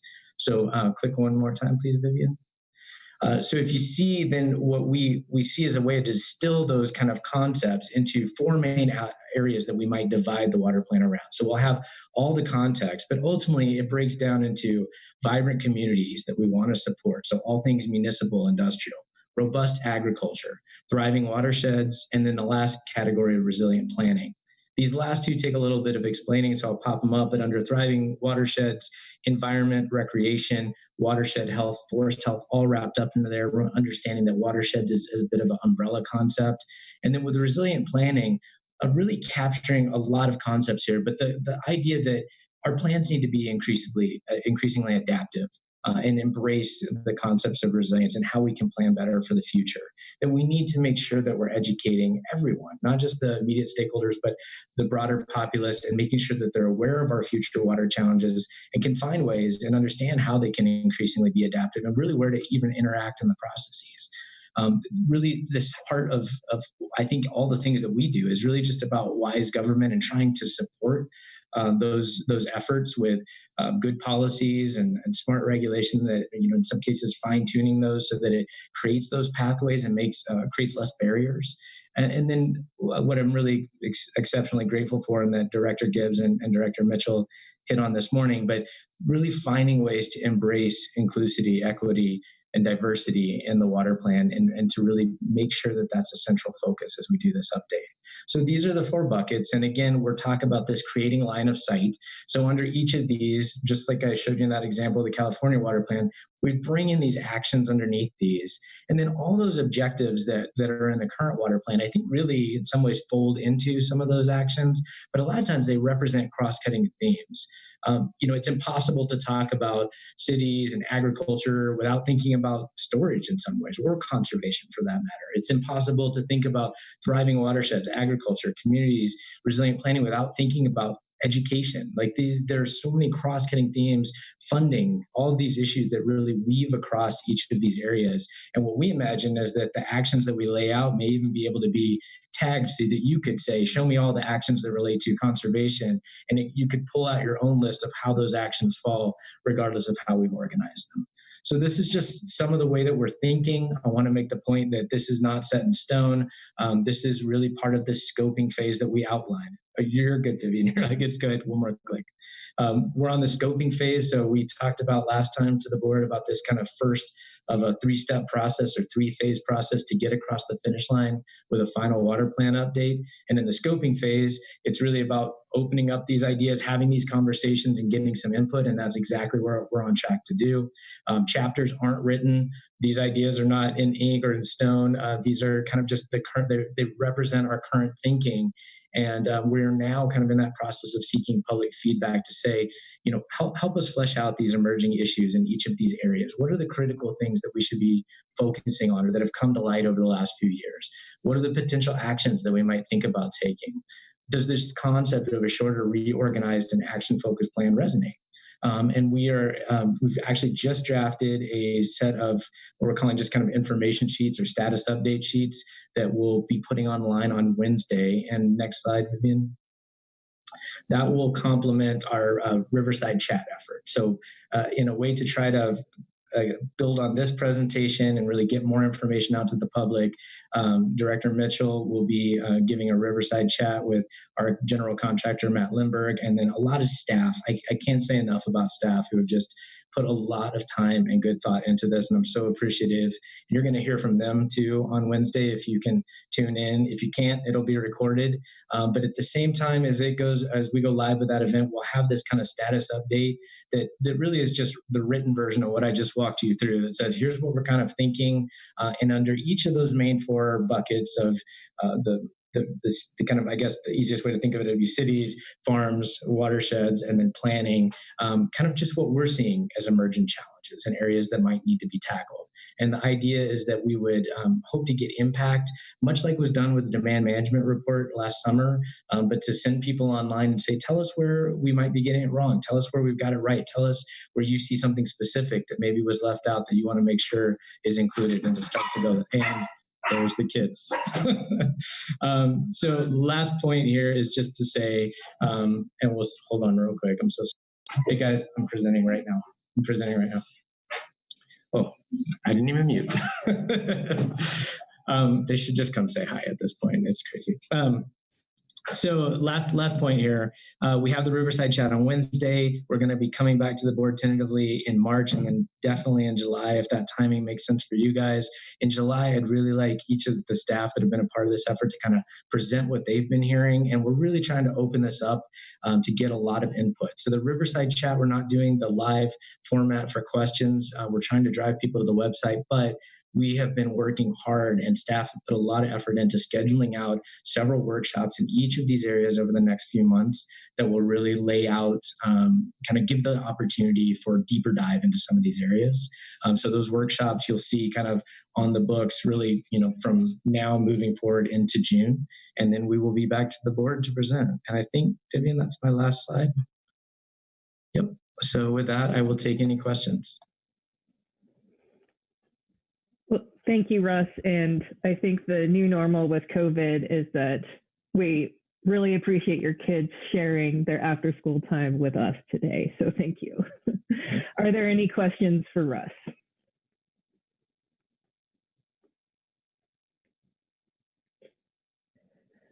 I don't see any questions, Russ. That was an excellent update. This is really important work. I think we're all going to be following it closely as it moves along. And we know that to keep the water plan from being a plan on the shelf, it needs this constant attention that the staff is advancing. So really appreciate it. And I think we'll all eagerly await the forward progress that you described today. So thank you.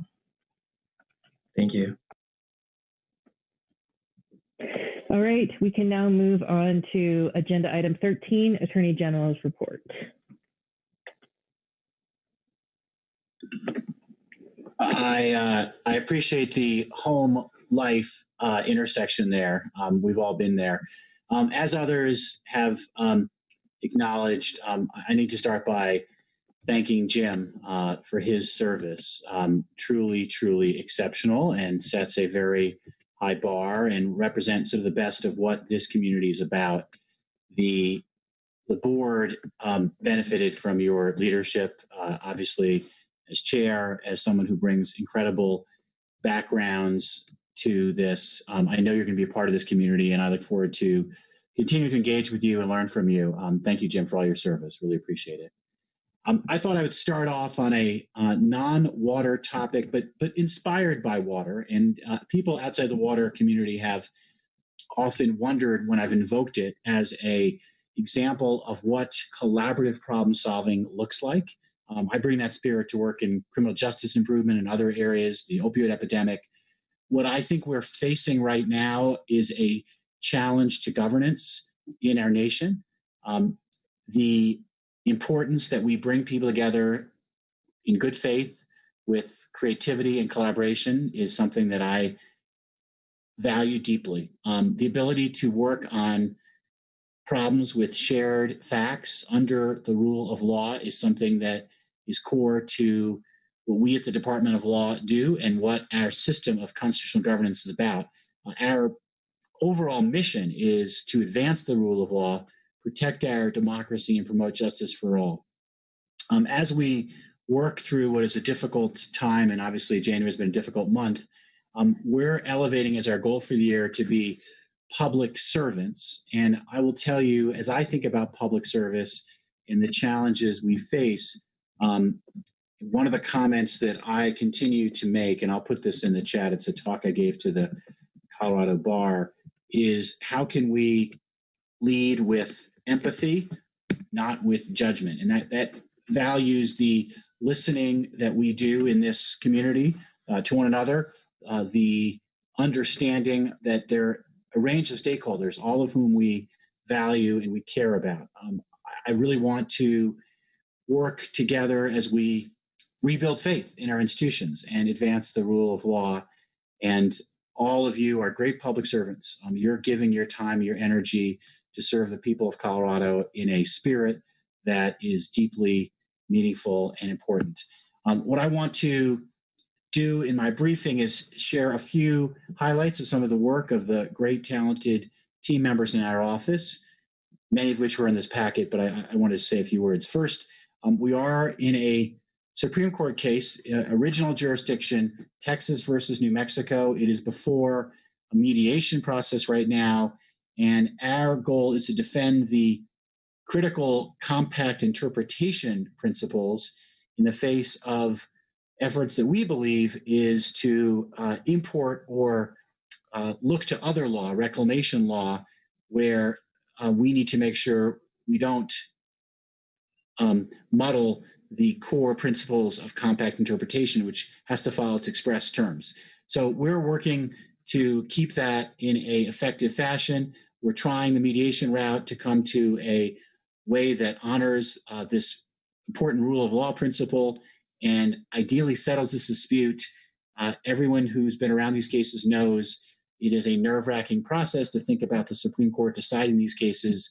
If we're able to make a effective decision through a mediation process, I think that's going to be better for everybody.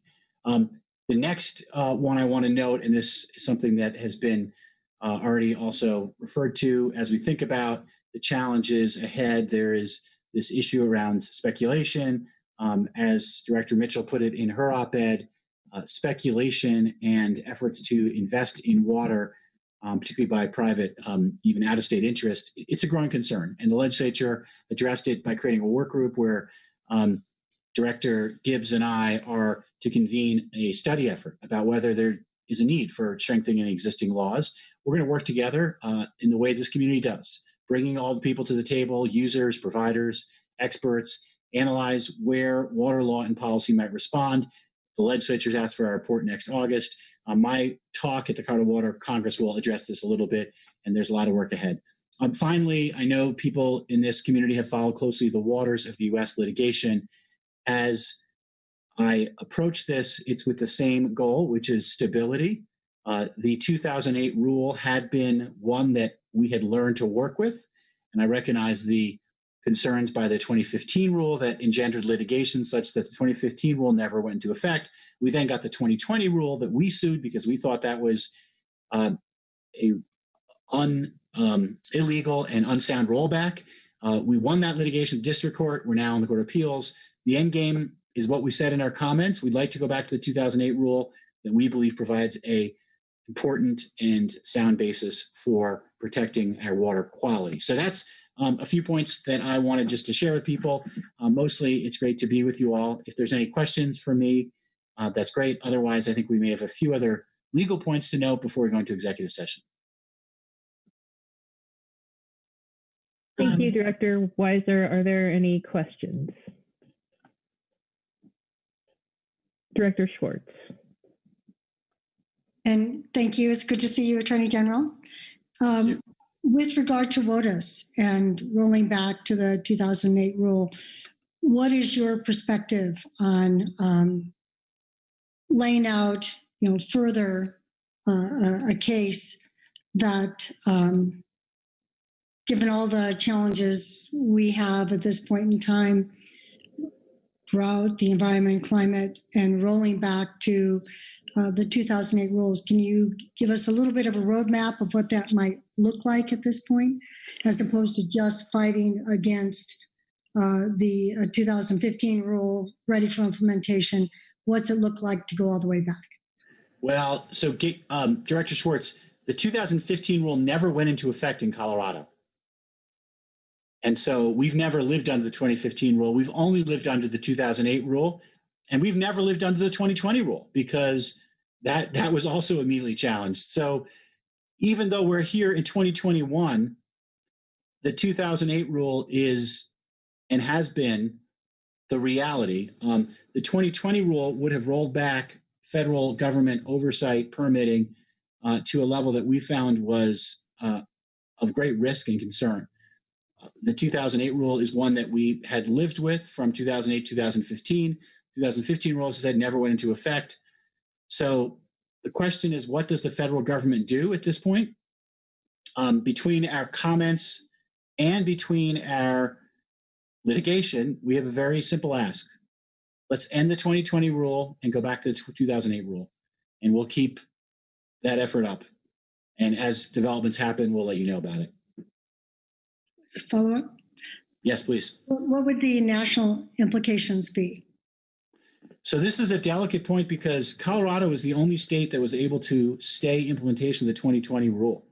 So we are in a unique position nationally. California brought a multi-state challenge that they did not prevail in the district court level. So technically speaking, the 2020 rule applies everywhere in the United States except for Colorado. Maybe our Counsel Beatty can confirm that is the accurate statement of the law. So that means that if the current administration were wanting to settle the litigation, we would be the party they would settle with. And that is always my preference.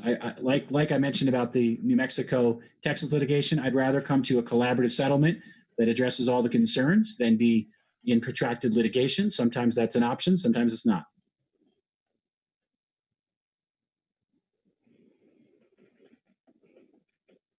Seeing no other comments, Councilor Beatty. Hi, everybody. Thanks, AG Weiser. Our team is here and we can respond to any other questions you might have about our report. AG Weiser just gave you some highlights. Those questions would need to be appropriate for public discussion. Otherwise, we can move into executive session. Okay, seeing no questions. The next step is to vote to go into executive session, but before the motion, I just want to be clear, we've made some changes to the executive session agenda, so please bear with me. During executive session, we'll consider items 14A through C. I've been informed by my team that item 14D is no longer necessary. And then we've added an item from earlier in the meeting, a discussion pertaining to the Two Rivers loan foreclosure. And then I would like to add a very brief discussion with the board regarding the rulemaking tomorrow, which is agenda item 19 on your agenda. So items 14A through C, adding Two Rivers, adding a quick discussion of the rulemaking tomorrow. And this executive session is authorized pursuant to sections 24, 6, 402, 382, and 3. And we need a motion to go into executive session to consider those topics.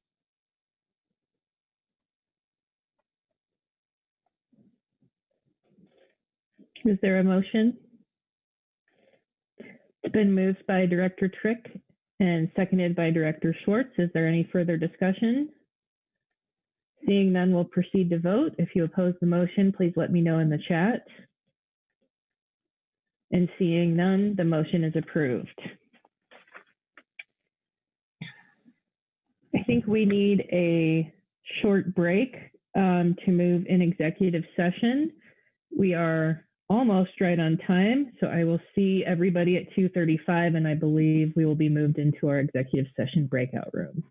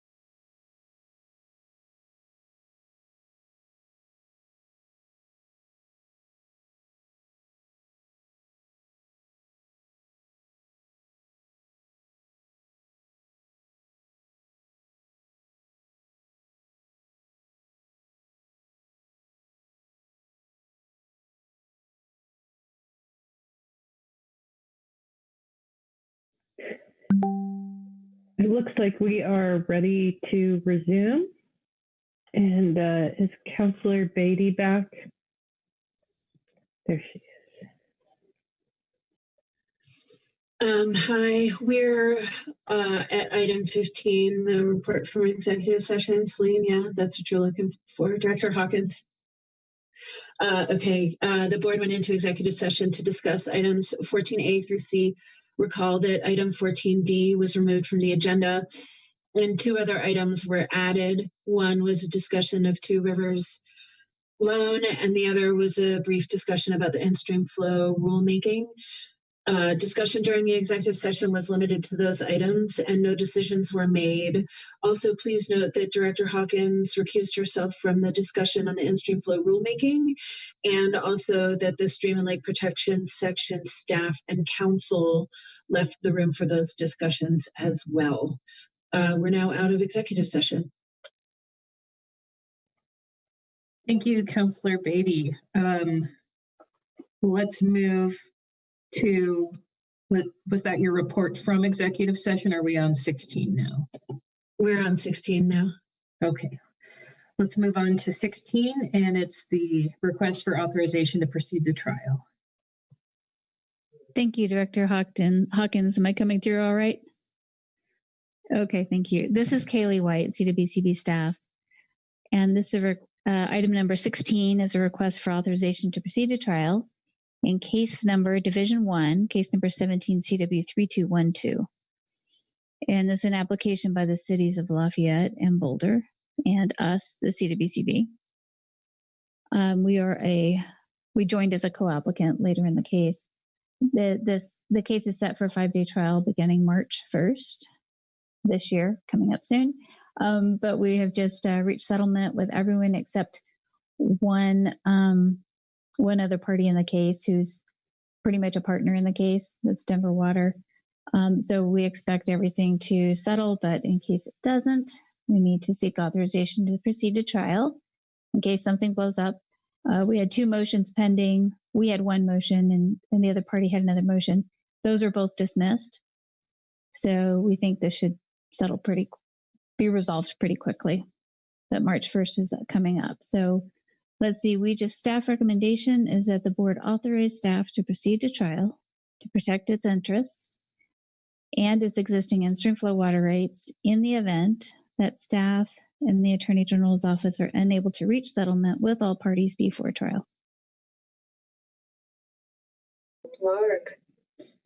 Thank you, Kaylee. Sorry, my phone is ringing in the background. I want to note that Director Brody has recused herself from this agenda item and has left the room. Are there any questions for Kaylee? Director Young. Yeah, thanks, Madam Chair. I really don't have any questions. I just want to tell them good work again. Good job, Kaylee, Linda, Jen, everyone involved on getting this settlement reached. And with that, I would move staff recommendation for agenda item 16. All right. Director Yan has moved staff recommendation for agenda item 16, seconded by Director Schwartz. Is there any further discussion? Seeing none, we'll proceed to vote. If you disagree with the motion, let me know in the chat. And seeing none, the motion is approved. Let's move on to agenda item 17, in-stream flow appropriations and water divisions 1, 4, 6, and 7. Hi, good afternoon. For the record, Rob Veal, CWCB staff. So I'm presenting agenda item 17, the 2021 in-stream flow recommendations. This is an action item. Staff is requesting the board to form its intent to appropriate in-stream flow water rights on 6 stream segments that are located in water divisions 1, 4, and 7. Staff will not be asking the board to form its intent on the Watson Creek recommendation today. Staff will continue to work on its stakeholder communications in the hopes that we can bring the Watson Creek recommendation back to the board for consideration at the March meeting.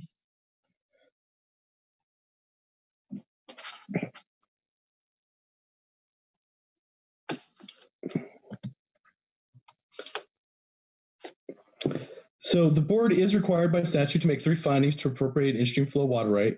While those findings are not required today, I thought it was important to remind you of what they are. The first is that there is a natural environment that exists. For all 6 of these recommendations, the R2 cross model was used to help quantify the flow amounts for the recommendations. The second finding is that the natural environment will be preserved by the water available for appropriation. Staff completes an independent analysis to determine if water is available for each appropriation. This includes using the best available data, which may include permanent or temporary stream gauges, diversion records, USGS stream stats, and discussions with staff from the Division of Water Resources and other stakeholders. The third finding is that there's no material injury to other water rights. In the notice to the ISF subscription mailing list and letters sent to landowners adjacent to the proposed ISFs, staff provide information about the process for recognition of undecreed uses under 102.3b. Staff has provided the board with executive summaries and the appendices of the technical data to generate these recommendations. Those documents contain the information needed to satisfy these 3 findings. So I just want to quickly review here how we use R2 cross to help quantify the recommended flow amounts.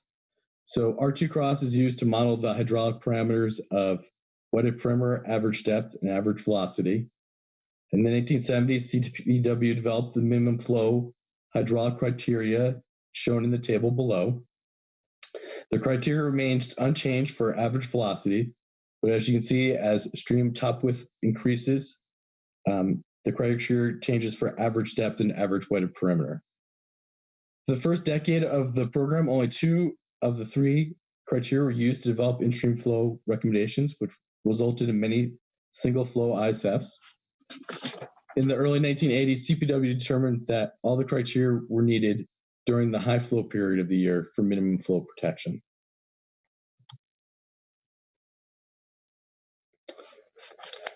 So here's a map that helps illustrate where these 6 recommended ISF reaches are located within the state. They're marked in yellow with a little comment box outside of them. There are 3 in Water Division 1, Dry Gulch in Clear Creek County, North Fork Little Thompson, and Redstone Creek in Larimer County. Elk Creek and Wildcat Creek are in Water Division 4. They're both in Gunnison County. And finally, in Water Division 7 is Rinco-Lavaca Creek in Hinsdale County.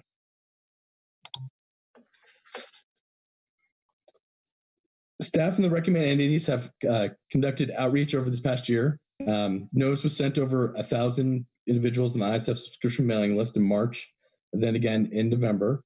Letters were also sent where phone calls were made to close to 100 individuals who own property adjacent to the proposed ISF reaches. The staff also communicated with the Division of Water Resource staff on each ISF recommendation and held public meetings with county commissioners and local stakeholder groups. So with all that kind of background information, I'm just going to quickly go through and highlight some information on the 6 recommendations. First up is Dry Gulch, which is located about 2 miles from the Eisenhower Tunnel. CPW recommended this 2.83 mile segment from its headwaters to the confluence with Clear Creek. You might have seen some news articles about this back in 2016. CPW and Trout Unlimited conducted a Bear Creek greenback cutthroat trout reintroduction and reclamation project on Dry Gulch. CPW relocated the existing Colorado River cutthroat trout fish populations, and then the greenback cutthroat trout were stocked in Dry Gulch from 2017 through 2019. In 2019, CPW conducted a fish survey showing a fish population of exclusively greenback cutthroat trout, which was CPW's goal. I just want to note that the ISF flow recommendations for each of these slides where I'm highlighting the natural environment are in the corner, but in order of brevity, I will just skip those, but note that they are the same that are in the same flow rates that in the executive summaries and the tabulation provided to the board.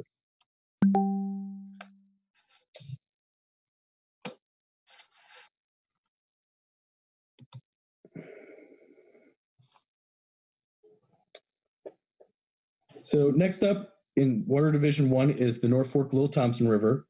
The recommended reach starts in Hell Canyon and flows for 2.77 miles until it reaches the confluence with the Little Thompson River. This recommendation comes from Colorado Parks and Wildlife and the Larimer County Department of Natural Resources. The North Fork of the Little Thompson River flows through the Blue Mountain Conservation Easement. It's an easement that Larimer County steward in partnership with Colorado Open Lands. Staff is only recommending a seasonal ISF due to water availability constraints.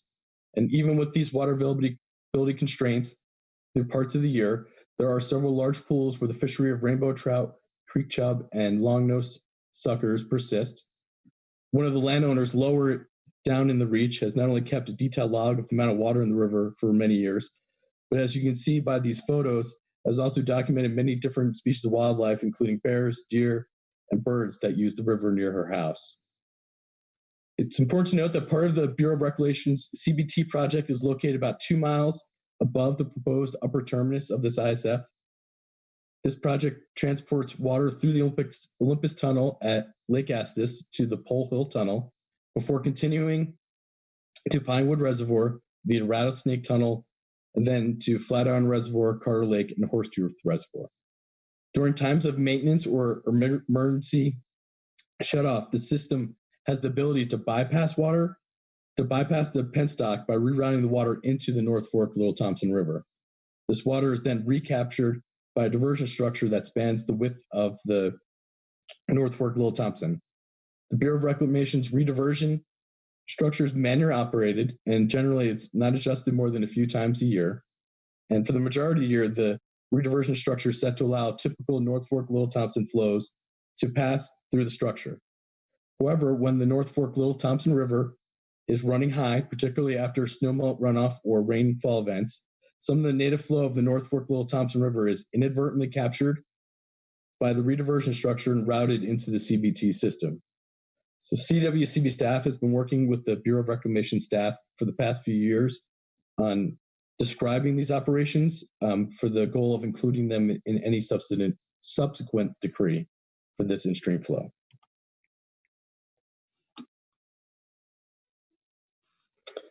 So moving further north, we come to Redstone Creek, which is also a joint recommendation between CPW and Larimer County. Located near the town of Masonville, this ISF would go from Redstone Creek's headwaters to the confluence with Buckhorn Creek, which is a distance about 16 miles. Redstone Creek flows through a portion of land that Larimer County and the city of Fort Collins recently conserved. This land is now part of the Horsetooth Mountain open space in the foothills west of Fort Collins. Water availability constraints limit this to a seasonal recommendation, which will provide adequate depth and percent wetter perimeter across the surveyed riffles. Fish surveys by CPW indicated the presence of creek chub, longnose sucker, and white sucker. And it should also be noted that some of the riparian areas alongside this recommendation have been classified by the Colorado Natural Heritage Program as very high biodiversity significance.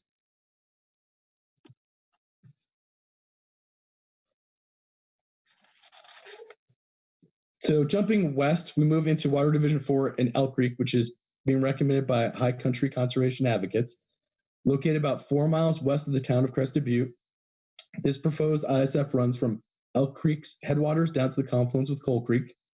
The Environmental Protection Agency recently completed a reclamation at the Standard Mines Superfund site to improve the water quality of Elk Creek, and subsequent surveys of Elk Creek indicate a self-sustained population of brook trout and brown trout, and Coal Creek Watershed Coalition staff observed a tiger salamander pictured in this slide. Located about a mile southeast from Elk Creek is the next recommendation on Wildcat Creek. This is also an HCCA recommendation. Wildcat Creek is also supported by the Bureau of Land Management, who assisted HCCA in collection of the R2 cross data. The proposed upper terminus is Green Lake, which is the CWCB has a decreed natural lake level water right, decreed in case number 77W3358. The proposed reach goes downstream about 2.5 miles until it reaches the confluence with Coal Creek. Wildcat Creek contains Colorado River cutthroat trout of an unknown lineage, but genetic testing is pending. According to its letter of support, the BLM's resource management plan calls for maintenance and improvement of fisheries habitat. The trout habitat in Wildcat Creek is characterized by low stream temperatures because of the north-facing aspect of the watershed, and by high-quality water because of the good land health within the watershed. Appropriation of this in-stream flow water right would assist the BLM in maintaining these conditions and meeting the objectives set forth in their resource management plan. I'm going to skip over Watson Creek. So the last recommendation we're going to be talking about is in Water Division 7 on Rincon-Lavaca Creek, which is located high up in the Weminuche Wilderness area. The proposed 4.47 mile reach is from Rincon-Lavaca Creek's headwaters to the confluence with the Los Pinos River. Fish surveys indicate that the creek has a self-sustaining population of Colorado River cutthroat trout. The only water right in this proposed reach is the Weminuche Patch Ditch, which is owned by CPW and decreed for 40 CFS. This transbasin ditch diverts water out of Rincon-Lavaca Creek in Water Division 7 into Weminuche Creek in Water Division 3. During most years, Weminuche Pass Ditch has the legal ability to dewater the lower reach of Rincon-Lavaca Creek during its season of operation. In an interest to see the fishery sustained, CPW agreed to bypass flows that would protect the natural environment to a reasonable degree, and would prefer to use an ISF appropriation for administration protection of these bypass flows. And that is the flow amount being recommended today. So that's a quick highlight of those 6 streams. I just want to quickly remind everyone what the schedule would be if the board does form its intent to appropriate on any of these in-stream flow recommendations today. Notice will be sent out to the ISF subscription mailing list on January 29th. Public comment is available during the agenda item at the March CWCB meeting. Notice contest is due no later than March 31st. No notices of party status and contested hearing participant status are due no later than April 30th. And the board may take final action on any uncontested ISF appropriations in the May meeting, and the ISF hearing, if needed, would take place at the September hearing. And then after the board takes final action on any of these, we would request the Attorney General file water right applications with Water Corp by the end of 2021. So that's all I have for my presentation today. Katie Birch from CPW and Julie Nania from HCCA are here available to take any questions you may have on these recommendations. And I believe there's also somebody that would like to provide public comment as well. Thank you, Rob. Let's start out and I'll ask if the board has any questions for Rob.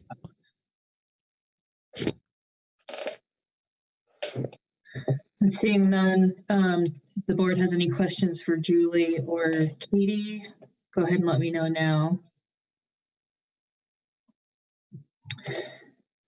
And seeing none, we will take public comment now. I believe we have Kendall Bergmeister here. Kendall, please state your name for the record and you may address the board now. Great, thank you. This is Kendall Burgermeister. I'm an attorney representing the Trappers Crossing at Crested Butte Association. The Wildcat Creek crosses about a half dozen private parcels between its headwaters on public land and its confluence with Coal Creek. All of those parcels are within the Trappers Crossing subdivision. And our client is the homeowners association for that subdivision and is charged with operating its the plan for augmentation for that subdivision and ensuring compliance with its decree. The association does not have any objection to the claimed appropriation on the public land reach of the in-stream flow. The concern is related to the potential impact on the water supply to the subdivision within this private property reach. Comparing the recommended claims in the report to the measured flows in dry years like 2020, it appears this in-stream flow would take all water that is physically available for a significant portion of the year. As I'm sure many of you are aware, drought years like 2002 and 2020 have started to reveal defects in certain plans for augmentation, especially those that were developed in the late 70s through 1990s, before some of these significant drought years started occurring. And separate to and prior to receiving notice of the proposed in-stream flow, the association had started to take a look at its plan for augmentation and had started to complete a review of the long-term reliability of that plan. And Wildcat Creek had been eyed as an alternate or a supplemental supply of augmentation water if it became necessary. Additionally, and related to this proposed in-stream flow appropriation, the association's plan for augmentation is intended to augment domestic wells that would be located on each lot within that subdivision. It does not provide an appropriation date or a specific groundwater right for each of those wells. That's pretty typical for plans for augmentation of this type. And the association has some concerns about whether what you guys refer to as 1023B, subordination, would apply to those wells that are unadjudicated and as yet to be constructed, but which are clearly contemplated by the 1989 plan for augmentation. Or if subordination would not apply, would the CWCB be claiming injury to this new in-stream flow based on these use of wells that were the subject of a decree that is now more than 30 years old? And then a third related concern relates to physical supply for domestic uses. As I mentioned, it was anticipated each lot would have its own domestic well, but due to some fractured rock geology in this area, some lots owners have had problems finding water and have been starting to look at alternatives such as shared wells and, as more relevant to this issue, surface water sources apply, such as Wildcat Creek or springs that are tributary to Wildcat Creek. The owners within Trappers Crossing absolutely purchased their lots for their beauty and for the wildlife and the habitat that is provided there. And I think they would all be willing to work with the CWCB to find ways to protect Wildcat Creek to the extent practicable, while at the same time not foreclosing reasonable uses of water that may be necessary in the future for a previously approved subdivision development. Thank you again for the time and the courtesy of allowing me to speak today. I know my request to do so was at the last minute, and so I'm especially grateful for you guys making that accommodation. Thank you. Thank you. Director Trick, did you have a question for Mr. Burgermeister? Yes, I do. Thank you. Go ahead. Still available. Thank you, first of all, for coming to make public comments to us. That is exactly the purpose of us having public comment period on these items, is to hear concerns such as you shared with your homeowners association. I would, I guess, ask you, first of all, have you been in any communications with our staff prior to this meeting regarding this in-stream flow proposal? I have not spoken with the staff. This all came to me very last minute. I did get a chance to speak with Julie from HICA on Friday late last week. Very briefly, I had some initial questions about how the I guess the field work was done that went into completing the report, and just with other commitments at the end of last week, did not have time to get through my checklist of also following up with the CWCB staff. I certainly would hope that we will have time to do that here in the near future. Okay, and I guess as a follow-up question, would it be your thought, and you might not know the answer to this yet, but does the 1023B process resolve your concerns if those prior uses are recognized, or would it be a modification to the actual reach itself? I mean, what would be a way to work out the concerns of your association in this? That's a great question. It's a fair question. I don't believe I'm authorized to offer a specific solution at this point, but I think every option you just listed would be on the table for us.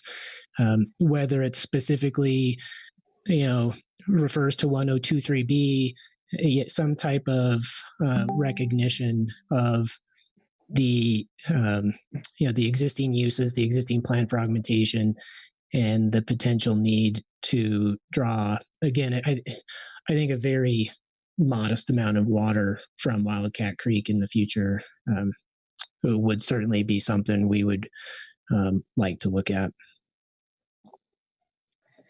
Director Brown.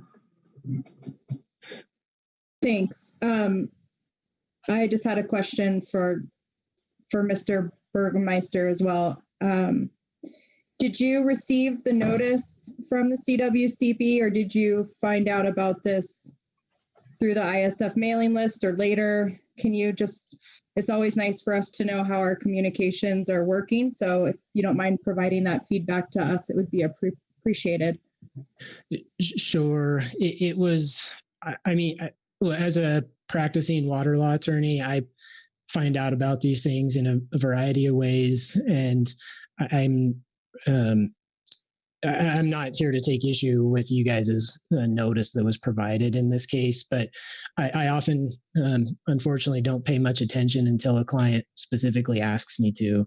And this particular appropriation was just recently brought to my attention. I believe one of the homeowners that owns a lot that is traversed by the creek received the standard landowner, riparian owner type of notice in the mail, and that made its way to the board and then to me.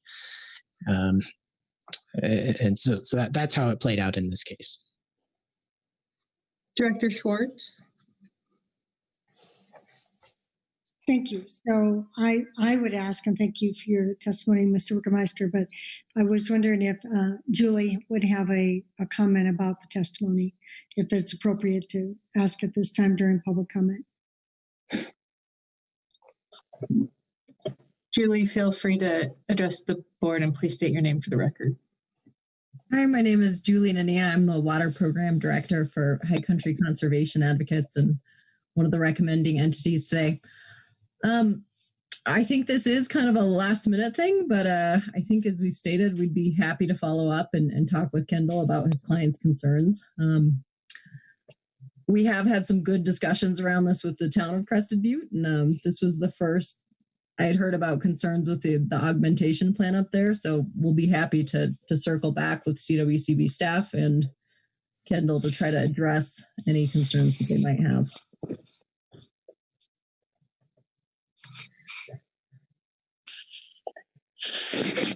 I have a follow-up question for Mr. Burgermeister.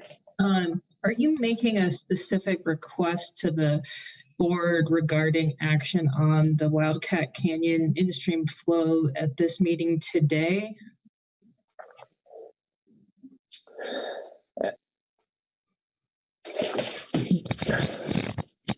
Good question. I think most importantly, we wanted to start the conversation and find a way to reach a compromise solution before we are, under the pressure or the time constraints of, whether it's a contested claim at the CWCB level or, through the water court process. And if that is, if the CWCB board believes that is possible, regardless of the specific action you take today, then I don't believe we have a strong,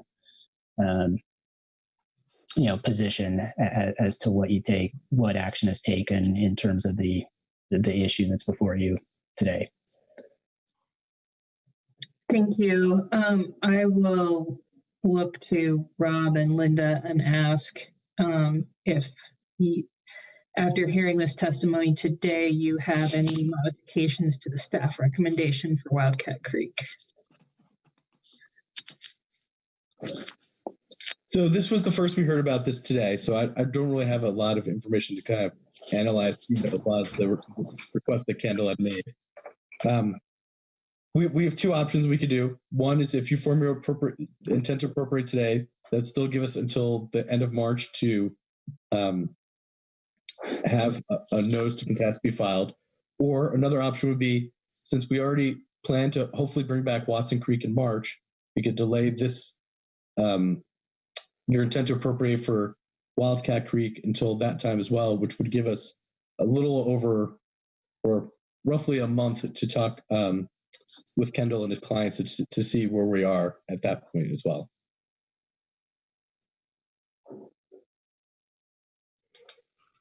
And I'm sorry, I have to ask this. Can you remind me which basin this is in again?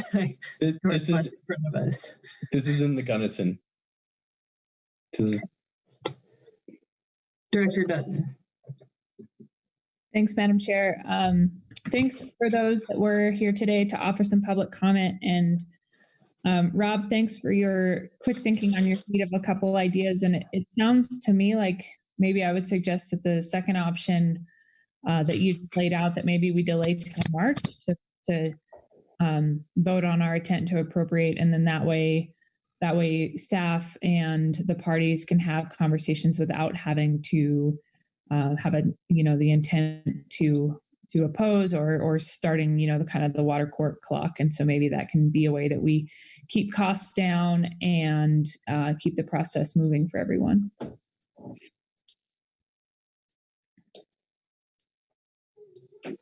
Are there any other comments or questions from the board? I would weigh in. This is not my basin, but I agree and want to note that Mr. Burgermeister, the really respectful way that you made your comments, I think is making us want to give a little bit more room for your clients to have time to talk to staff. That's what I'm picking up in my virtual space today. So with that, Rob, what would the staff recommendation that's up here, does it make modifications for Watson Creek and potentially for Wildcat Creek now? So yeah, so obviously the staff recommendation that's on the screen and the one that was in your memo needs to be tweaked slightly. What I would suggest is that staff recommends, pursuant to ISF Rule 5D, the board declare its intent to appropriate an ISF water right on each stream segment listed on the tabulation of in-stream flow recommendation attached to staff's memo, with the exception of Watson Creek and Wildcat Creek, and to direct staff to publicly notice the board's declaration of its intent to appropriate.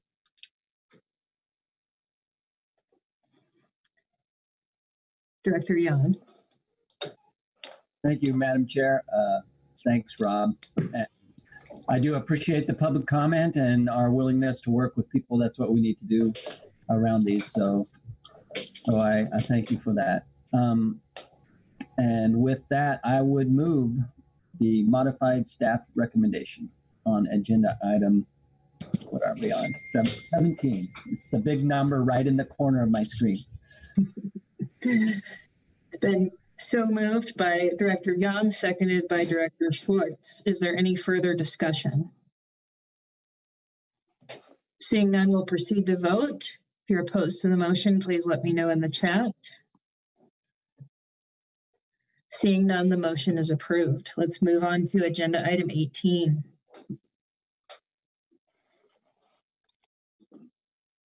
Good afternoon. This is Linda Bassi with the Stream and Lake Protection Section. Agenda item 18. We have combined agenda items 18 and 18A through C because there's a lot of overlap in the presentations. It's the plan for augmentation and acquisitions of contractual interests in water to augment stream flows on the Cache-la-Poudre River, and these are action items. The board held a workshop on these items on Friday, where we heard several comments and questions, and I'm going to address a couple of the concerns that we heard on Friday before I turn it over to Kaylee White to present the proposal, address the in-stream flow rule 6 factors, and present staff's recommendations to the board. Those recommendations will focus on the board actions identified in House Bill 1037, primarily determining that the recommended flow rates are appropriate to preserve and improve the natural environment.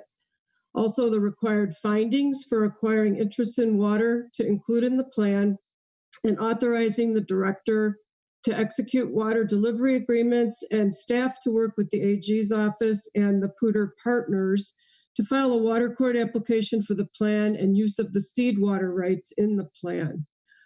One of the main concerns that we heard was about whether outreach efforts on this proposal have been sufficient. And CWCB staff and the Poudre Flow stakeholders have been engaging in outreach activities since at least 2018 and maybe a little earlier than that, including talking about the proposal to the South Platte and Metro Basin roundtables in 2018 and 2020, and this year we are going to the March Basin Roundtable meeting of the Metro Basin Roundtable. We've already been to the South Platte. We've also done informal outreach at the Poudre River Forum events each year and have made presentations on the proposed AUG plan at various water conferences. We have a detailed list, but I will not take the time to go through that. There were also numerous discussions of the proposed bill with members of the Water Congress State Affairs Committee and other stakeholders during the legislative efforts in 2019 and 2020. And we used the Poudre AUG plan proposal to illustrate how that bill would work. CWCB staff informed the board about the development of this proposal periodically in executive sessions from 2016 to 2019. And finally, we sent notice of the board's first review of this proposal in November of 2020. It was sent to the substitute water supply plan and in-stream flow mailing lists and included detailed descriptions of the proposal and seed water rights. No parties requested a hearing on this proposal. And after the November board meeting, we received some phone calls and a comment letter from Mr. Grasmick. We have followed up with those who have contacted us and offered to set up meetings, and we're still working on that. The next concern that I'll address is the level of review of the terms and conditions of the seed water rights underlying decrees. And the seed water rights owners' review of those terms and conditions was a vital part of them determining which water rights they could offer as seed water rights. Also, at CWCB staff's request, each seed water right owner addressed those terms and conditions in the technical memo for each seed water right, which those memos are public documents in the board packet in November. To date, we have heard general but not specific concerns about these terms and conditions, and we do anticipate that more concerns will be raised and addressed in the water court proceeding. This also ties into questions and concerns expressed about how use of the seed water rights in the augmentation plan will be administered. And as stated by Director Ryan and Division Engineer Corey DeAngelis on Friday, Division of Water Resources will closely monitor the water court proceeding to ensure inclusion of all necessary terms and conditions. And staff defers to Division of Water Resources on how this will be administered and really appreciates the division engineer's willingness to coordinate with the Poudre Flow stakeholders on all of these questions. As we discussed on Friday, the Division of Water Resources routinely assesses reasonable transit losses and administers complex decrees on the Poudre River. And we don't know all of the concerns that will arise when we move forward on this proposal. And staff and our partners are committed to working with parties who have expressed concerns and coordinating with the Division of Water Resources as needed. We're excited about implementing this new law and committed to complying with all of its requirements. With that, I'm ready to turn it over to Kaylee White for her presentation, unless there are questions. Thank you.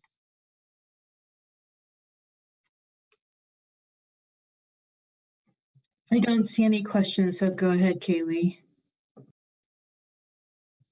Great, thank you, Director Hawkins, and thank you, Linda, for that summary. I think we're not quite on the first page, and I don't have control on the presentation.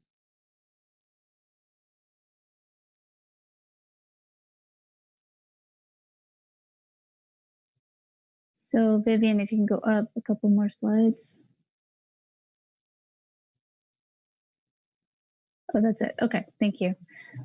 So it's agenda item 18, 18A, 18B, and 18C. I'm going to present it all together, and at the end, when we go through staff recommendations, we can split them back out again. So this is a plan for augmentation and acquisitions on the Cache-la-Poudre River in Division 1. So in general, this Poudre Flow's proposal is, as you know, plan for augmentation to augment the stream flow to preserve and improve the natural environment to a reasonable degree, which I abbreviate as the NERD. It's under the new statute, the section 4.5 that we discussed in the board meeting in November and in the workshop last Friday. As you know, the stream reach is from the Poudre Canyon mouth to the confluence with the South Platte River.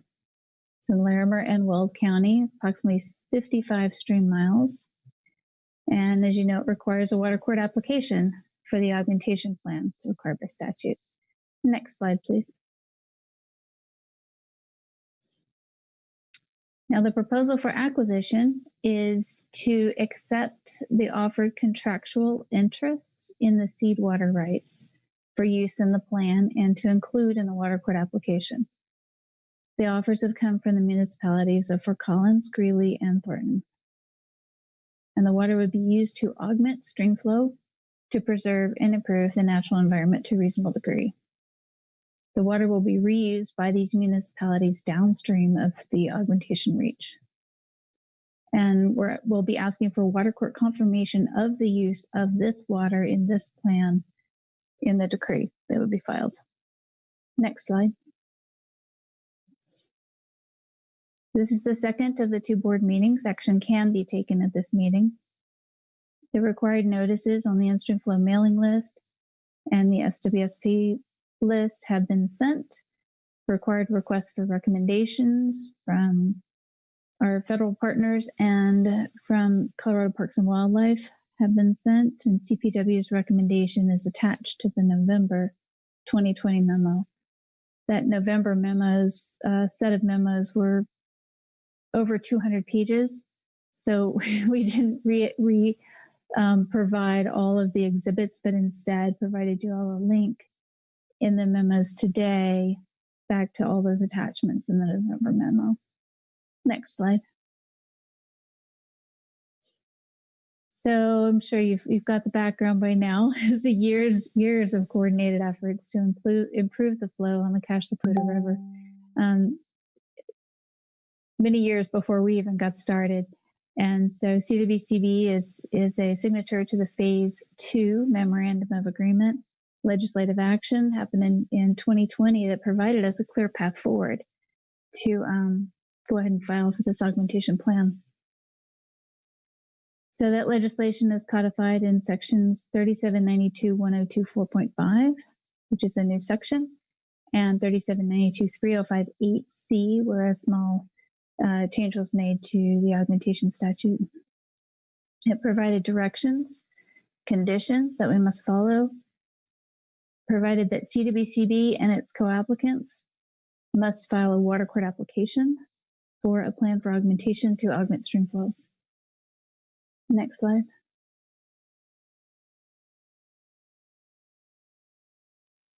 So the concept of this augmentation plan is, first we had to establish what the water need was, then find the water supply, and put the plan together.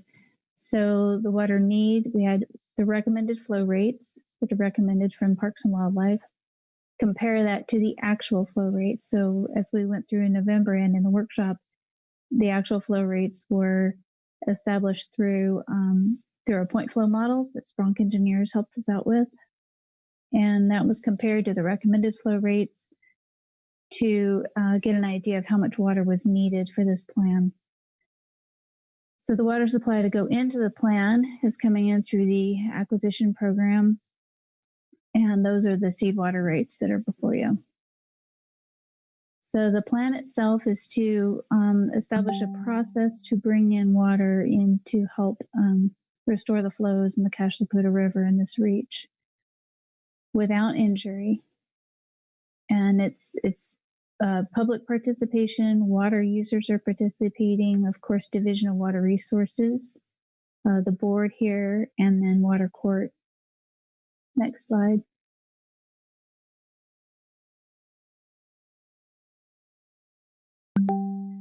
So went through this, that the water need was the modeling by Spronk, recommended flow rates by Colorado Parks and Wildlife to preserve and improve the natural environment.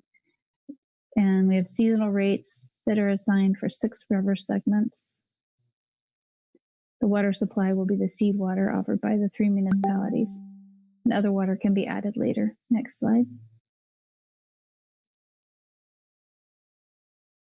So the method of acquiring the water is through these water delivery agreements, which you have a draft in the November board meeting, November board memos. The cities would deliver the water for exclusive use by CWCB in the subject reach. We are members of the management committee, and the management committee would then notify others when the deliveries are made to Division of Water Resources and other water users. CWCB would be responsible to request administration to protect the delivered water through the segments, to protect it from diversions or from exchanges in accordance with the terms and conditions of the final degree. Next slide. So as you've seen this map a few times, but it just shows the whole reach, the 55-mile reach, with the segments listed out, segments A through F, and the seed water reach is indicated on the map. Next slide.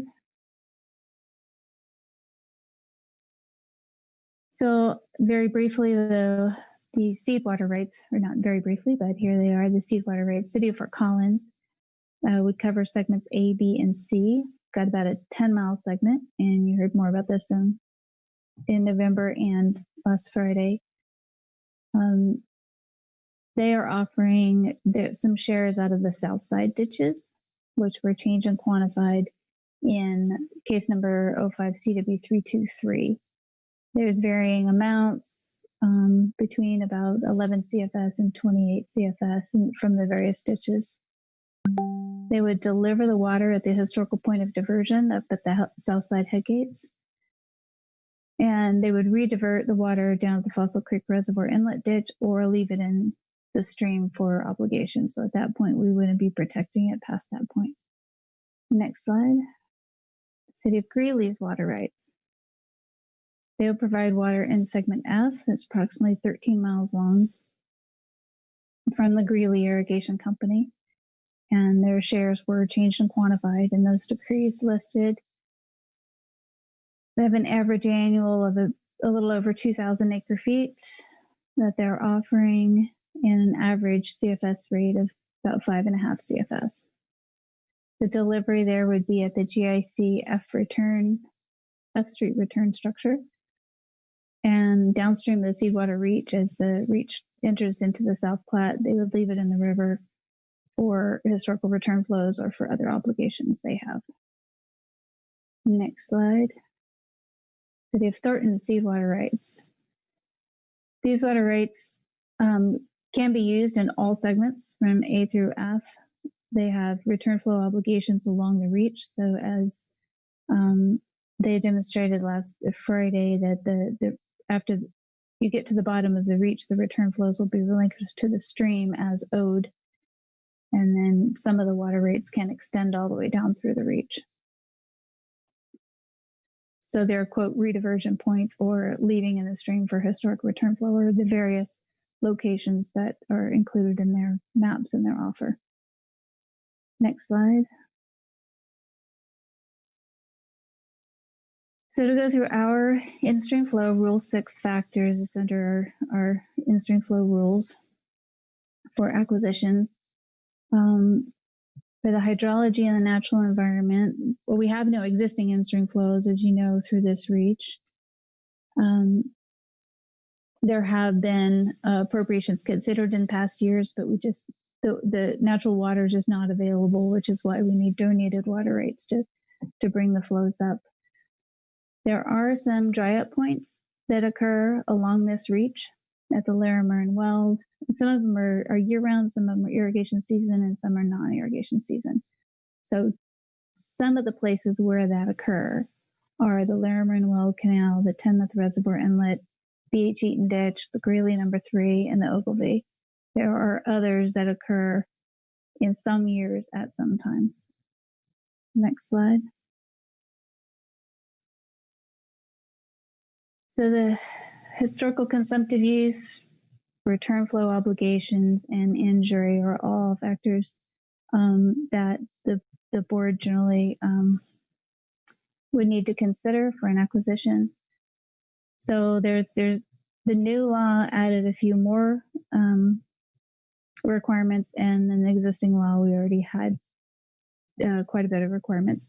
So one was in this law in particular that there had to have been a previous court change that changed the water to include augmentation, and the historical consumptive use has to have already been quantified before water rates even eligible for an augmentation plan to augment stream flows. They're also, of course, subject to the previous terms and conditions of the underlying cases, all the underlying cases for all of these water rights. Then that is specifically in this new statute as well. So the types of terms and conditions we're looking at is the historical return flow maintenance, how much and where and when, the volumetric and seasonal limitations. There's measurement, accounting, all the previous terms and conditions. So in addition to that, after we go to water court, there will be additional terms and conditions to prevent injury. And that will be worked out through the water court process, as it generally is for the augmentation plan decree. There's a further consideration in the bill here, or in the new statute, that we can't have, that there has to be no injury to certain of the undecreed existing exchanges, those that were approved by the Division of Water Resources before we filed this water court application in court. Part of the way we'll address that is that this should be new water added to this reach of stream that wasn't there when these exchanges occurred or have ever occurred in the past. Next slide.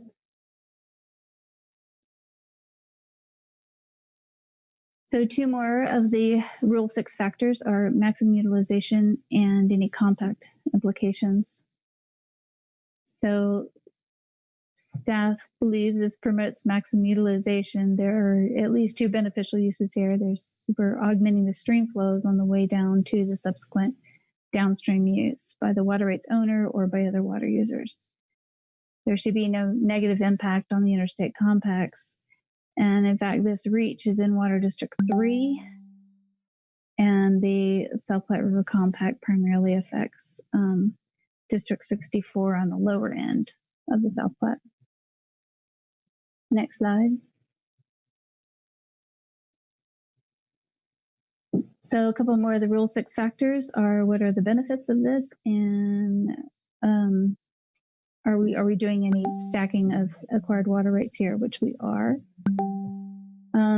Of course, the benefits are preserve and improve the habitat without injury to other water rights.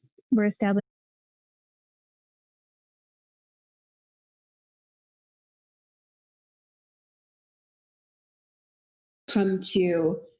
come to these meetings monthly. And so to the extent that that work couldn't be delegated to the Colorado Water Trust, it would involve further participation by our partners. But it's something that we've been doing for about 3 years, which it does seem to be something that is both beneficial to everybody who is a signatory to the MOA and something that everybody has been happy and able to continue participating with.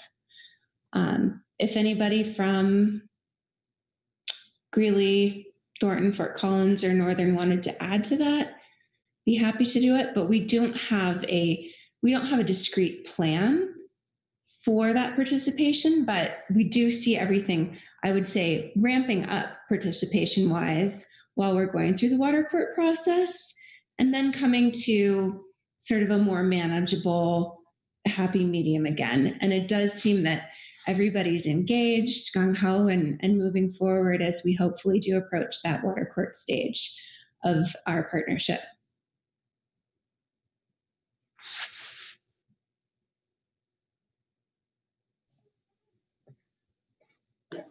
Director Trick, did you have a follow-up question? I did.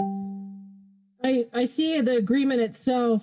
I think it's paragraph 5B mentions fundraising and states that the parties intend to seek additional monetary resources, including seeking grants. So would that contemplate coming to the CWCB asking for additional grants or appropriations for this? The reason why I have this concern is because we've had extensive budget discussions today about funding and the funding outlooks for the state budget for the foreseeable future are very limited. So can you address that? Sure. We certainly wouldn't rule out coming to the CWCB and seeking a grant if that was something that seemed fiscally reasonable and something that was appealing to both the CWCB and the project partners. But to date, we have raised over $200,000 that has not been provided by the CWCB. So it's been provided through a combination of contributions by project partners to the tune of $80,000 and well over $160,000 of fundraising from private family foundations and individuals who are interested in supporting this work. So I don't see fundraising as being a barrier to moving forward as we continue with the Poudre Flows project into the future. It seems like the availability and the interest from private foundations is very strong. Director Yellen. Thanks, Madam Chair. And those are good questions, Director Trick. And I guess the way I had it envisioned is, we're partners in this. We're going to have the in-stream flow, but it's the management committee's responsibility to bring the water, make sure it's shepherded through. It's not ours. We're just the in-stream flow holders. If they don't do it, if they don't meet the criteria in the decree, if they don't, provide the structures in the river to pass this water, then it just doesn't happen. So, I guess that's kind of the way. Am I correct, Kate, in assuming that? I mean, that's the way I envisioned it. It's we have the in-stream flow right, but it's your responsibility. And I think there's enough people within that area that are interested in this, and the benefits that accrue from this, that you probably will have plenty of funding right in that area. Mm-hmm. Director Young, you had asked me if that's right, and I see Linda Bassey's hand, so I don't mean to talk for too long, but that is correct. I mean, from our point of view, structuring this as a plan for augmentation, that's one of the benefits of a plan for augmentation, is it can be structured in water court, and it's something that is an enduring structure, and then it can be participated in to varying degrees over time, depending on the interest and availability of water rights and the MOA partners.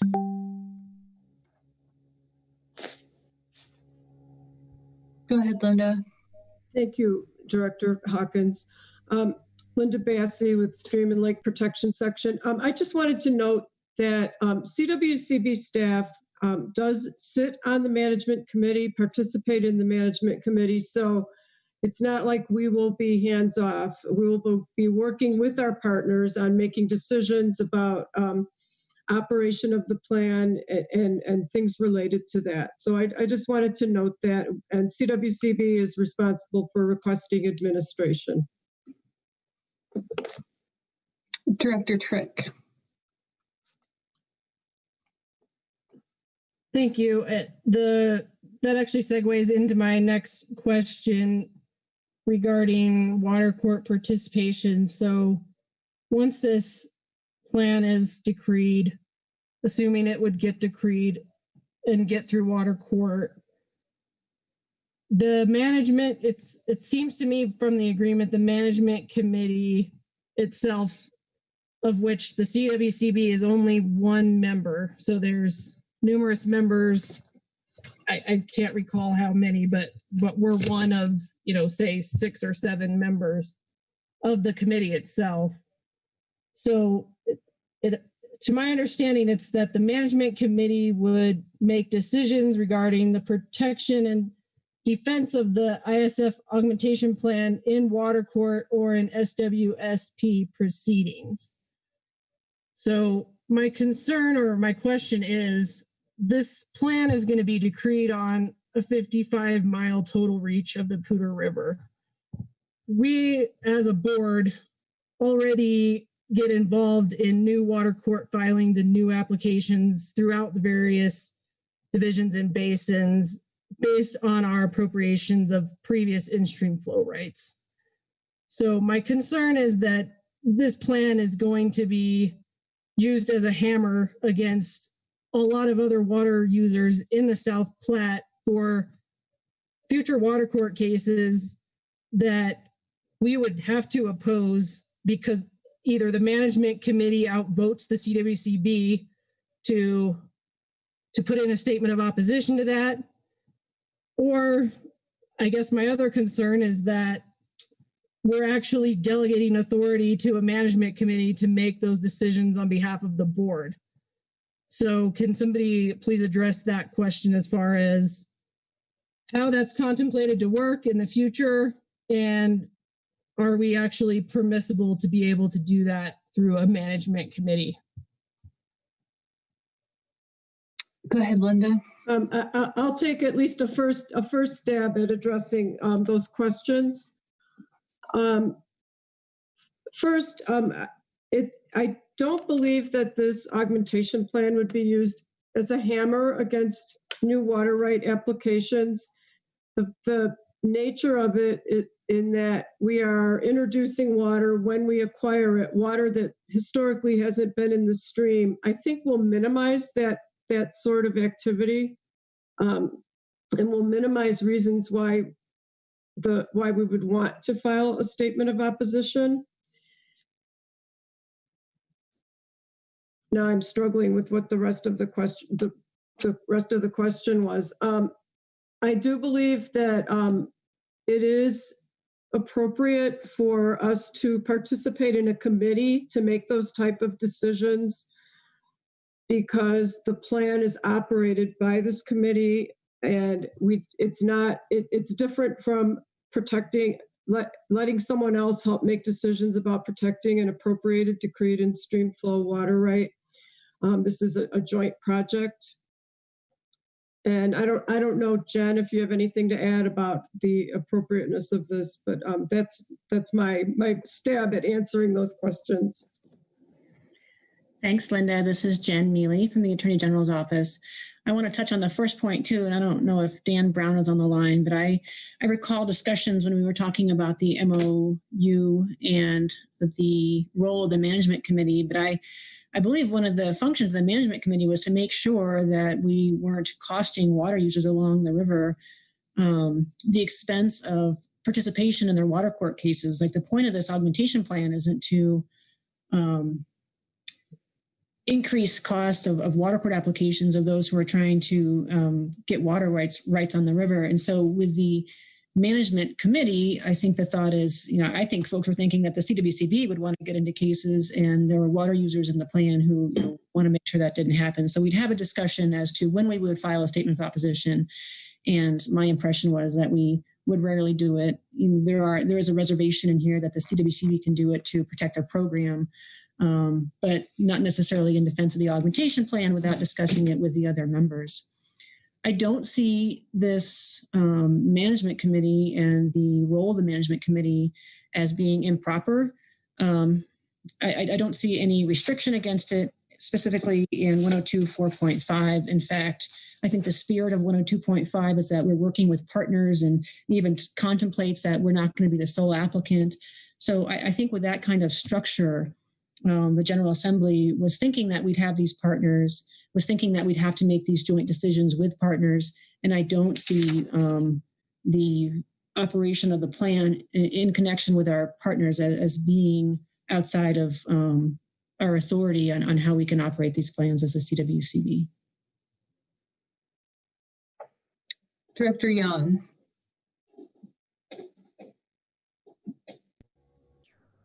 Yeah, thanks again, Madam Chair, and thanks for those explanations. That is an important point. We'll have another entity on the river in water court cases, but that's nothing new in the South Platte Basin. So anyway, I just wanted to comment on this as a whole, and this is being carried out as a result of the new legislation that was put out last year and for the Instream augmentation. And while this is a new idea for Instream flows, as I said in the workshop, augmentation in our area is not new, of course. And within Division 1 in particular, the state engineer and the division engineer is very adept in handling these plans and making sure that they're carried out properly. And the other thing is that what gives me comfort is that this is going to water court. The ones that go around water court, those make me more nervous, but this is going to water court. So all these details, I'm confident, will be worked out on how this all is administered and how it works. And I, as long as we as the CWCB work within that plan, because I know, according to Dan Brown, the Cash Laputer farmers in that area worked long and hard with all these people in this group to work out an MOU that was workable for them. And that kind of leads into the other part, that this is a wide outreach. I mean, I see a lot of people reached in this one, and maybe not everyone was reached, but most of the big players. And I know we had a letter from Lermer and Weld, but they didn't ask for a hearing on this. So I just wanted to, and they were going to get in the case probably anyway. And that's the other thing in the South Platte Basin. When you apply for this, you're going to have everybody and their brother in water court, because this is definitely new, and it's something that we want to make sure that it's run properly. So it's a little bit different than our other in-stream flows throughout the state, where you might have a small river with not very many people, and we want to make sure that we reach out to those people. It's no different here. We want to reach out to these people, but it appears to me, after listening to all this, that has been done. And so I think, with all of this, it's a good good plan. It's a big collaborative plan, and it seems like for that stretch of river, it offers the possibility to have some water through some of these stretches that normally don't get any water. And as long as we're maintaining the historic integrity of the river, I think it's a good plan. Thanks, Director Yuan. Director Brown? Thanks, Madam Chair. I just wanted to make a comment. Again, like it has been said, just thank you, all the participants in Friday's workshop. I certainly learned a lot, and it was very valuable. And having the weekend to sort of think about the conversation and just the back and forth, I learned a lot, both from Mr. Return Flows, Jim Yan, Director Yan, and from the rest of the participants. And I have more comfort with this than I did going into the workshop on Friday. You know, the point that Director Yan just made about our different basins and the fact that most people are going to get in this case regardless. And, you know, looking back through the materials, and I think it was something like 24 diversions and 55 miles, which seems fairly small to me. And I did have a chance to talk with staff too, and recognize that they have made efforts that were unknown to us until today to reach out to some of the commenters and members of the public that were having issues with this. So I'm pretty comfortable with this now, but I do want to just mention that I think we cleared this up on Friday, but it's my expectation that we get some sort of, I don't know if policy is the right word, but standards of how we deal with these augmentation plans for augmentation to augment ISFs in the future. I think that would bring all of our, as board members, our level of comfort up a degree. Doesn't mean we won't have questions or that it won't be a long process the next go around, but I think we clarified that, and that's my expectation that we'll be seeing that when we have some time. I just wanted to make that comment, and thanks again for everybody being here. Director Schwartz? Thank you. And echoing the appreciation for a really thorough investigation, and like Director Young, for the terms and the conditions to be spelled out by the water court gives me a lot of assurance that we can have a plan here that we can implement, as opposed to having another process to assess those terms and conditions as a CWCB. So I agree with you, Dr. Brown, that we want to be thorough, but we want to also rely on the system that's in place. So I think, given the fact that that is part of the statute, that those terms and conditions be spelled out with regard to injury. So I will take stock in that recommendation from the court. Director Brody? I just want to thank the project partners and CWCB staff for all of the time and energy and thought that's been put into this program. Anytime we do something new, it feels a little scary, which is probably motivating a lot of the questions that we're asking. And I appreciate everybody's hanging in there with us over the last few meetings as we get up to speed with all of the great work that you all have been doing to put this proposal forward. And to Director Brown's point, I look forward to continuing to get better and more efficient at this process as a board, and really appreciate you all being the guinea pigs and allowing us to learn through this process, and look forward to its successful implementation. Director Schwartz. Thank you again. I also want to acknowledge the fact that a lot of thought went into the statute, and the way that it is spelled out, and it anticipated many of these issues and these concerns that we have had. So I would like to thank the bill sponsors, because I'm sure it was not an easy bill I didn't follow it in the General Assembly, but not an easy bill. But if you look at, I think the statute does spell out and anticipate that many of these concerns would come up, and has anticipated resolving those.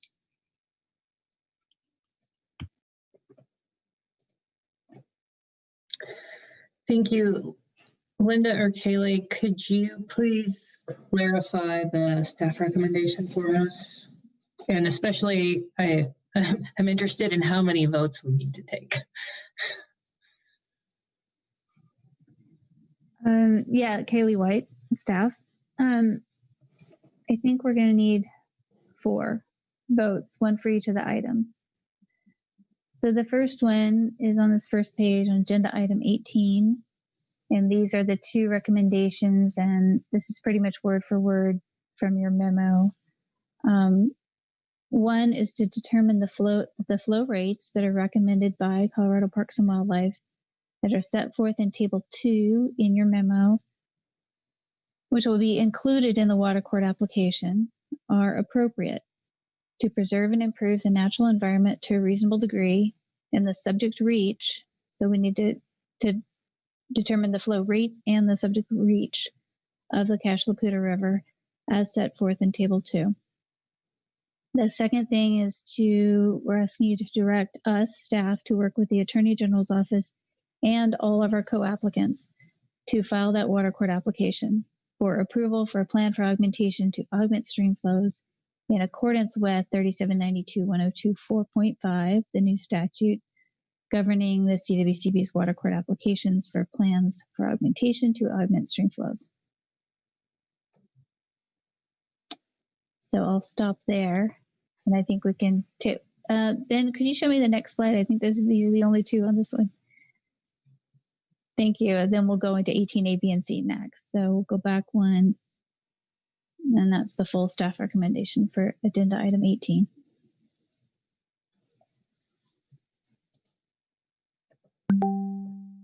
Director Young. Thank you, Madam Chair. First, I just want to tell Director Brown, after tomorrow you can call me Jim, but until then, it's Director Young. Anyway, I would like to move staff recommendation on agenda item 18. Second. It's been moved by Director Young to approve staff recommendation on agenda item 18, seconded by Director Dutton. Is there any further discussion? Seeing none, we will proceed to vote. If you oppose the motion, please put it in the chat.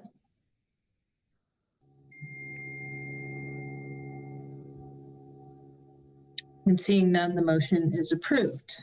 Let's go to 18A, B, and C. Okay, so for each of the 3 seed water rights, I guess we'll take these separately. There are 2 slides to cover the recommendations. So for the Fort Collins acquisition, we're asking the board to conclude that the use of the water under the proposed seed water right, which in this case is Fort Collins, this acquisition is appropriate to preserve and improve the natural environment of the Cache La Puta River to a reasonable degree, up to the flow rates recommended by Colorado Parks and Wildlife as set forth in that same table, Table 1 here in Memo 18A, and that water would be best utilized by protecting the water through the specified segments of the subject reach, consistent with terms and conditions of the underlying decrees and consistent with terms and conditions in the ultimate augmentation plan decree. And number 2 is on the next page. Thank you, Vivian. Number 2 and 3. 2 is to accept the interest in water, authorize the CWCB director to execute the water delivery agreement in a form substantially similar to the draft that we have attached to the board memo from November. And third, to direct staff to work with the Attorney General's office and the co-applicants to include this seed water right in the water court application for approval for augmentation to augment stream flows in accordance with that new statute. So we should take the vote on each of them individually. Okay, Director Young. Thank you again, Madam Chair. I would move staff recommendation on agenda item 18A. Director Yan has moved staff approval on recommendation on agenda item 18A, seconded by Director Brown. Is there any further discussion? Seeing none, we'll proceed to vote. If you oppose the motion, please let me know in the chat. Seeing none, the motion is approved. Director Yan? Yeah, I don't know if are all of these the same, Kaylee? Exactly the same? Yes, Director Young, they are the same. So can we say the recommendation is the same for the city of Greeley, seed water rights? Okay. I will move agenda item 18B.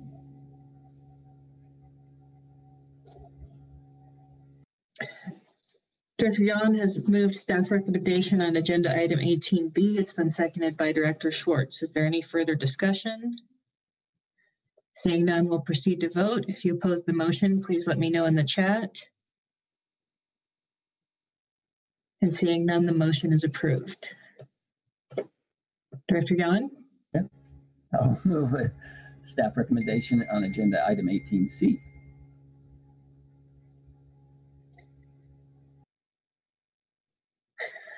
Director Yan has moved staff recommendation on agenda item 18C. It's been seconded by Director Dutton. Is there any further discussion? Seeing none, we'll proceed to vote. If you oppose the motion, please let me know in the chat. And seeing none, the motion is approved. Thank you to the staff. And we are now in recess, and we will reconvene tomorrow morning at 9 a.m. And just reminding the staff and everyone else that I'm going to recuse myself from agenda item 19. I will see you when you are finished with that agenda item tomorrow.